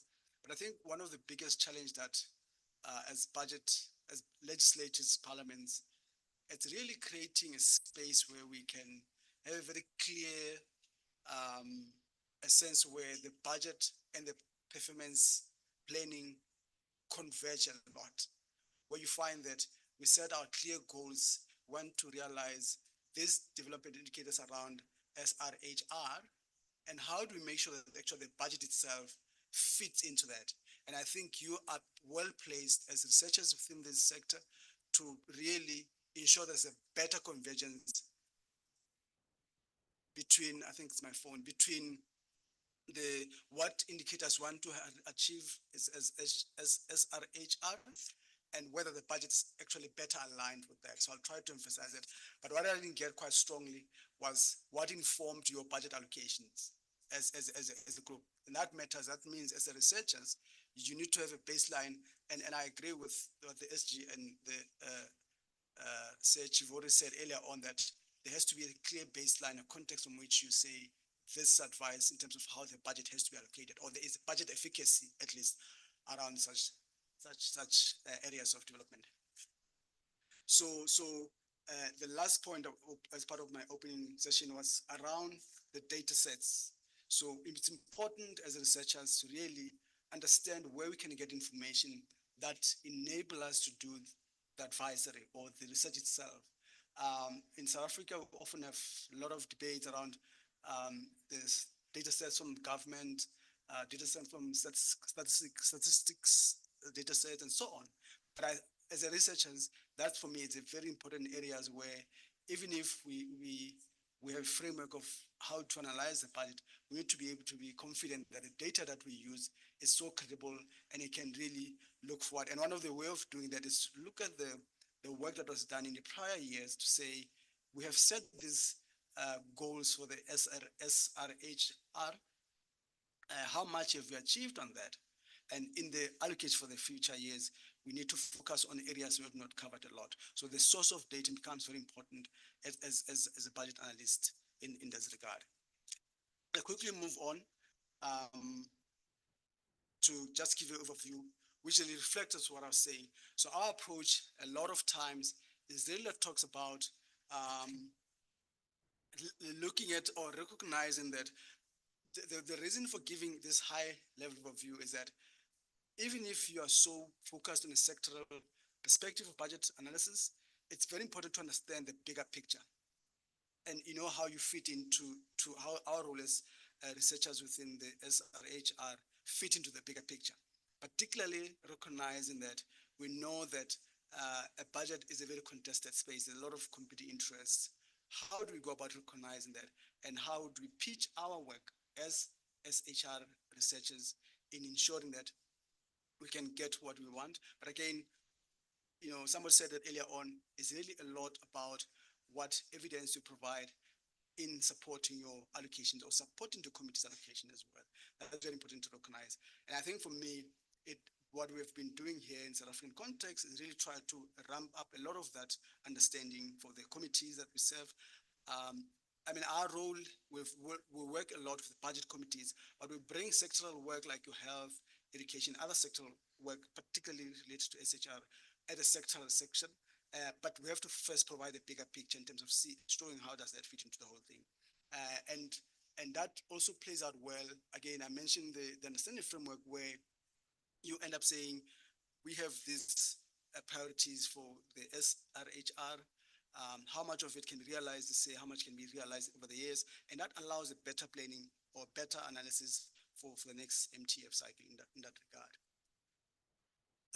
In the South African context, another areas that also coming very strong in the discussion around budget analysis as a process is whether the legislatures have a very strong framework from which the budget oversight is based on. Now, in our context, we have a very clear framework. It says, our constitution says only the Minister of Finance can propose the budget and Parliament can amend that budget. But then what does that even mean? The budget. And that's when we come in and as researchers of different sectors to say, the Minister of Finance has presented this budget, allocated this much to education, to health, but we feel given the need, given the developmental outcomes, we're still lagging behind on realizing healthcare outcomes. So hence I'm saying it's important to have that framework. In the South African context, we do have a Money Bills Act, which guides the process of oversight or over budget process itself in particular. But the process in itself, the process in itself, it's not useful without us as researchers to feed into that process by providing insight and evidence-based information, because in many instances, the Minister of Finance to present the budget, but the committees then has to look at the budget to say, is there enough money being allocated to health, to education? But now as researchers, we need to provide that understanding to the committees. Not much has been indicated. Or we start by saying, actually, the status of healthcare there, here is the status of health, of the healthcare in the country. And a lot has been done, and how much still has to be done, and whether this allocation is sufficient to realize the goal over the next 3 years. So I think that becomes very important. But using the framework set out in the legislation, and a lot of times members find it very useful, particularly our starting point has always been, we've got a national development plan, which is largely based on the SDG Agenda 2063 around all the sectors, particularly on health. We talk about health now. And we often start by saying, what is the status quo on realizing those developmental plans? Where are we? And then from there, we can move to the budget, say, is this budget going to get us to where we want to go, or is not sufficient? So that when they approve this budget, the Committee of Health or committee, whatever, they know that already they're not going to realize half of what the declarations set out in the health sector. So that for us, that's been very useful. And members shifted the conversations a lot. When they engage with Minister of Finance, they're no longer talking about rents and cents, but they're asking him, we had set the indicators of how much percentage of pregnant women would be given and post-antenatal consultation, and how far have we realized it? How is this budget enabling us to improve on the percentage and so on? So we move away from discussing the budget as a rents and cents, but more as what needs to be done. And that for me, it's very critical as part of budget analysis, moving away budget from being isolated from the service delivery or what it's supposed to do in that regard. And that's how over the years, Parliament committees has seen the value of having this research analysis that we do all the time. And yeah, you've said, just kindly go back to your first slide. You've said two things that are very, very critical for this target audience. One about the authority. A lot of times, I remember in one of the sessions for previous projects, I went to a country, we sensitized members of parliament, and we had all these theories around how they can influence the budget, they can do this, they can do this. When we looked at the, what do you call this book? Is it Rules of Procedure? When we looked at the rules of procedure, that was impossible, almost impossible. So I don't want you to leave this room, and I'm not saying respond to it, but I want you to follow up with the resource persons. I don't want you to leave this room with a lot of theory around the fact that you want to influence the budget, you want members to amend, without you just knowing the parameters within which your own legislature operates and what do's and don'ts do they have. Some of them apparently amend, some of them are given a margin within which they can do certain things. So I thought you said something critical, and maybe as you go along, please weave it in so that you all understand that while we want you to influence, each country context is also very different.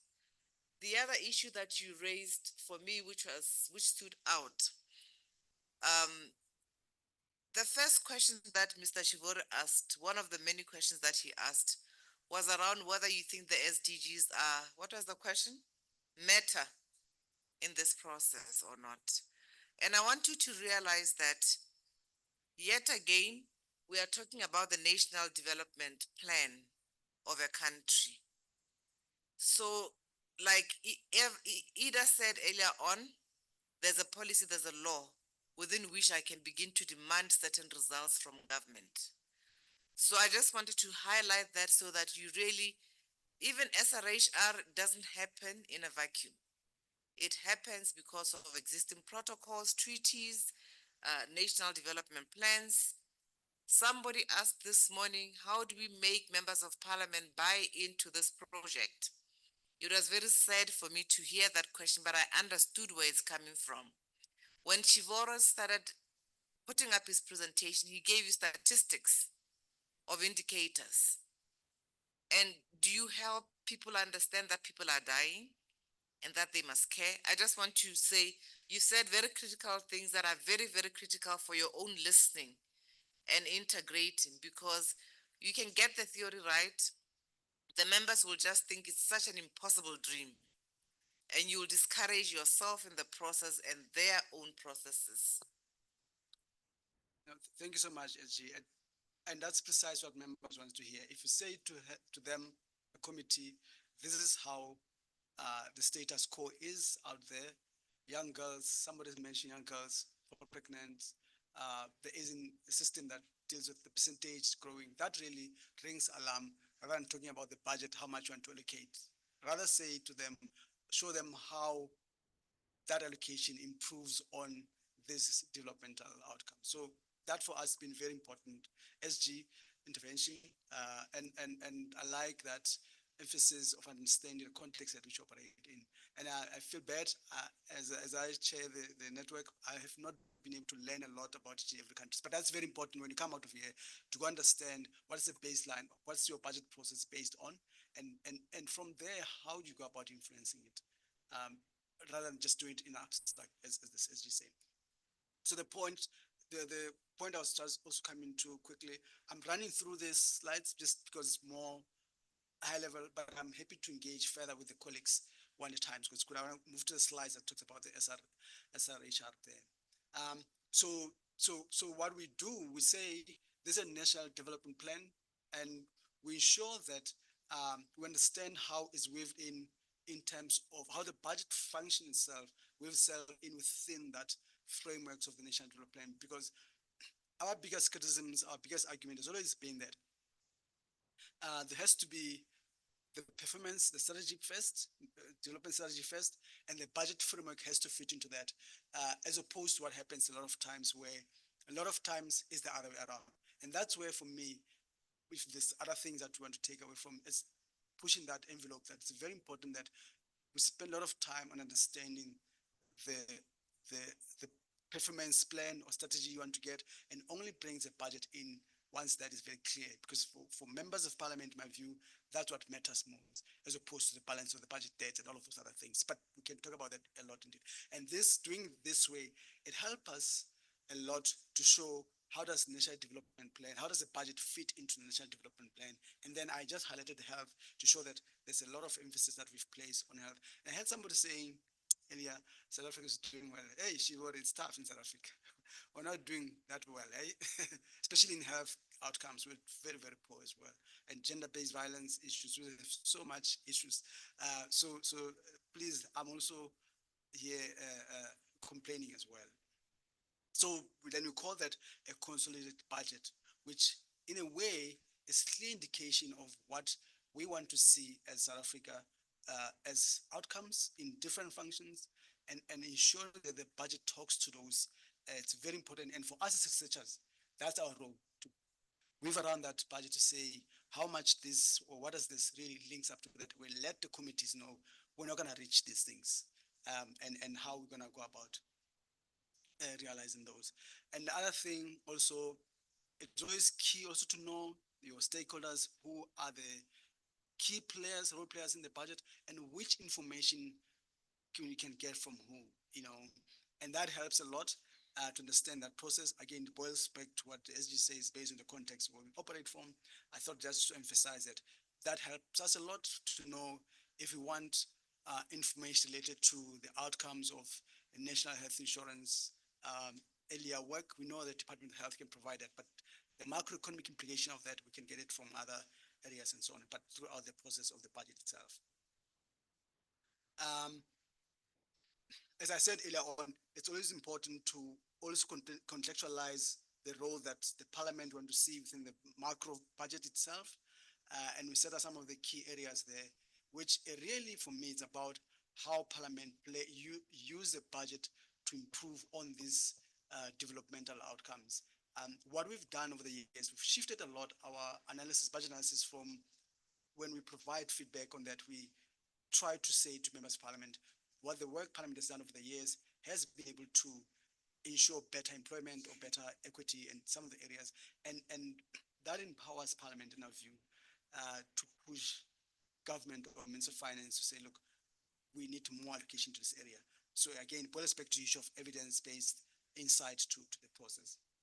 A lot that can happen.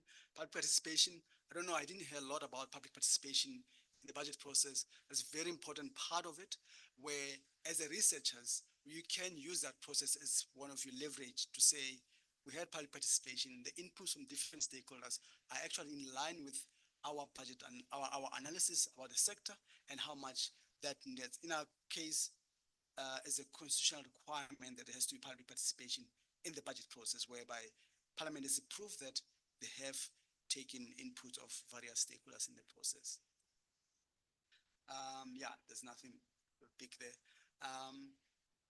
And what also the framework help us with, at the legislative level is delineate responsibility to say, what does the Minister of Finance has to provide?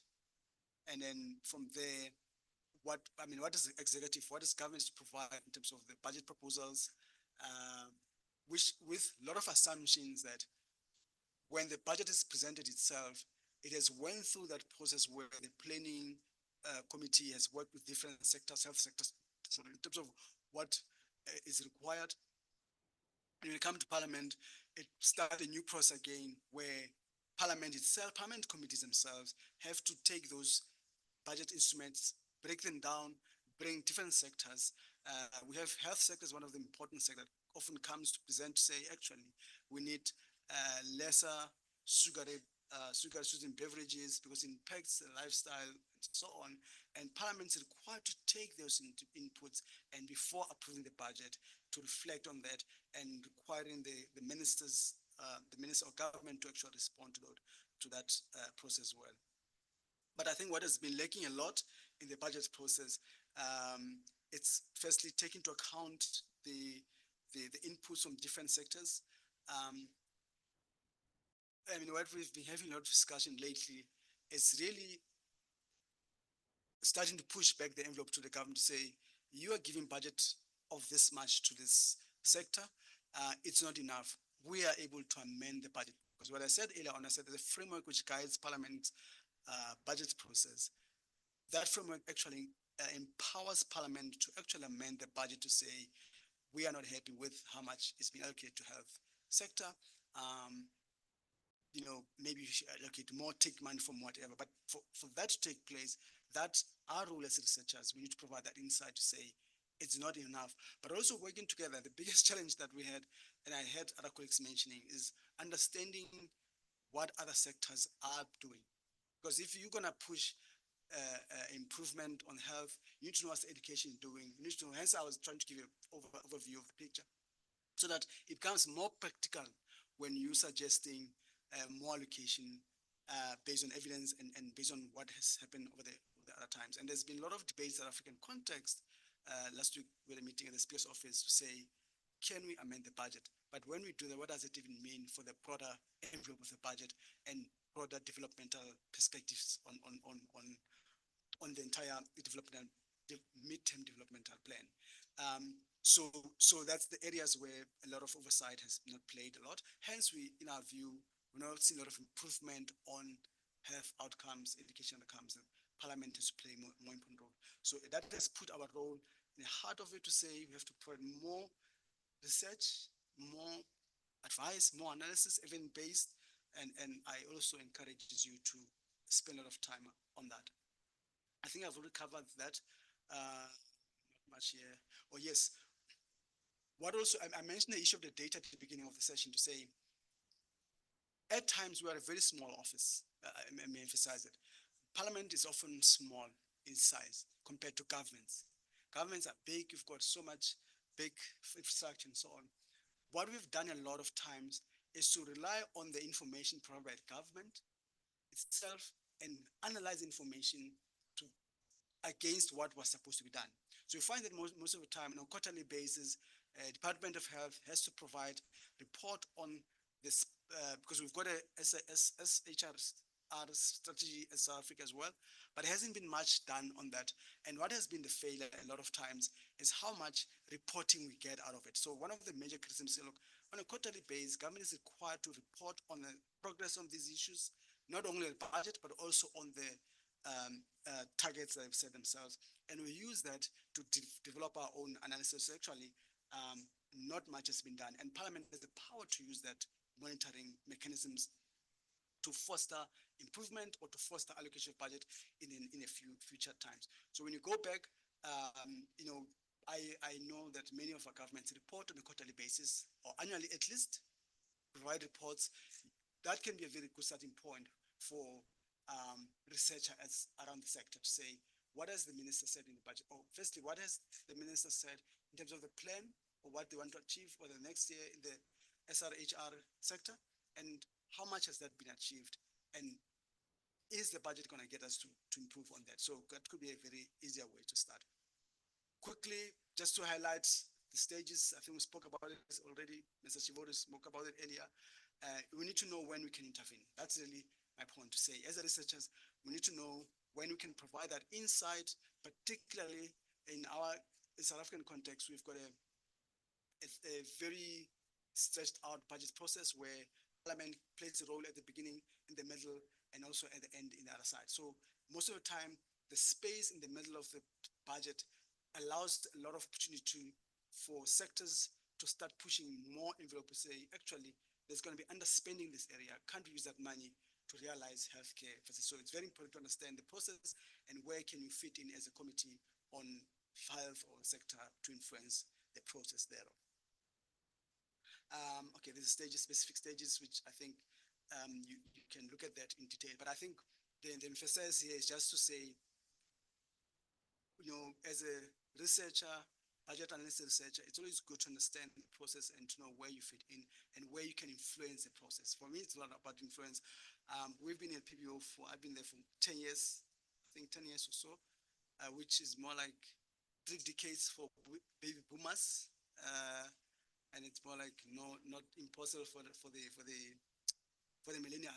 10 years, millennial don't take a long time. So, so clearly, it's an issue of our experience has shown that a lot of what Parliament can do is really influence the allocation and understanding the stages of the budget process where you are has worked a lot for us to make such noise. Like now, we are going through an adjustment.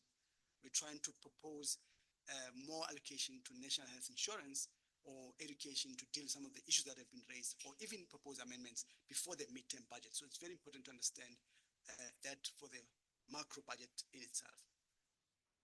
I'm not going to go through this. It's just to explain more in detail to say, what Parliament is to do in different stages of processing the budget and where the areas where you can amend. Now, in our budget process, what has happened is that the framework has set out, has made it a requirement that annually the functional Department of Health, or the sector of Department of Health has to provide annual reports in terms of how much service delivery has been done.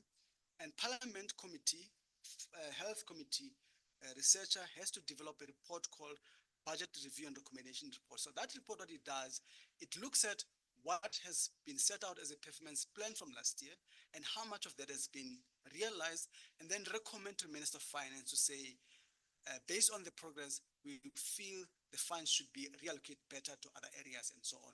So what happens at the aggregate level, the Parliament look at those reports and suggest, no, we need more money allocated in health or in education. So I thought I should share that with you as well to say something that can consider as advising the committee to say annually draft a report that shows how much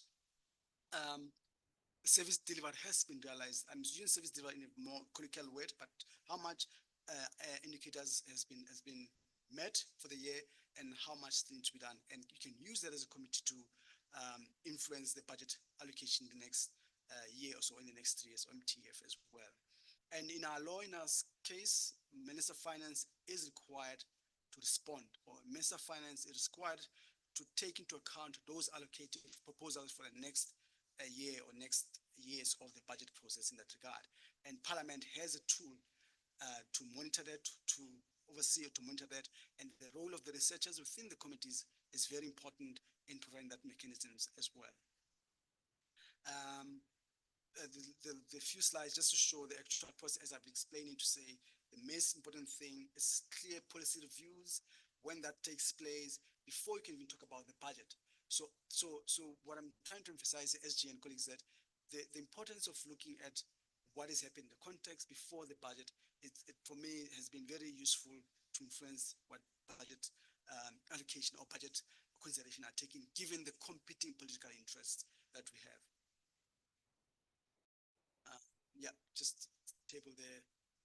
So I think that's in a nutshell, high level, running through the slides. I think I wanted to have a few questions that I would like the colleagues to think about, and maybe reflect on that conversation that we just had now. I call them brainstorming questions. Literally, I wrote these questions during the day when I was listening to the engagements. What do you think is a correct or desirable approach in the budget process? The budget framework that has to fit into the performance planning, or the budget framework that has to fit into the budget framework, the performance plan that has to fit in the budget framework. So the first question I would like to pose it to your colleagues and hear your response to that. That's to test whether you've been listening to me for the past few minutes. So which approach is it? So what I'm saying is that from your perspective, you think about the budget process at a macro level, macro being the main budget process, what do you think is important? To have a clear framework which fit into the strategy, and why do you say that? Which of those two you think is the best approach? Or at least, what is your country's experience on those two approaches? Let's take that. What's your country experience? Madam? Actually, I don't have, before I had questions, then maybe I may have answers. Okay, what's the question? I have a few questions on there. I can go ahead? Yes. Yeah, thank you very much for the presentation, and thoughts. Can I clarify? Sorry, can I just clarify? This is the first part. We're gonna go to the next part. So it's not a last question. This, But I can ask? Yes, you can. Oh, okay. Yes, Thank yes. you.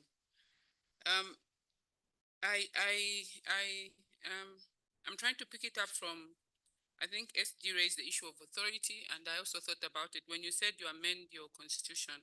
Sorry, your constitution allows for amendment of the budget. I think it would be interesting to highlight a few opportunities based on your system, where how you see SRHR issues being picked. Related to the same, one of the issues I've seen under SRHR, which is a challenge, is which one is the best approach? Not that we're able to change it, but maybe just to understand it. SRHR as a standalone budget item, if there's ever something like that, I've seen advocacy around that, that maybe under health, there should be a budget line that specifically speaks to SRHR, or should it be spread across? And if it is spread across as researchers, how do we actually track? Because you go under, and I think for Zambia, I think that's how it is. You go under security, you find matters of commodity security that you can pick out. And so if you're advocating for allocation, I'm thinking around that. You go under, I think we're talking about just infrastructure just now. You find matters of that speak to climate change, that speak to SRHR related issues. So how does one equip themselves to do that and demonstrate also results? I think that would be very key. But again, when it comes to PBOs, I think you've highlighted, sorry, I have a few, yeah. PBOs, in terms of long-term, PBOs being part of Parliament, the project being part of Parliament, what are the opportunities that are there between the project itself? I think it's very clear when it comes to committees. But are there any experiences that we can pick on? I don't know whether the next presentations will touch on that, but I'm hoping resource persons can pick this. What opportunities are there that we see in parliamentary budget offices going forward for SRHR researchers. I think it's very key. I saw you brought out the issue. I couldn't get it, unfortunately, when you're talking about researchers and aspects that they do under money bills. Generally, the researchers, I think if you elaborate there, I see that as an opportunity. When you mentioned it, it sort of like hit home, but I need to learn more. But away from that, what other opportunities are there? And then the last one, maybe I can come later, is I'm seeing a situation where it's, is there any supply? It relates to opportunities again. Is there already existing supply on what the Parliamentary Budget Office does that SRHR researchers can leverage on? I say so because I'm hearing the aspect of a SRHR researcher can come for this, a SRHR researcher, but are there any products that are already low-hanging fruits that SRHR researchers can pick one and say, when you come to a Parliamentary Budget Office, this is there, so you can already start knocking on the doors so that you can get this? Or will it have to be an issue of initiating new products? Because the cranking process is different when you're dealing with something new. The strategies of getting there, or are there already existing platforms that we can pick on, learning from parliamentary budget officers? Thank you. Quite a very useful questions. I think some of them I'll answer them in the next session. Talks about the sexual reproduction health and rights session. We'll touch some of those there, the role of the researchers. But I think the quick point, there's definitely opportunities for Parliamentary Budget Office. What we have been doing over the few years is to look, it's a lot to deal with gender-based, gender responsive budgeting framework. Because when you look at the budget in itself, budget is gendered in itself, whether we like it or not, whatever the way it is, it really deals with gender aspect. And what has been lacking, it's to tease out those analysis to say, you can't remove it from the budget itself. So what we've done over the years is try to say, how do we mainstream our analysis to respond to gender? And gender responsive budget is not about women, it's about really looking at different aspects of how does the budget affect women? Does it respond to issues related to women? And how does that affect men or other genders? I know there's quite a complex situation. So we've been doing that a lot, but it really requires a bigger consideration at the macro level. So what has the government done has developed a strategy around gender responsive budget framework. Parliament has developed it, but there hasn't been a lot of allocations around it specifically. And that creates opportunity, in my view, to hone in quite deep, but we can touch that more in detail beyond the discussion now. But there is a great opportunity with you there. There are opportunities. On the other questions, we'll respond to them. I'll respond to them in the next session around the role of the SRH researchers and what are some of the roles, some of the areas that you could cover.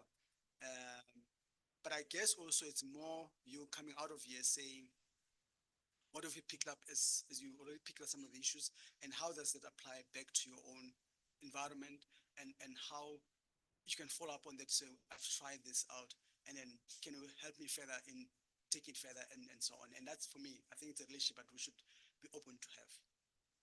So is it okay? So we can answer the questions in the next sessions. If your question is still not answered, you can come back. But definitely, some of the areas that we are covering them here. Madam. Thank you, Prof. It's a follow-up on what she has already spoken about. I understand that she's speaking from the position of having the Parliamentary Budget Office from where she's coming from. Now, I don't know if you are yet to address that issue, but I would really like you to talk to the implications of not having the budget office within the Parliament. What are the implications, and maybe how best can those who don't have parliamentary budget office yet, how best can they be assisted in terms of maybe reaching out to members of parliament? Thank you. Yeah, look, I think the evidence has shown that when you have a very dedicated research entity within the legislature, given also the scope of government's capacity, that helps a lot. And hence you see many countries are establishing similar structures, but also maybe enhancing the structures you already have. Because sometimes just research, you need to strengthen and all of that. So there's a very strong evidence for that. But again, boils back to the role of the regional bodies, the role of continental bodies in trying to push that. But I think there is a very good opportunity for many countries to do that. I spoke about African Network of Parliamentary Budget Office. We do a lot, support other countries, Ketashi, supporting other countries in that aspect of within the continent that are aspirant to that role. But I think it's more a role of what you want to do. I feel, as the colleague earlier said, there's opportunities to mainstream this work within such a very credible research entity, not putting Kateshi into a deep end there. So there is a very good opportunity. So there is that, what you call it, the buy-in within the institution. And I think you can write a paper, by the way. You can write a paper, say, you did research around the research capabilities that legislators require, and you think there are opportunities for your legislature to have something like that. And that can be some starting point for conversation. Thanks. Madam SG. Thank you. So Dada Katesh will touch on the issue of Zambia and matters. Thank you. Madam SG. No, thank you very much. I think I understand where they're coming from. I think they want to begin to listen with an ear of saying, this is what I'm going to do when I live here. But what I want to say is that budget offices are very new, fairly new. They're fairly new in the SADC region. However, budget tracking and expenditure monitoring is not new. And therefore, you have national working groups, which brings me to the point that when you do constitute your national working groups, look at the mandated roles of parliament fully and bring in the expertise that's going to also assist you in unbundling and supporting some of these roles that you're looking at. I think we also discussed over lunch with the resource persons that even where they're there, they are not fully instituted, they're not fully staffed. So they are very thin on the ground to actually deal with even what they have as ambitions. But I would like for the resource persons later, as they indicate, to share with you how they were coping before. And I know there are a lot of papers that have been developed by UN and other agencies, even before the inventory of budget offices. But where they are able to say family planning in this year was at this level. It then dropped to this level. If you go down to just look at some of these, papers, you'll see that people have always tracked something that is of interest. That is why you have the Maputo. That's why you have all these, the Abujas and all those things. We've always monitored. So the other idea is that please don't think you're going to change your professions overnight to be. Don't think like that. You will not hear anything that you have been taught. You are not going to change your professions overnight, but you are going to be strategic in your approach and inclusive in a manner that makes you appreciate that you cannot be everything, but you can create linkages and you are able to leverage from each other's value addition. So they'll give you an example of what the individual parliaments have been doing it even before they came on board. And let me just ask it differently. Zambia and Zimbabwe, Srhr researchers, are you there? Stand up, please. Zambia and Zimbabwe. I want you to look into their faces properly. How many of you have been to your budget office about this project and assisted for support? And tell us which indicators have you agreed to that you have been monitoring and reporting to the project?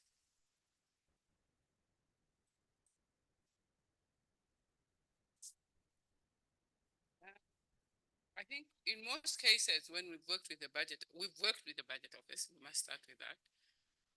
It has been where, and that's why I was asking a bit on the opportunities, like is there existing products, maybe in other regions.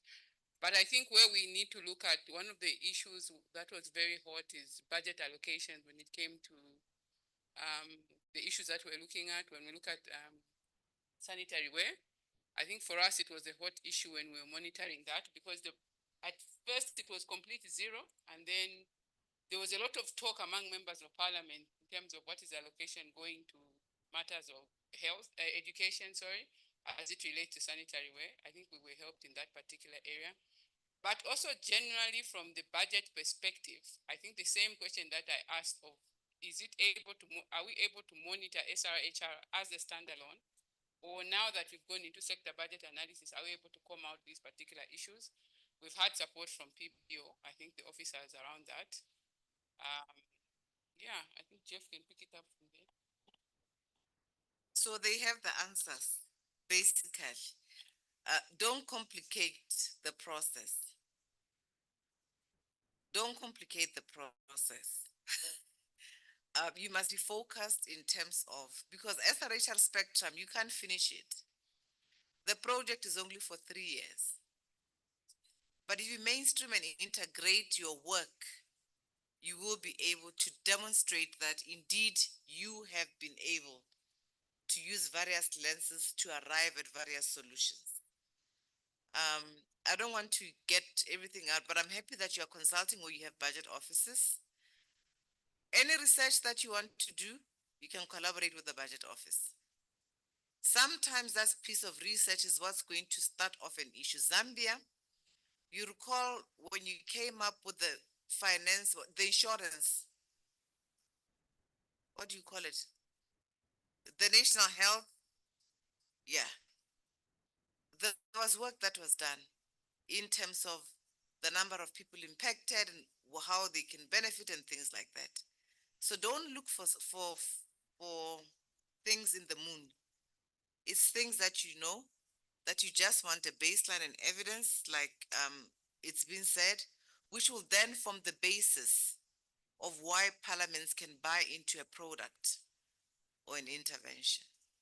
So you can't do it all, but you may come with a problem statement.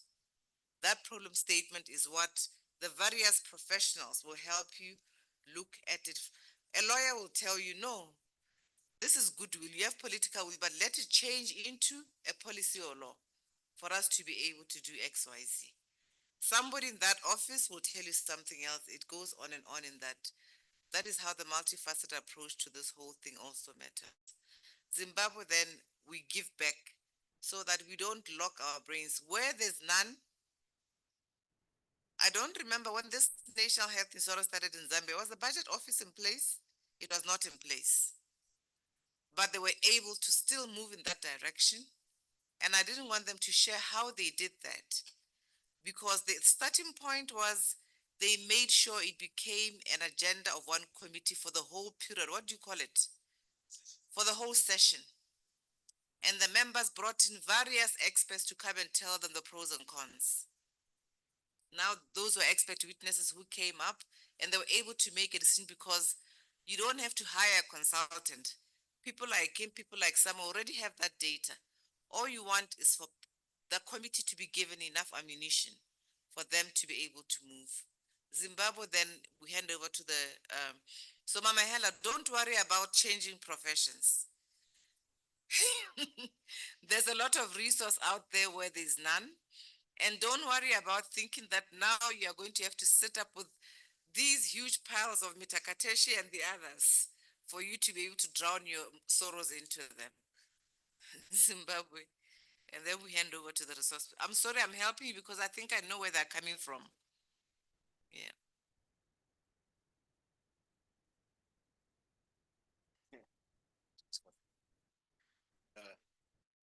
Thank you, SG.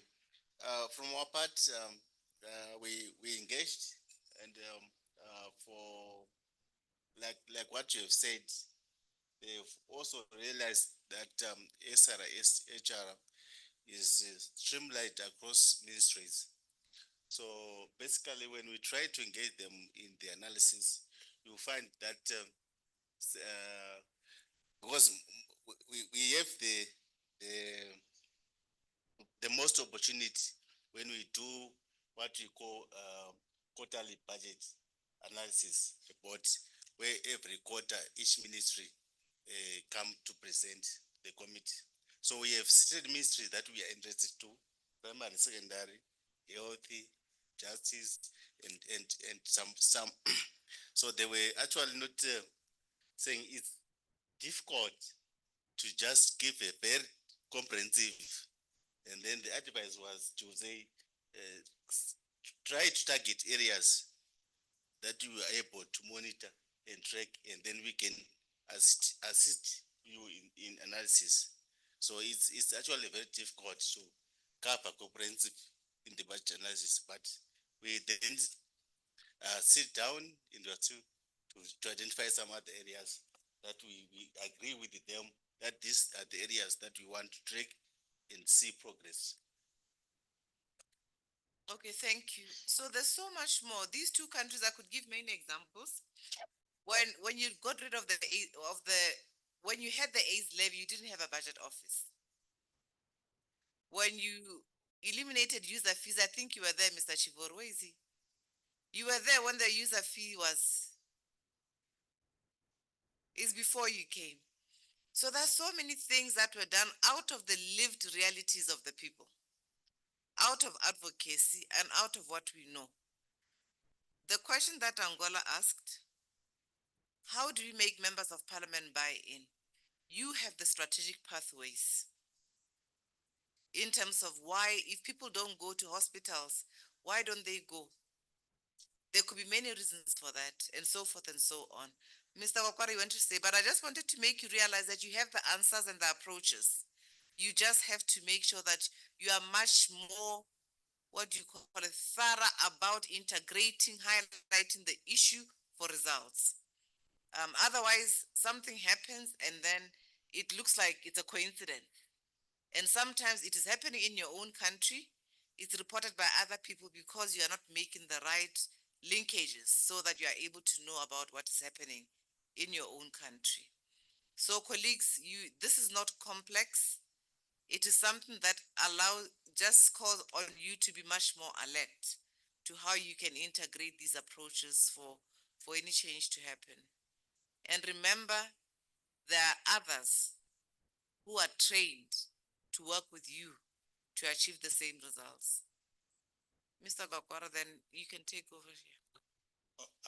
It's just you then summarized the issues very well in that in the cosmopolitan setup of issues, we always have areas where there is a close link, and I can give examples.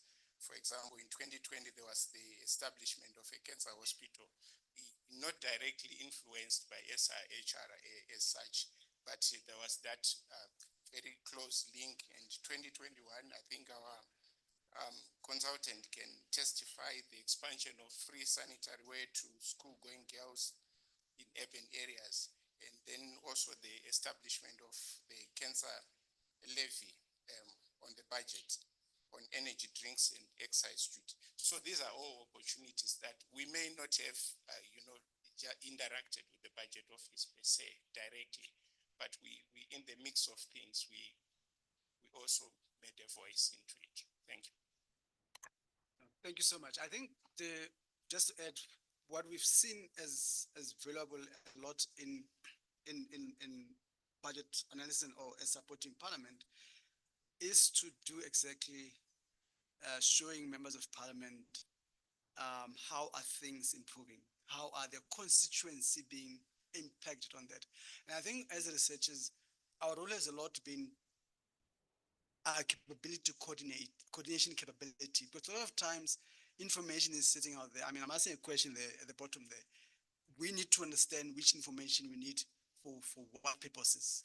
And a lot of times, as you say, you've got a budget of various entities, or even the framework within the PF as well, Srhr PF as well. How do we understand the role of those in picking up or setting up our own advisory role as researchers? Less to get your hands dirty, but more getting that out and projecting it out. For what we've done a lot of times, we've proudly said, okay, just in the South African case, that we've got a very capable national treasury. So we use the data that they produce to criticize them about it, to say, okay, you said this, but in terms of what's supposed to be in place, this is what happens. I think as a researcher, that's a very critical role to. So Department of Health, you said you will implement national health insurance. You have not done it. There's a report from yourself. what are you doing? You give that to members of parliament, they will appreciate the support that we do. And I think as new offices, as you say, we have to fight a lot for space.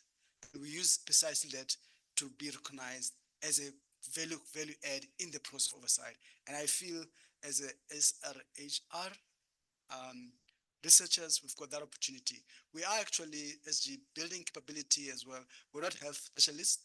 We have seen the need to have health specialists in the budget office itself and education specialists, because we realize that we need to go deeper. And if we bring somebody from health, they can allow us to go deeper into that. So that's that role of collaboration. Sorry, collaboration is quite key, particularly in the space that we operate in. Nobody has raised a hand to answer my questions. I'm worried that it means you're not listening to me. Because we've already answered that questions many times already, even during discussions time. Or is it the graveyard situation? All right. So basically, the first question is just to emphasize the importance of. Now, I'm not going to answer it. I want you to answer it. Which question should I pick? Anybody? Let's pick. Ne? Okay. Say, I'm picking you. Say, Angola.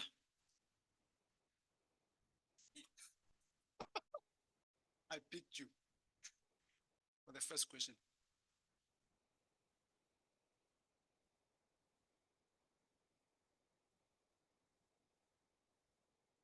Yes, please, the interpreter can read that question in the language that our colleague can understand.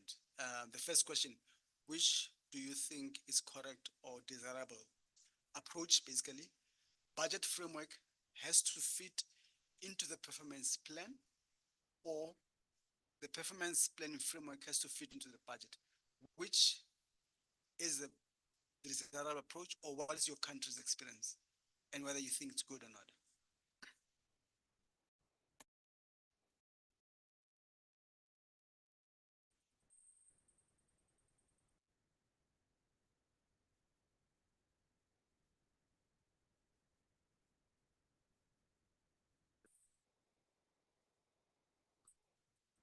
Verdade, falando diretamente, né, sobre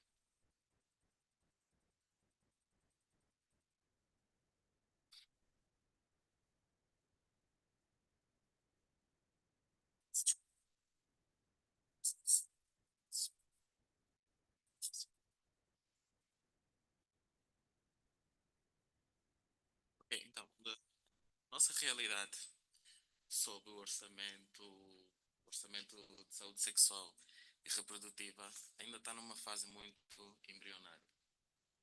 Ou seja, ainda está numa fase que ainda precisa de mais sensibilização por parte dos pesquisadores para que, num certo momento, possa ser tido em consideração futuramente para fazer parte do orçamento geral do país. Mas nesse momento ainda é algo que não acontece. Essa é a nossa realidade.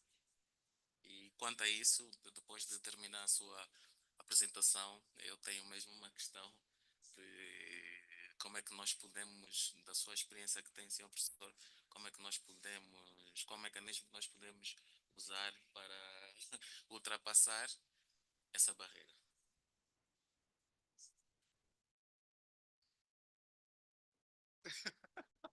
Thank you. Okay. No, thank you so much, sir. Fair enough. I think maybe let me ask again. The groups we are presenting here, the 4 groups. As a Minister of Finance, what would you take? Which approach did you take? Let me put that way. Which approach did you take between these 2? For me, the question is, what is a budget framework and what is a performance planning? If we know those two, I see. Maybe then we can try to explain. All right. Okay. No, fair enough. Fair point. Fair enough. So now, when you, okay, maybe I should have just said the budget and the plan, performance plan. Leave it with the budget framework. Just to say, I guess the emphasis I'm trying to make is when we go back to our countries, when we think about the budget process, it needs to be informed by some baseline. So the baseline here is need to be clear, there need to be clear performance plans or indicators from which the budget has to fit into it. So I think that's what I'm trying to first say. What has happened a lot of times in South African context, we still do that a lot, whereby the Minister of Finance will push to publish a budget without clear understanding what this budget is supposed to do. So I'm emphasizing the importance of, when you look back at your budget, it has to be the other way around, to say there has to be clear SRH strategy, as clearly understood by everybody, and then only the budget comes in to say it realizes this indicator. I'll just show you now that we also set out the indicators to say, for these indicators, this is what we want to realize, percentage and so on. So that's, I think I was trying to emphasize, and that was my intended purpose of the previous discussion, to really important to understand, they have to be a clear understanding what you want to do as a government or as sector. And then only then the budget will come into to say, can you be able to realize that? And that's a broader question around the budget analysis in a broader context. Remember the slide was just more about budget process analysis. Say. Thank you. In fact, this takes me to the question that you raised earlier on when he was talking about the linkages between the SRHR priorities and SDGs. Because we can talk about the hierarchy of priorities in terms of national and regional and the alignment around the question simply says, where are the priorities, or what are the priorities that budget as one of the supporting mechanisms comes to support? So in other words, you need to be clear in terms of what are the national priorities? How are these national priorities speaking to regional and international commitments? And how can we use the budget as a tool, as a policy tool, to realize the priorities that are already set within the National Development Plan, within in the various policies, but also anchored on the reality of regional and international instruments. So, thank you very much. Thank you so much. So before, basically I would say, before you even look at the budget, first know what are you going to do, what you want to achieve. Then only can come to the budget to say, okay, I know what I want to achieve. And I know with our salaries, when we get salaries, you spend it first, and but obviously you need to know where do you want to go. We firstly want to go to holiday and get this and all of that. And then when you get your salary, you know that now what you need to do with it. So what I'm trying to emphasize, the importance at the macro level, also the sector level, to have a clear sense of what are the priorities, and then the budget can talk about as the budget analyst, bringing that into perspective. So two hands before we move to the next question. Madam? If I can try also to put it in terms of results, we always have a baseline on what you want to see. Let's say for a project like our SRH, what is your baseline? Where are you starting from? And what is your target? Where do you want to go? What do you want to achieve? So if you have your baseline and your target, now when we bring in the budget framework, it's like you are now costing what you want to achieve. So I think the first one applies. Perfect. And that's, members of parliament pick that up quite easily, and they support that quite easily. With that, showing that mechanism, say, look, you told your constituency you're going to lead to increased lifespan, and this is what it requires to do that, and the budget will need to fit into that. But definitely, absolutely. Last point, and then move to the next.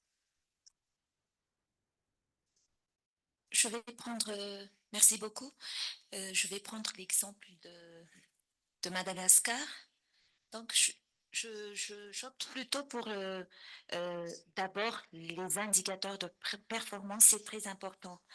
Le document de performance passe toujours avant le document budgétaire. Et si j'ai bien compris, alors il faut déjà influencer dans le document de performance. C'est ça ma question. Est-ce que c'est là déjà, il y a un rôle des chercheurs, déjà de donner, de fournir les données factuelles et de voir déjà quels sont les objectifs qu'il faut atteindre dans le document de performance pour pouvoir plaider pour le budget après. Est-ce que c'est ça?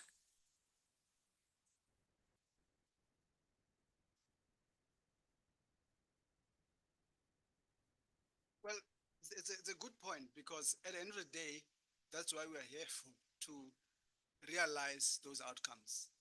And I feel our role as researchers is to provide our parliaments, but also remember now when we provide parliaments, we're providing also citizens, constituents, in order to say, are we improving on realizing this SRH rights? You know, so that's for you'll be surprised actually how much many government departments or entities don't have that information. Where, you know, I have this criticism I often have to say, government only provides parliament information they want parliament to have. So as researchers, we need to decode that to say, hang on, there's so much pile of information as you say, but it's useless. We need information that shows how has the things improved in lifespan is increasing, or more mothers are living beyond after giving birth. What is the percentage of that? And how has the budget really helped in realizing that? And that, as simple as it may sound, is very powerful in enhancing oversight role of making changes in society and our economies. So precisely that's what we hear. And I feel it's a very simple thing, but it's very, very powerful intervention you can make as a SRH researcher. Because you have these sitting outside, you need someone to bring them together and provide members of parliament or parliament to say things have improved. And you come here, you take the performance plan, performance report, has things improved, and how has been the role of the budget in realizing that? I don't know if I understood your question.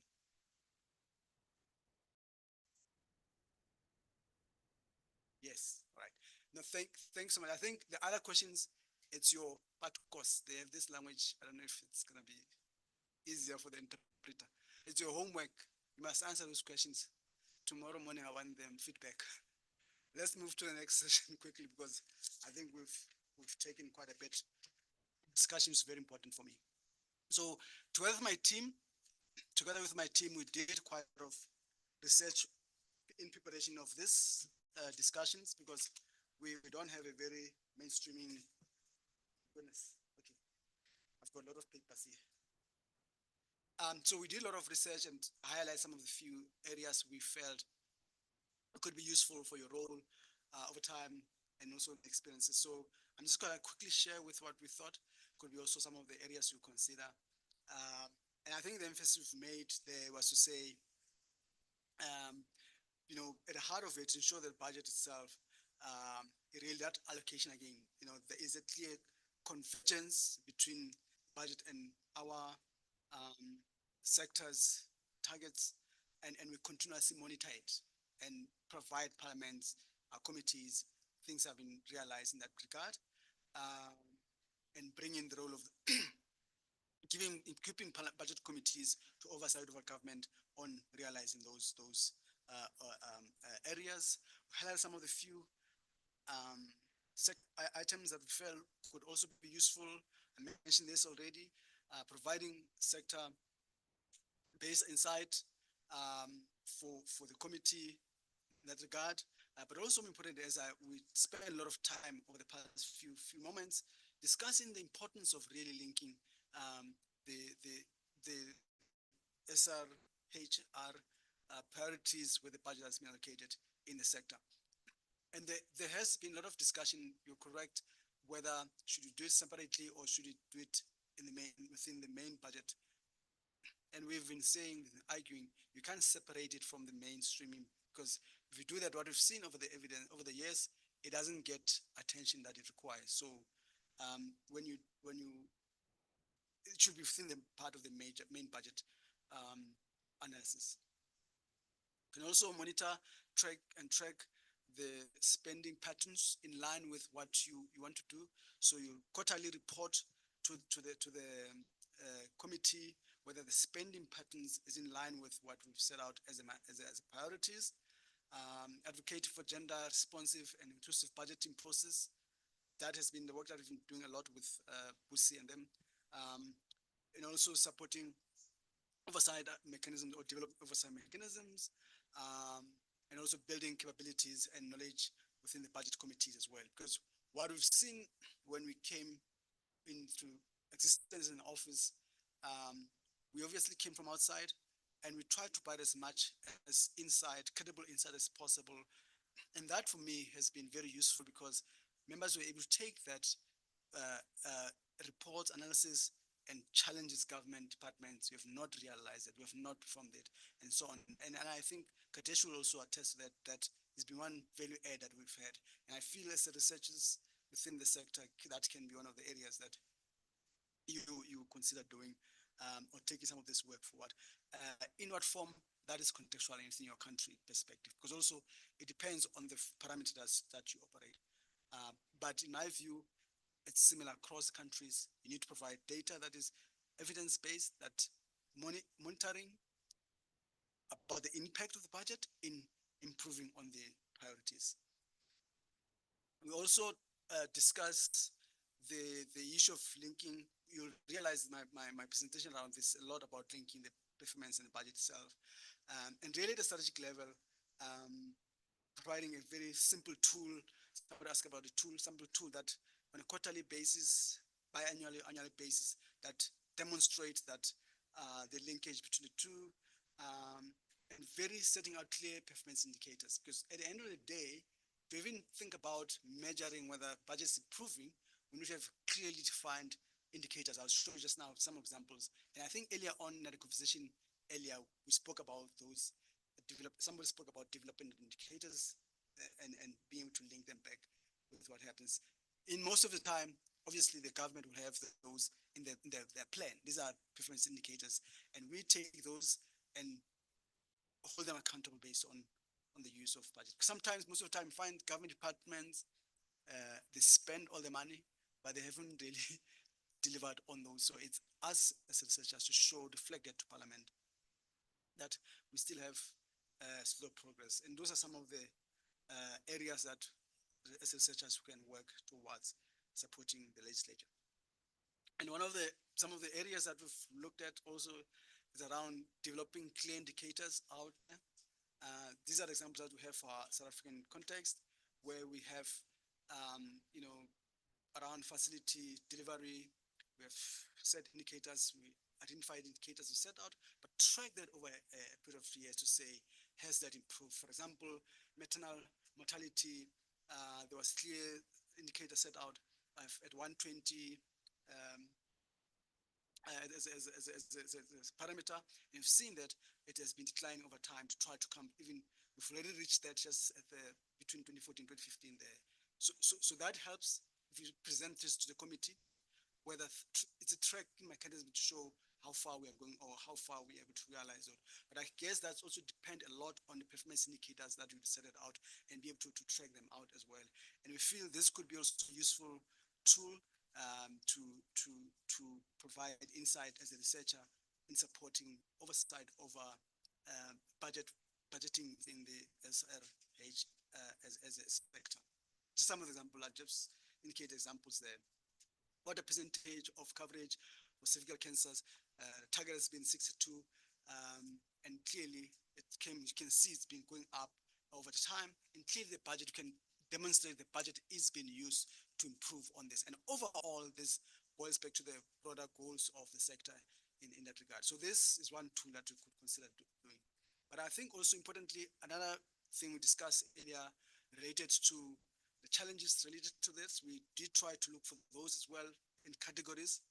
And we have these 4 categories, 5 categories around challenges. It's after hours, I'm saying 5, it's supposed to be 6. Common challenges or threats that you need to be aware of as a researcher within the sector, within the space, that often lack of the specific programs at this, as this integrated into, as the question was saying earlier on, whether you integrate or not, that in itself can be a challenge as an analysis, because it means you've got deeper to analyze or to get more information related to specific indicators there. Non-availability of the items, levels, and the budget itself, lack of specific indicators if you don't or if you have that, at times some of the aspect or areas are difficult to actually set indicators for us as researchers. No continuity in tracking key indicators. At times they change over time and makes it difficult to even do the track that I just showed earlier on.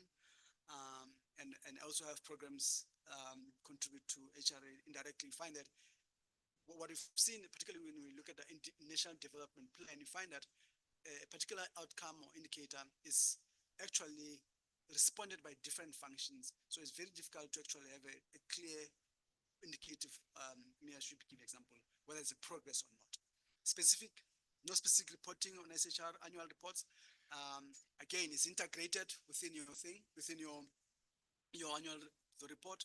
The difficulty could be how to actually reflect on specifically on the SRHR specific indicators. So that's in a very high level consideration that I would want you to do around as a researcher, some of the considerations you consider as a researcher within this space. Brainstorming questions, I'll throw them back to you again. I know I still need to run through other slides. I would want to give them to them, Madam SG, to look at them. I would love to give them the questions, but can I quickly move to the other slides, which probably take quickly, unless if there are questions specifically on the previous section or comment. You will still get the presentations. You don't need to copy them. I feel bad. You will still get the slides. They will get the slides, ma'am. All right. I think the next session was just to show you what we do normally when we do our budget analysis, specifically around the sectors. So what we normally do, we often show the proportion of each sector, how much each sector is getting as a proportion of the whole budget at a high level. We often say, okay, what is health sector over the next 3 years or so? Is health sector budget allocation improving in line with the priorities? So now if the priorities is to implement national health insurance, which is African priority as far as I know. I don't know how far with that because, the president signed it and then sector don't want it, there's communications. But if you have that clear strategic planning, now you ask yourself, is the budget trajectory of the budget over the next 3 years, 4 years, is it responding to that? So at the macro level, you can only respond to say, this budget will not necessarily enable us as a country to realize targets or objectives set out in the national health insurance, national health insurance. And you already can see, we argue, okay, a lot of money actually has been taken to debt service costs and lesser money has been taken to health as a priority. And already you can tell your members of the committee that there are challenges because we're not able to realize. What I'm saying is that you can already tell at the beginning of the 3-year cycle that we're not going to realize SRHR outcomes. And then what we also do when we do a budget analysis, we compare the budget allocation per head, per individual in the country. So we do a real per capita spending. So if we have 60 million South Africans, how is the budget actually looking in terms of different South Africans over the next 3 years? And this is a very interesting analysis which government doesn't want to see because most of the time it's a decline in real spending, meaning that this year we'll be spending 20 Rand on health per person. Next year, taking into account inflation, we'll be spending 18 Rand. That's the problem. It means we're not improving on spending. There's no way we can improve the outcomes. So that also becomes a very important dynamic. So we show, yes, government, the budget is increasing on healthcare, for example, but in reality, it is not, it's declining over time. That's another analysis that becomes very useful at the committee level to say, hang on, you're saying you're increasing spending, but actually in reality, it is actually declining over time. And that is a very simple analysis you can make, very at high level, because you're also comparing with, because also the question I was asking about which one comes first is also demonstrated here to say, even if you say it's about performance, you realize here it's more budget priority than their performance being prioritized here, because you're trying to deal with debt and all of that. As a consequence, we're cutting spending in that area. And that can be a very high level simple analysis that helps our committees. Okay, that's explain what I was just saying now, that we're spending lesser on per person in South Africa than we did over the past 5 years. There's no way we can improve outcomes of healthcare if we're spending lesser than what we're spending. And that's a tool that we use for Parliament to oversight or to whip government to get things in place there. What else? But specifically on health, we also looked at that specifically over the next 3 years or so. You'll see now it's actually spending declining in real per capita. That's a worrying factor. If we have so much concerns from the SADC PF Health Committee, we can't be seeing this trajectory. We're seeing this trajectory going up. Otherwise, we're not going to realize those aspirations set out by the committee. And the last session just talks about other areas where we do the at times specific allocations, which are specialized to be used for a particular area. We also look at that a lot of time. I'm not going to go through that, but we often have conditional grants where at times either money comes from the donors, from other sectors, or in our case, come directly from the national to other spheres. It's always important to also reflect whether the conditions, or to understand those conditions, there is money being allocated to distribution of condoms in a particular region. That money can only be used there. And as a researcher in the area, I can say to committee, actually, yes, indeed, the condition has been met in the area and so on. So I won't take a lot of time. This slide just to explain that. I'll stop there and thank you so much for the time and wait for the questions from your side. It was very difficult, SG. It's after lunch, but I really enjoyed your audience. Any questions before we move in? Any questions, any comment? But I want to emphasize that,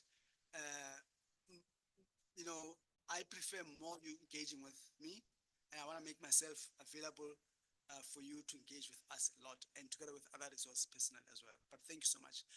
Any questions?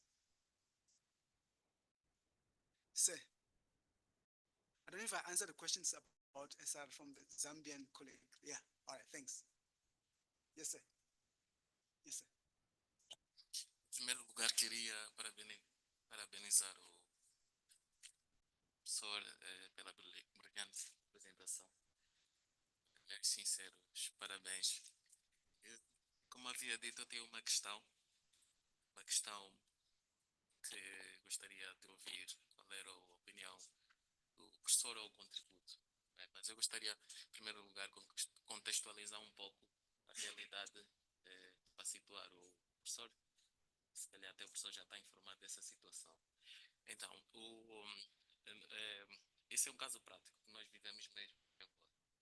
Só para ter uma noção, no nosso orçamento geral do Estado, o somatório da verba disponibilizada para a educação e a saúde, o somatório das duas rubricas totaliza 36%.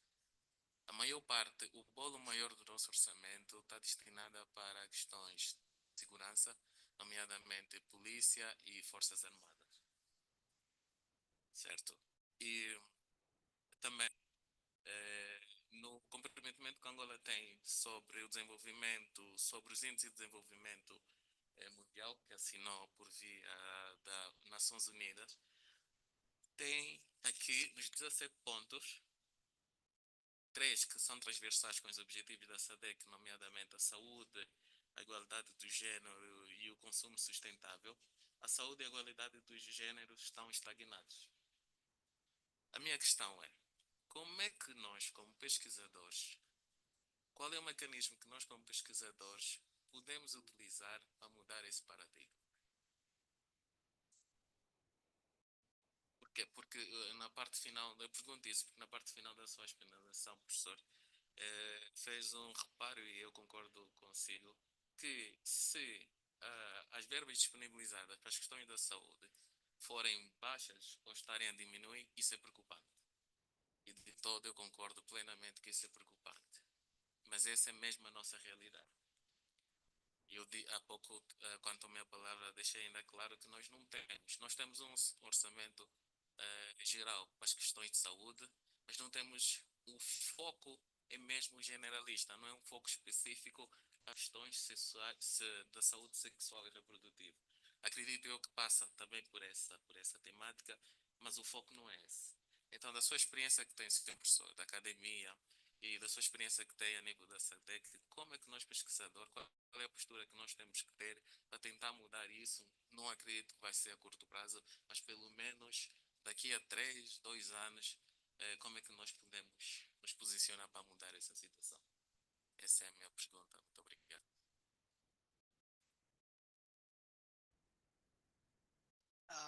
Thank you so much. It's a very detailed question. I think for me, what the discussion about the level of spending, whether it's enough or not enough, has been very difficult in our case as well. And hence we've moved the conversation at the parliament level away from the percentage allocation a lot, more to what I've probably been saying a lot, say what has the current budget, what's the trajectory of what is achieved versus what we want to achieve in terms of goals or developmental the targets, to say we want to reduce. Sorry, I'm not a very strong specialist in SHR. You probably have picked that up now, but I can't give specific examples there. But the idea is to say, if we have a clear plan to say this one to realize, if we're able to show the Minister of Finance how much efficiently we use the money, and we still not be able to realize what we set the targets to be, that can shift the conversation a lot from that the allocation is not enough. So I think that if I understand the question a lot, is about how do we move the allocation to beyond 35% for social spending, moving it away from securities, and which is major expenditure. But I'm saying, for us, the debate has always been, we're not going to get in that space of government because they will never say how they got about to provide that percentages. But if as a parliament, we say to parliament, we can see your SRHR targets, we're not going to realize them with the level of allocation. And that's the presentation we used to demonstrate, to say, we've got NHI, which has been introduced, clearly it's not a priority. Because if it was a priority, the budget would reflect that. So if you can show that to members of parliament, it stimulates more debate, discussions, and take the stage for it. It doesn't come out rents and cents, but more about what we want to realize. So I don't know if that approach will do where you sit down and say, this has been the outcomes of the SRHR over time, and the budget aligning with the budget allocated over time, and argue that without improving the budget, those will remain declining or actually stagnant. That's the outcomes, not the budget itself.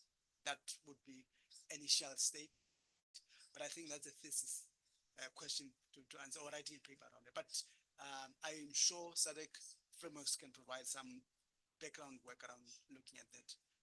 But starting point for me would be, say, how much have we been able to improve on our outcomes with the budget we had, and argue that if that's not gonna improve, there's no way the outcomes can improve as well, and raise the debate. That's what we want to achieve. That's the priority for the CAP. Sorry, I don't know if I answered the question. Right, thanks. Any question? Okay, I saw the question. I'll come to it. Thank you. I don't know whether my colleague it's related, but in the context of Zambia, I've heard a bit of where members, when maybe the technical working group or we have a function, the issue of like the Abuja 15% and things like that, when that debate comes up, for some reason, which maybe they come from somewhere, the members usually say Zambia has reached the Abuja, and their argument comes back to what you're saying. When they look at the Ministry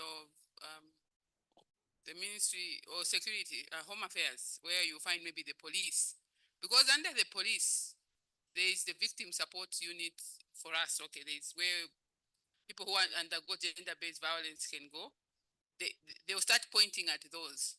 When they look at schools, under schools, or maybe they'll look at schools, there's the nutrition program, the various programs that are found in other ministries.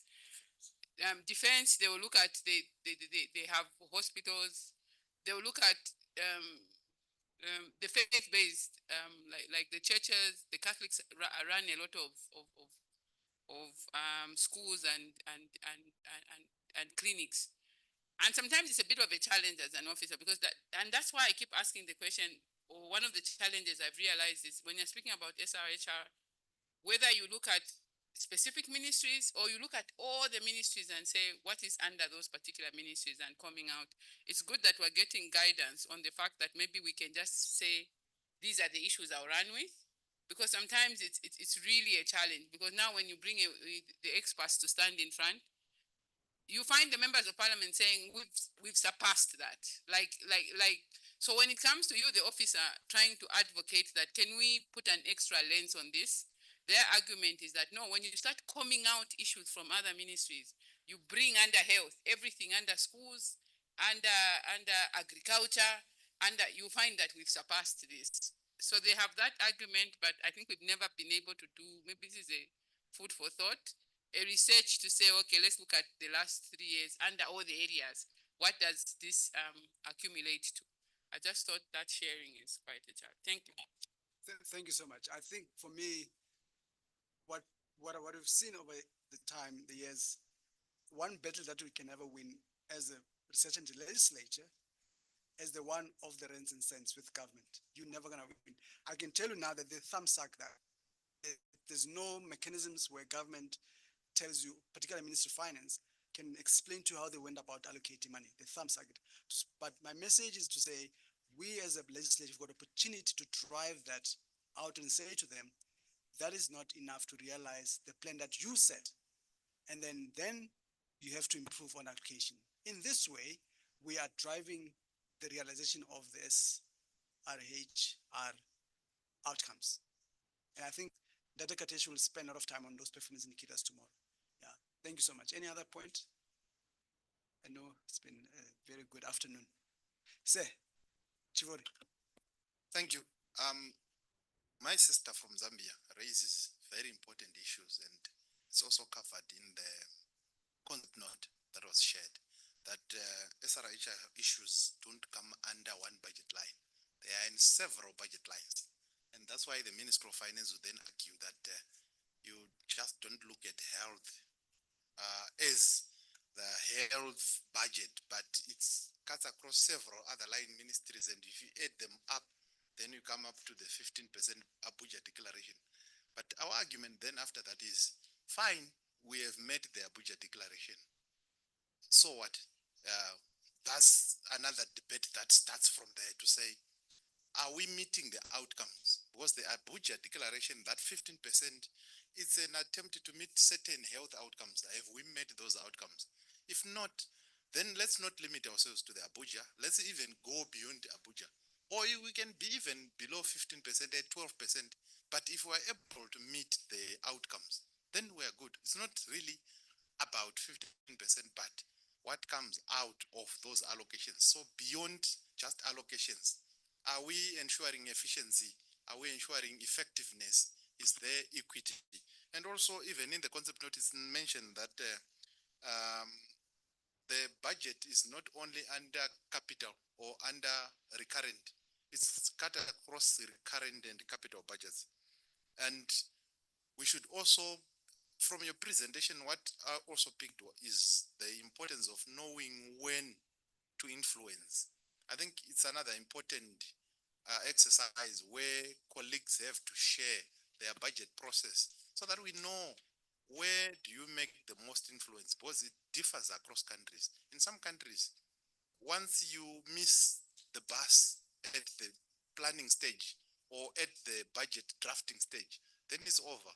You can't influence budget implementation or the budget after it's presented in parliament. But in some instances, all the stages are very key. And as a budget researcher or as an SRHR researcher, you need to work throughout the year to influence, be it allocations, to influence even the implementation, because you know you're effective. So it's important to know the entry spaces as an SRHR researchers.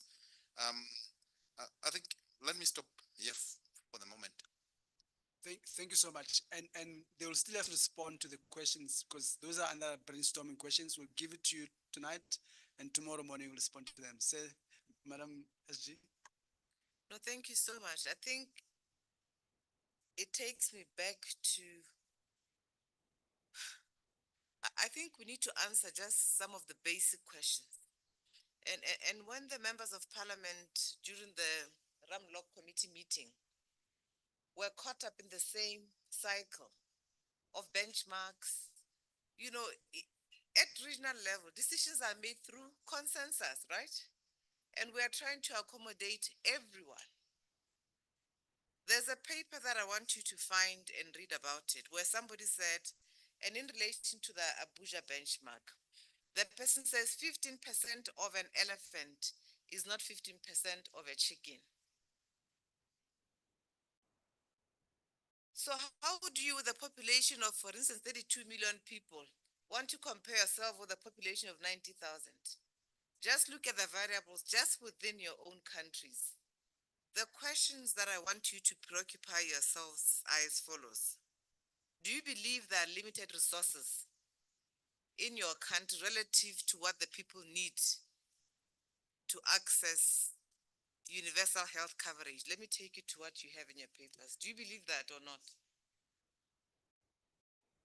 Are we lost? Can we stand up and answer me? That's a very, very important question, by the way. Because, okay, yeah, do you believe that? Or you are just, your project is about universal health coverage, right? One of the pillars. Do you understand what it's all about?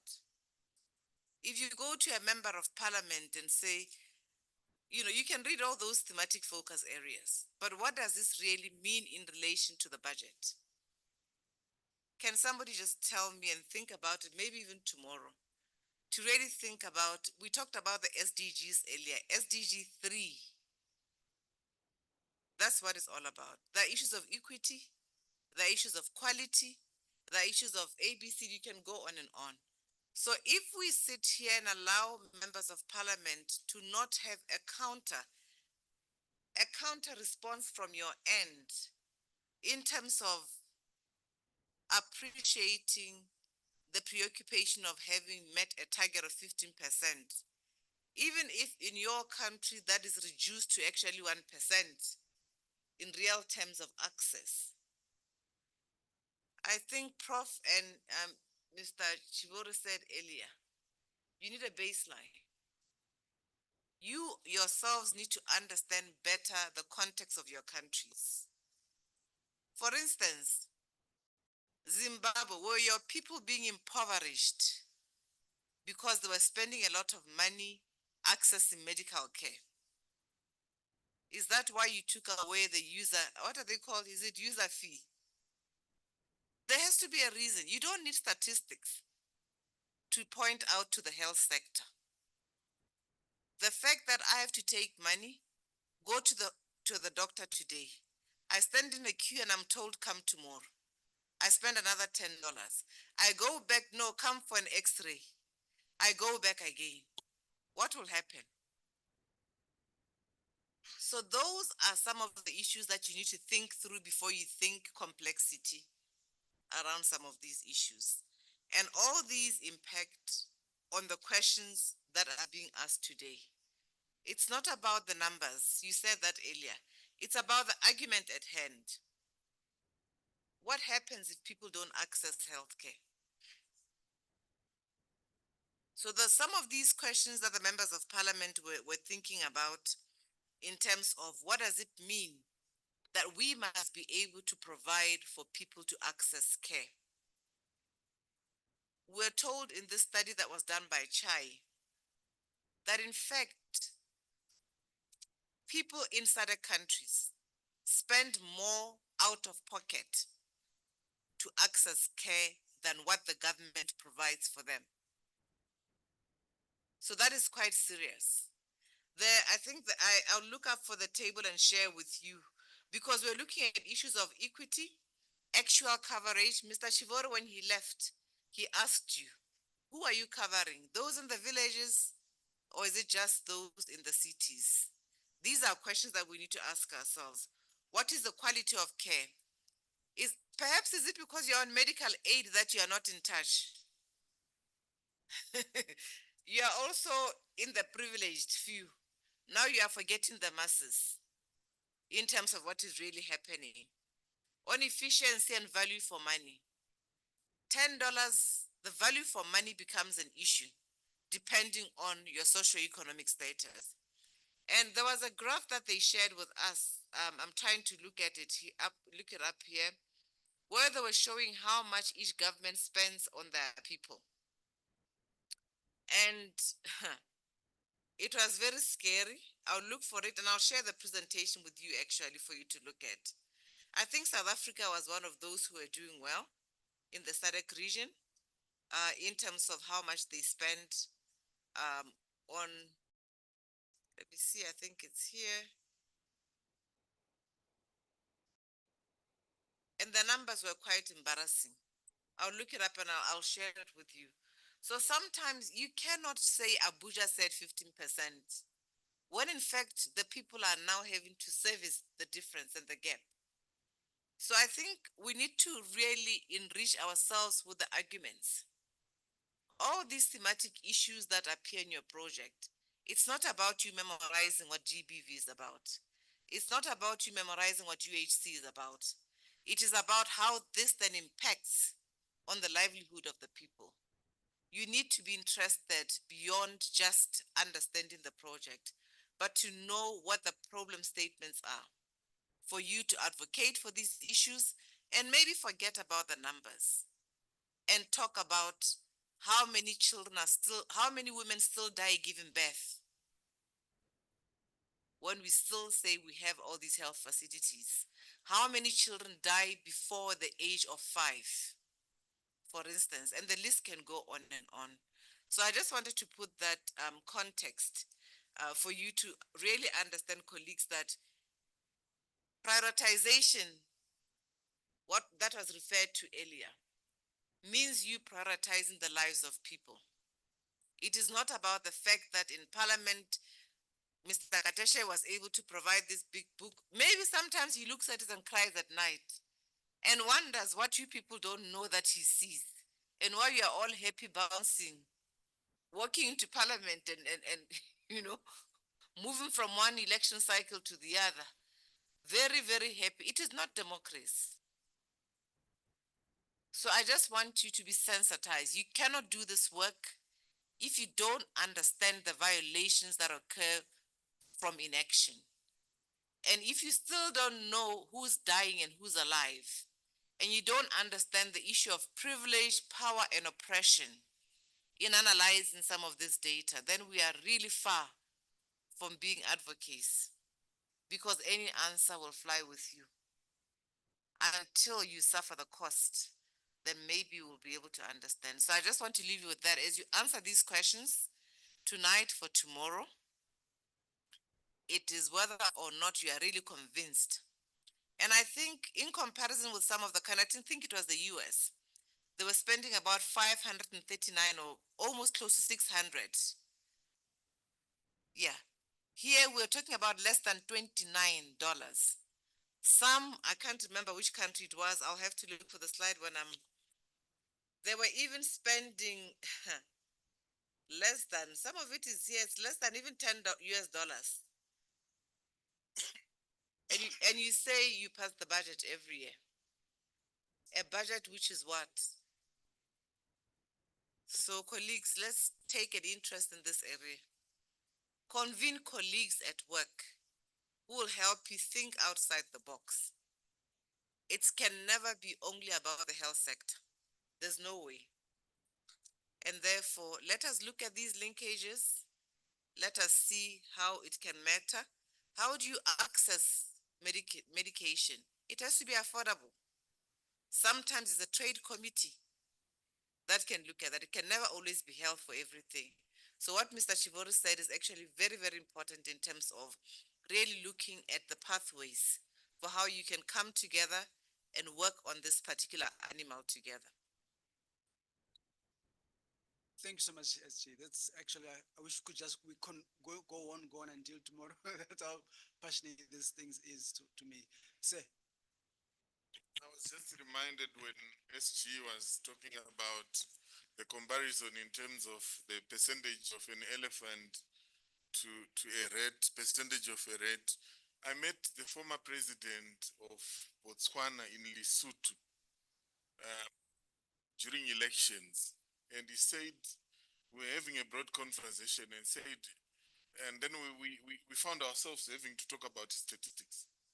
And then he said, once I had the president meeting the people sessions going out into the villages, and at one of the rallies, an old man stood up and said, Mr. President, now that you are coming up with this intervention around mitigation for drought for the farmers that had lost livestock, he said, I've lost 50% of my head to drought. The president was moved and he assigned his staff. Please follow up with the old man. We see what we can do for him. And on further interrogation, they actually discovered the old man had 2 cows. He had lost one and he had lost 50%. So when Mr. Chore talks about, but yes, the situation changed. Assuming you have ticked and you said Abuja 15%, then what? And for a researcher, that's our starting point. Thank you very much. thanks so much, madam. Thank you so much, sir. Thank you very much as well. I got through by what SG also alluded. But my concern now is, especially as researchers, I think we have to be reminded to be reflecting on our results framework. It's not only about Abuja, like we all know, most of our reports, we are focusing on the increase, how much have we increased to? Maybe we are coming from 9 to 10 or 10 to 12, a decrease. But if you look, I don't want to go through it because it's not our time now to do so. But go and reflect on the theory of change and look at outcome 3.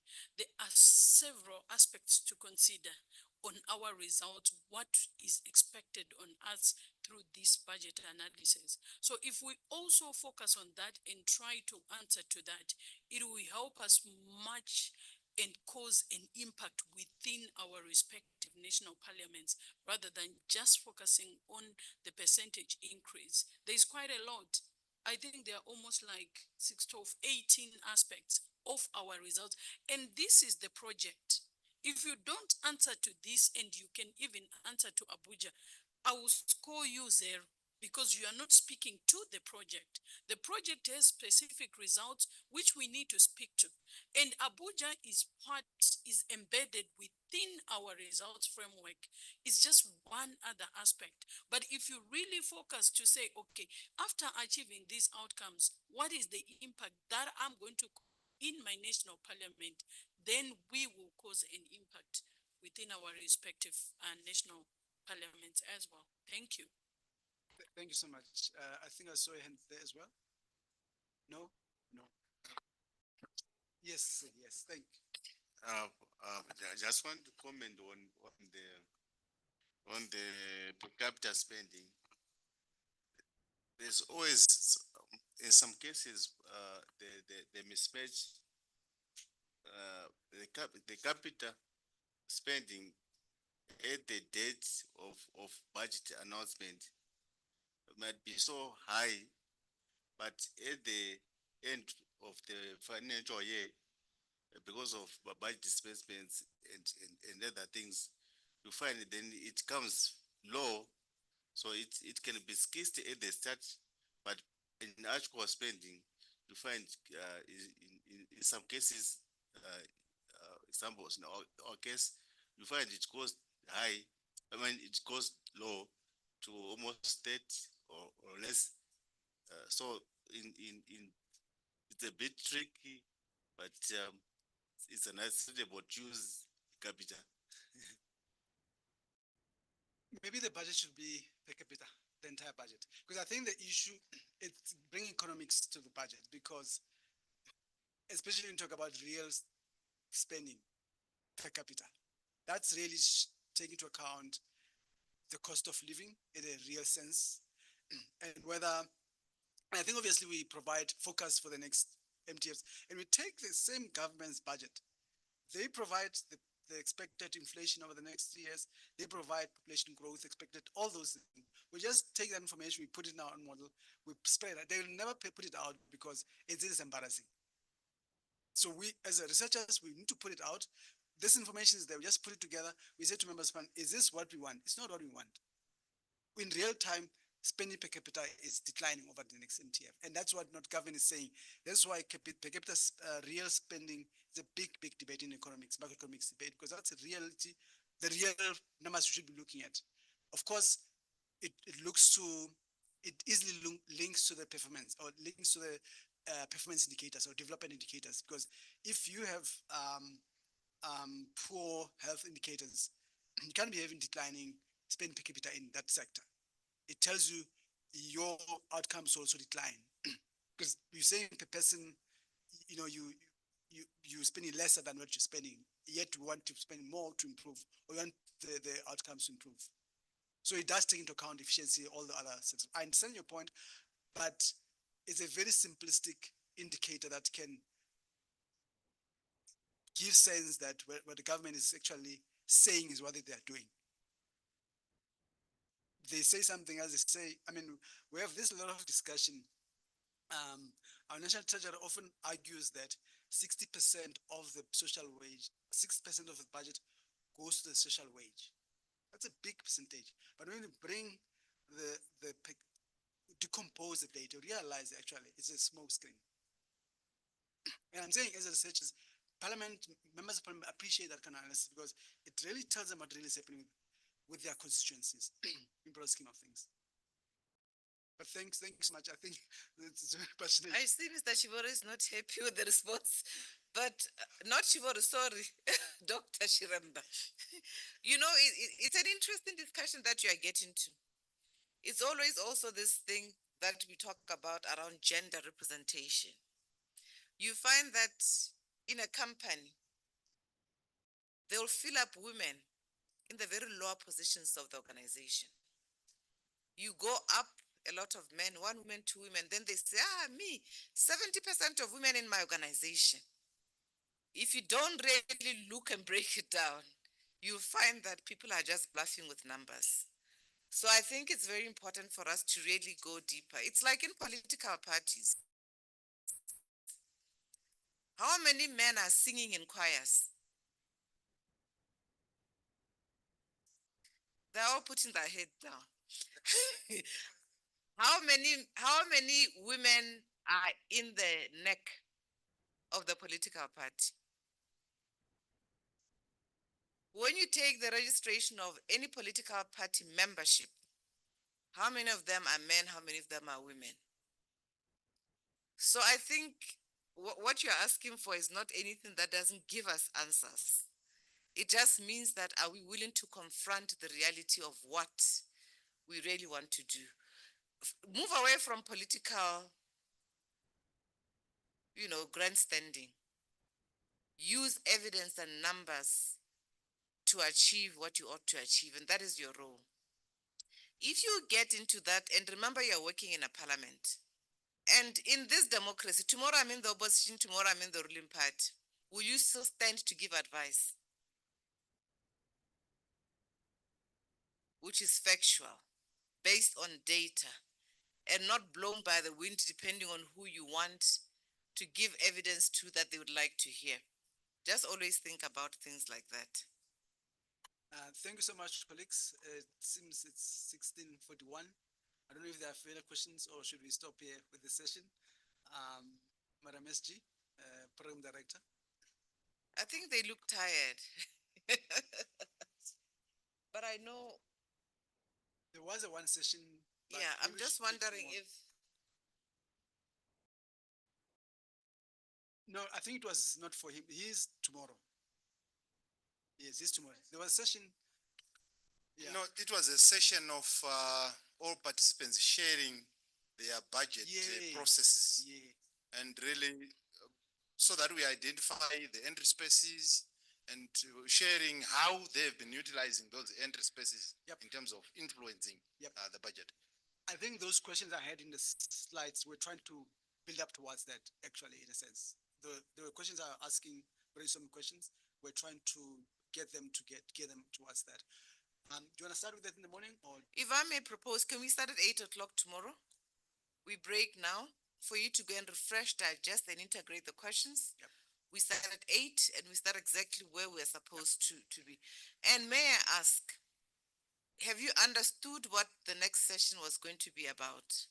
And if you don't, could you kindly get clarity before we break so that tomorrow you'd have consulted, you'd have been able to be in a better position to say, I still don't understand how to utilize this data, so that we don't come back and then we're just flying through the process.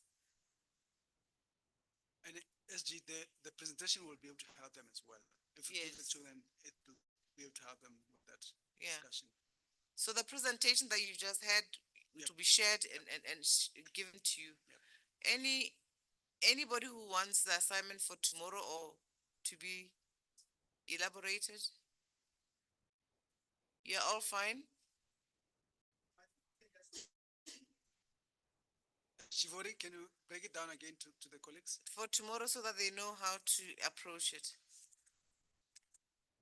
A round of applause for the... Thank you so much. Thank you so much. Thank you. Let me speak from where I'm sitting. Okay.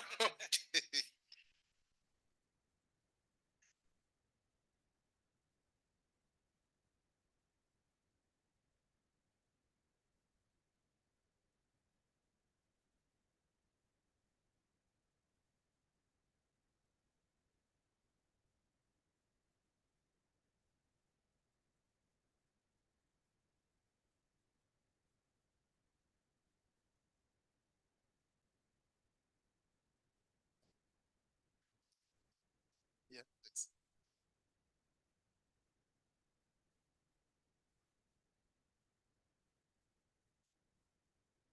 So, colleagues, Dr. Jandis made a presentation where he looked at broadly the Constitution of South Africa, the policies as they support SRHR issues, the budget process, and he then looked at analysis of the budget. What do we look for when we are saying we are analyzing the budget? That's why he was saying we also look at per capita spending. It was important to also look at allocation or spending per person rather than looking at it broadly, which I'll then give Mr. Chiremba an assignment.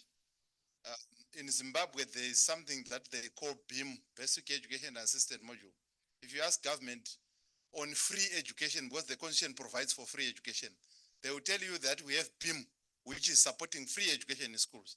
And they are targeting 1.5 million students.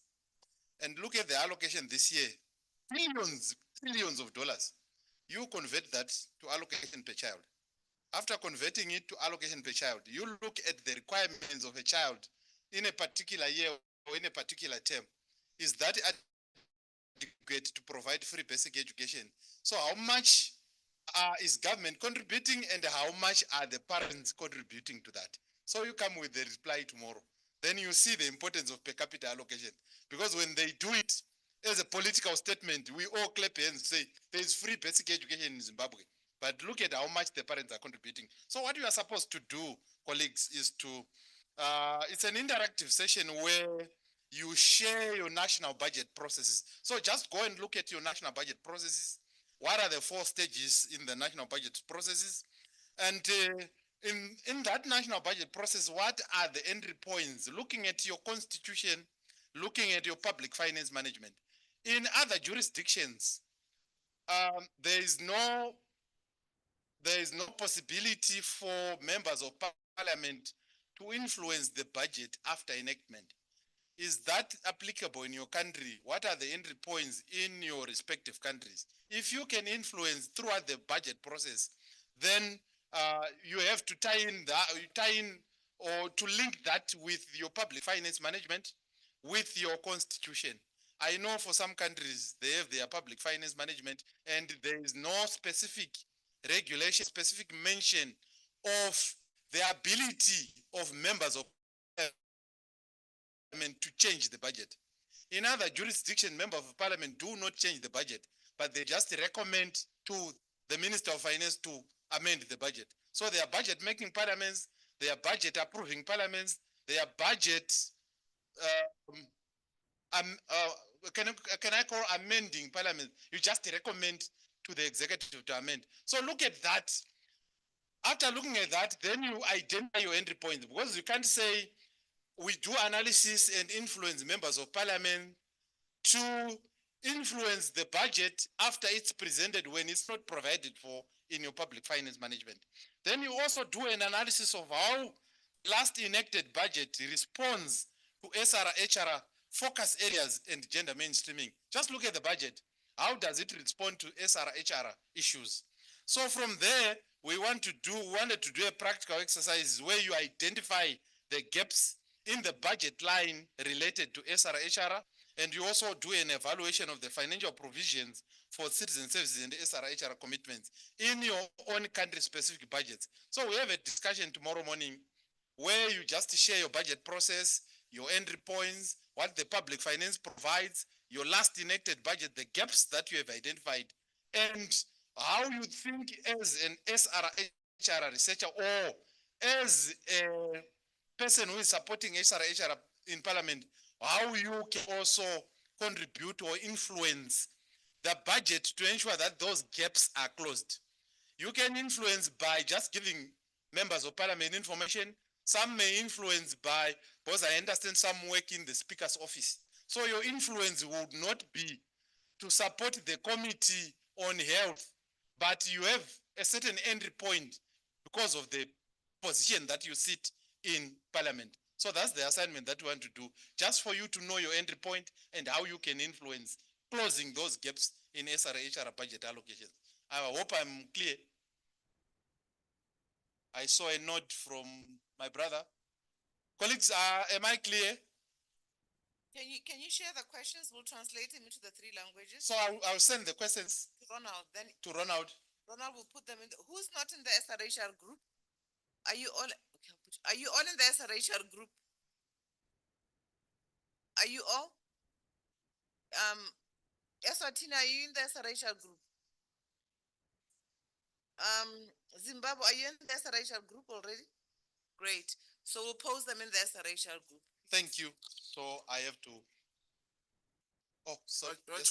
Before we go, colleagues, tomorrow when we start in the morning, one of the things that we are going to do is to do a run through of our social media pages.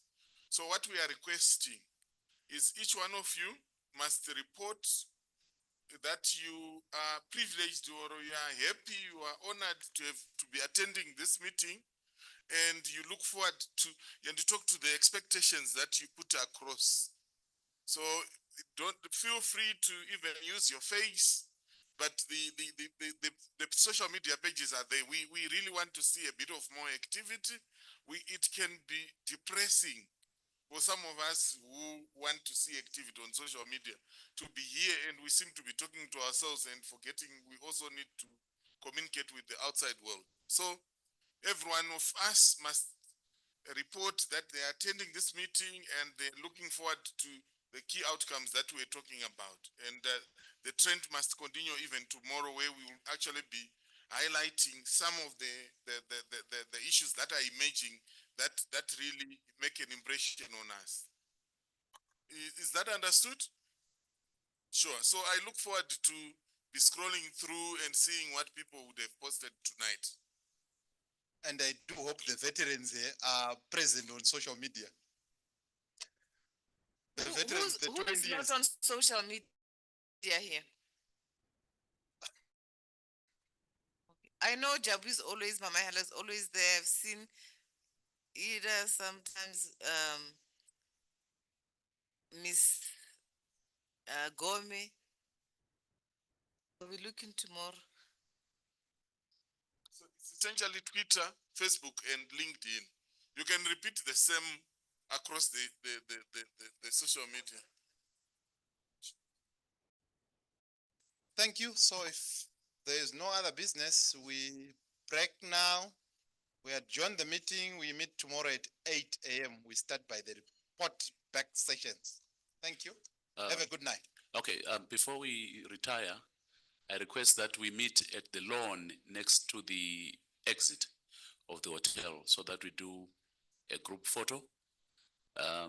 We're not going to put any chairs, so the SG will be flanked by our resource persons and we stand in the lawn and we take a photograph before we retire. Thank you very much. I'm going there now, so please let's follow each other straight to the lawn that is next to the exit of the hotel. Thank you. Mr. Magaza, the makeup has melted. The theory has confused our faces. Are you sure you want us to take a picture in this state? Ronald and I agonized about that. We're looking around and indeed the makeups seem to have thawed a bit, but a lot of us tend to be smartly dressed on day one. So I thought we could try something today and then do something tomorrow as well. What is the consensus? Do we do it tomorrow? Okay, get ready for a group photograph tomorrow in the morning. When we do our first tea break, we go down and we do a photograph. Thank you. Mr. Magaza, also, can you please take, what do you call headshot? What do you call those shots for each researcher? What do you call those pictures? Yes, they are called mug shots. Just take them for each researcher. Yeah. We must do a collage. So when we do our group photo, the researchers please stay behind and then we do it, head and shoulder firing squad photographs.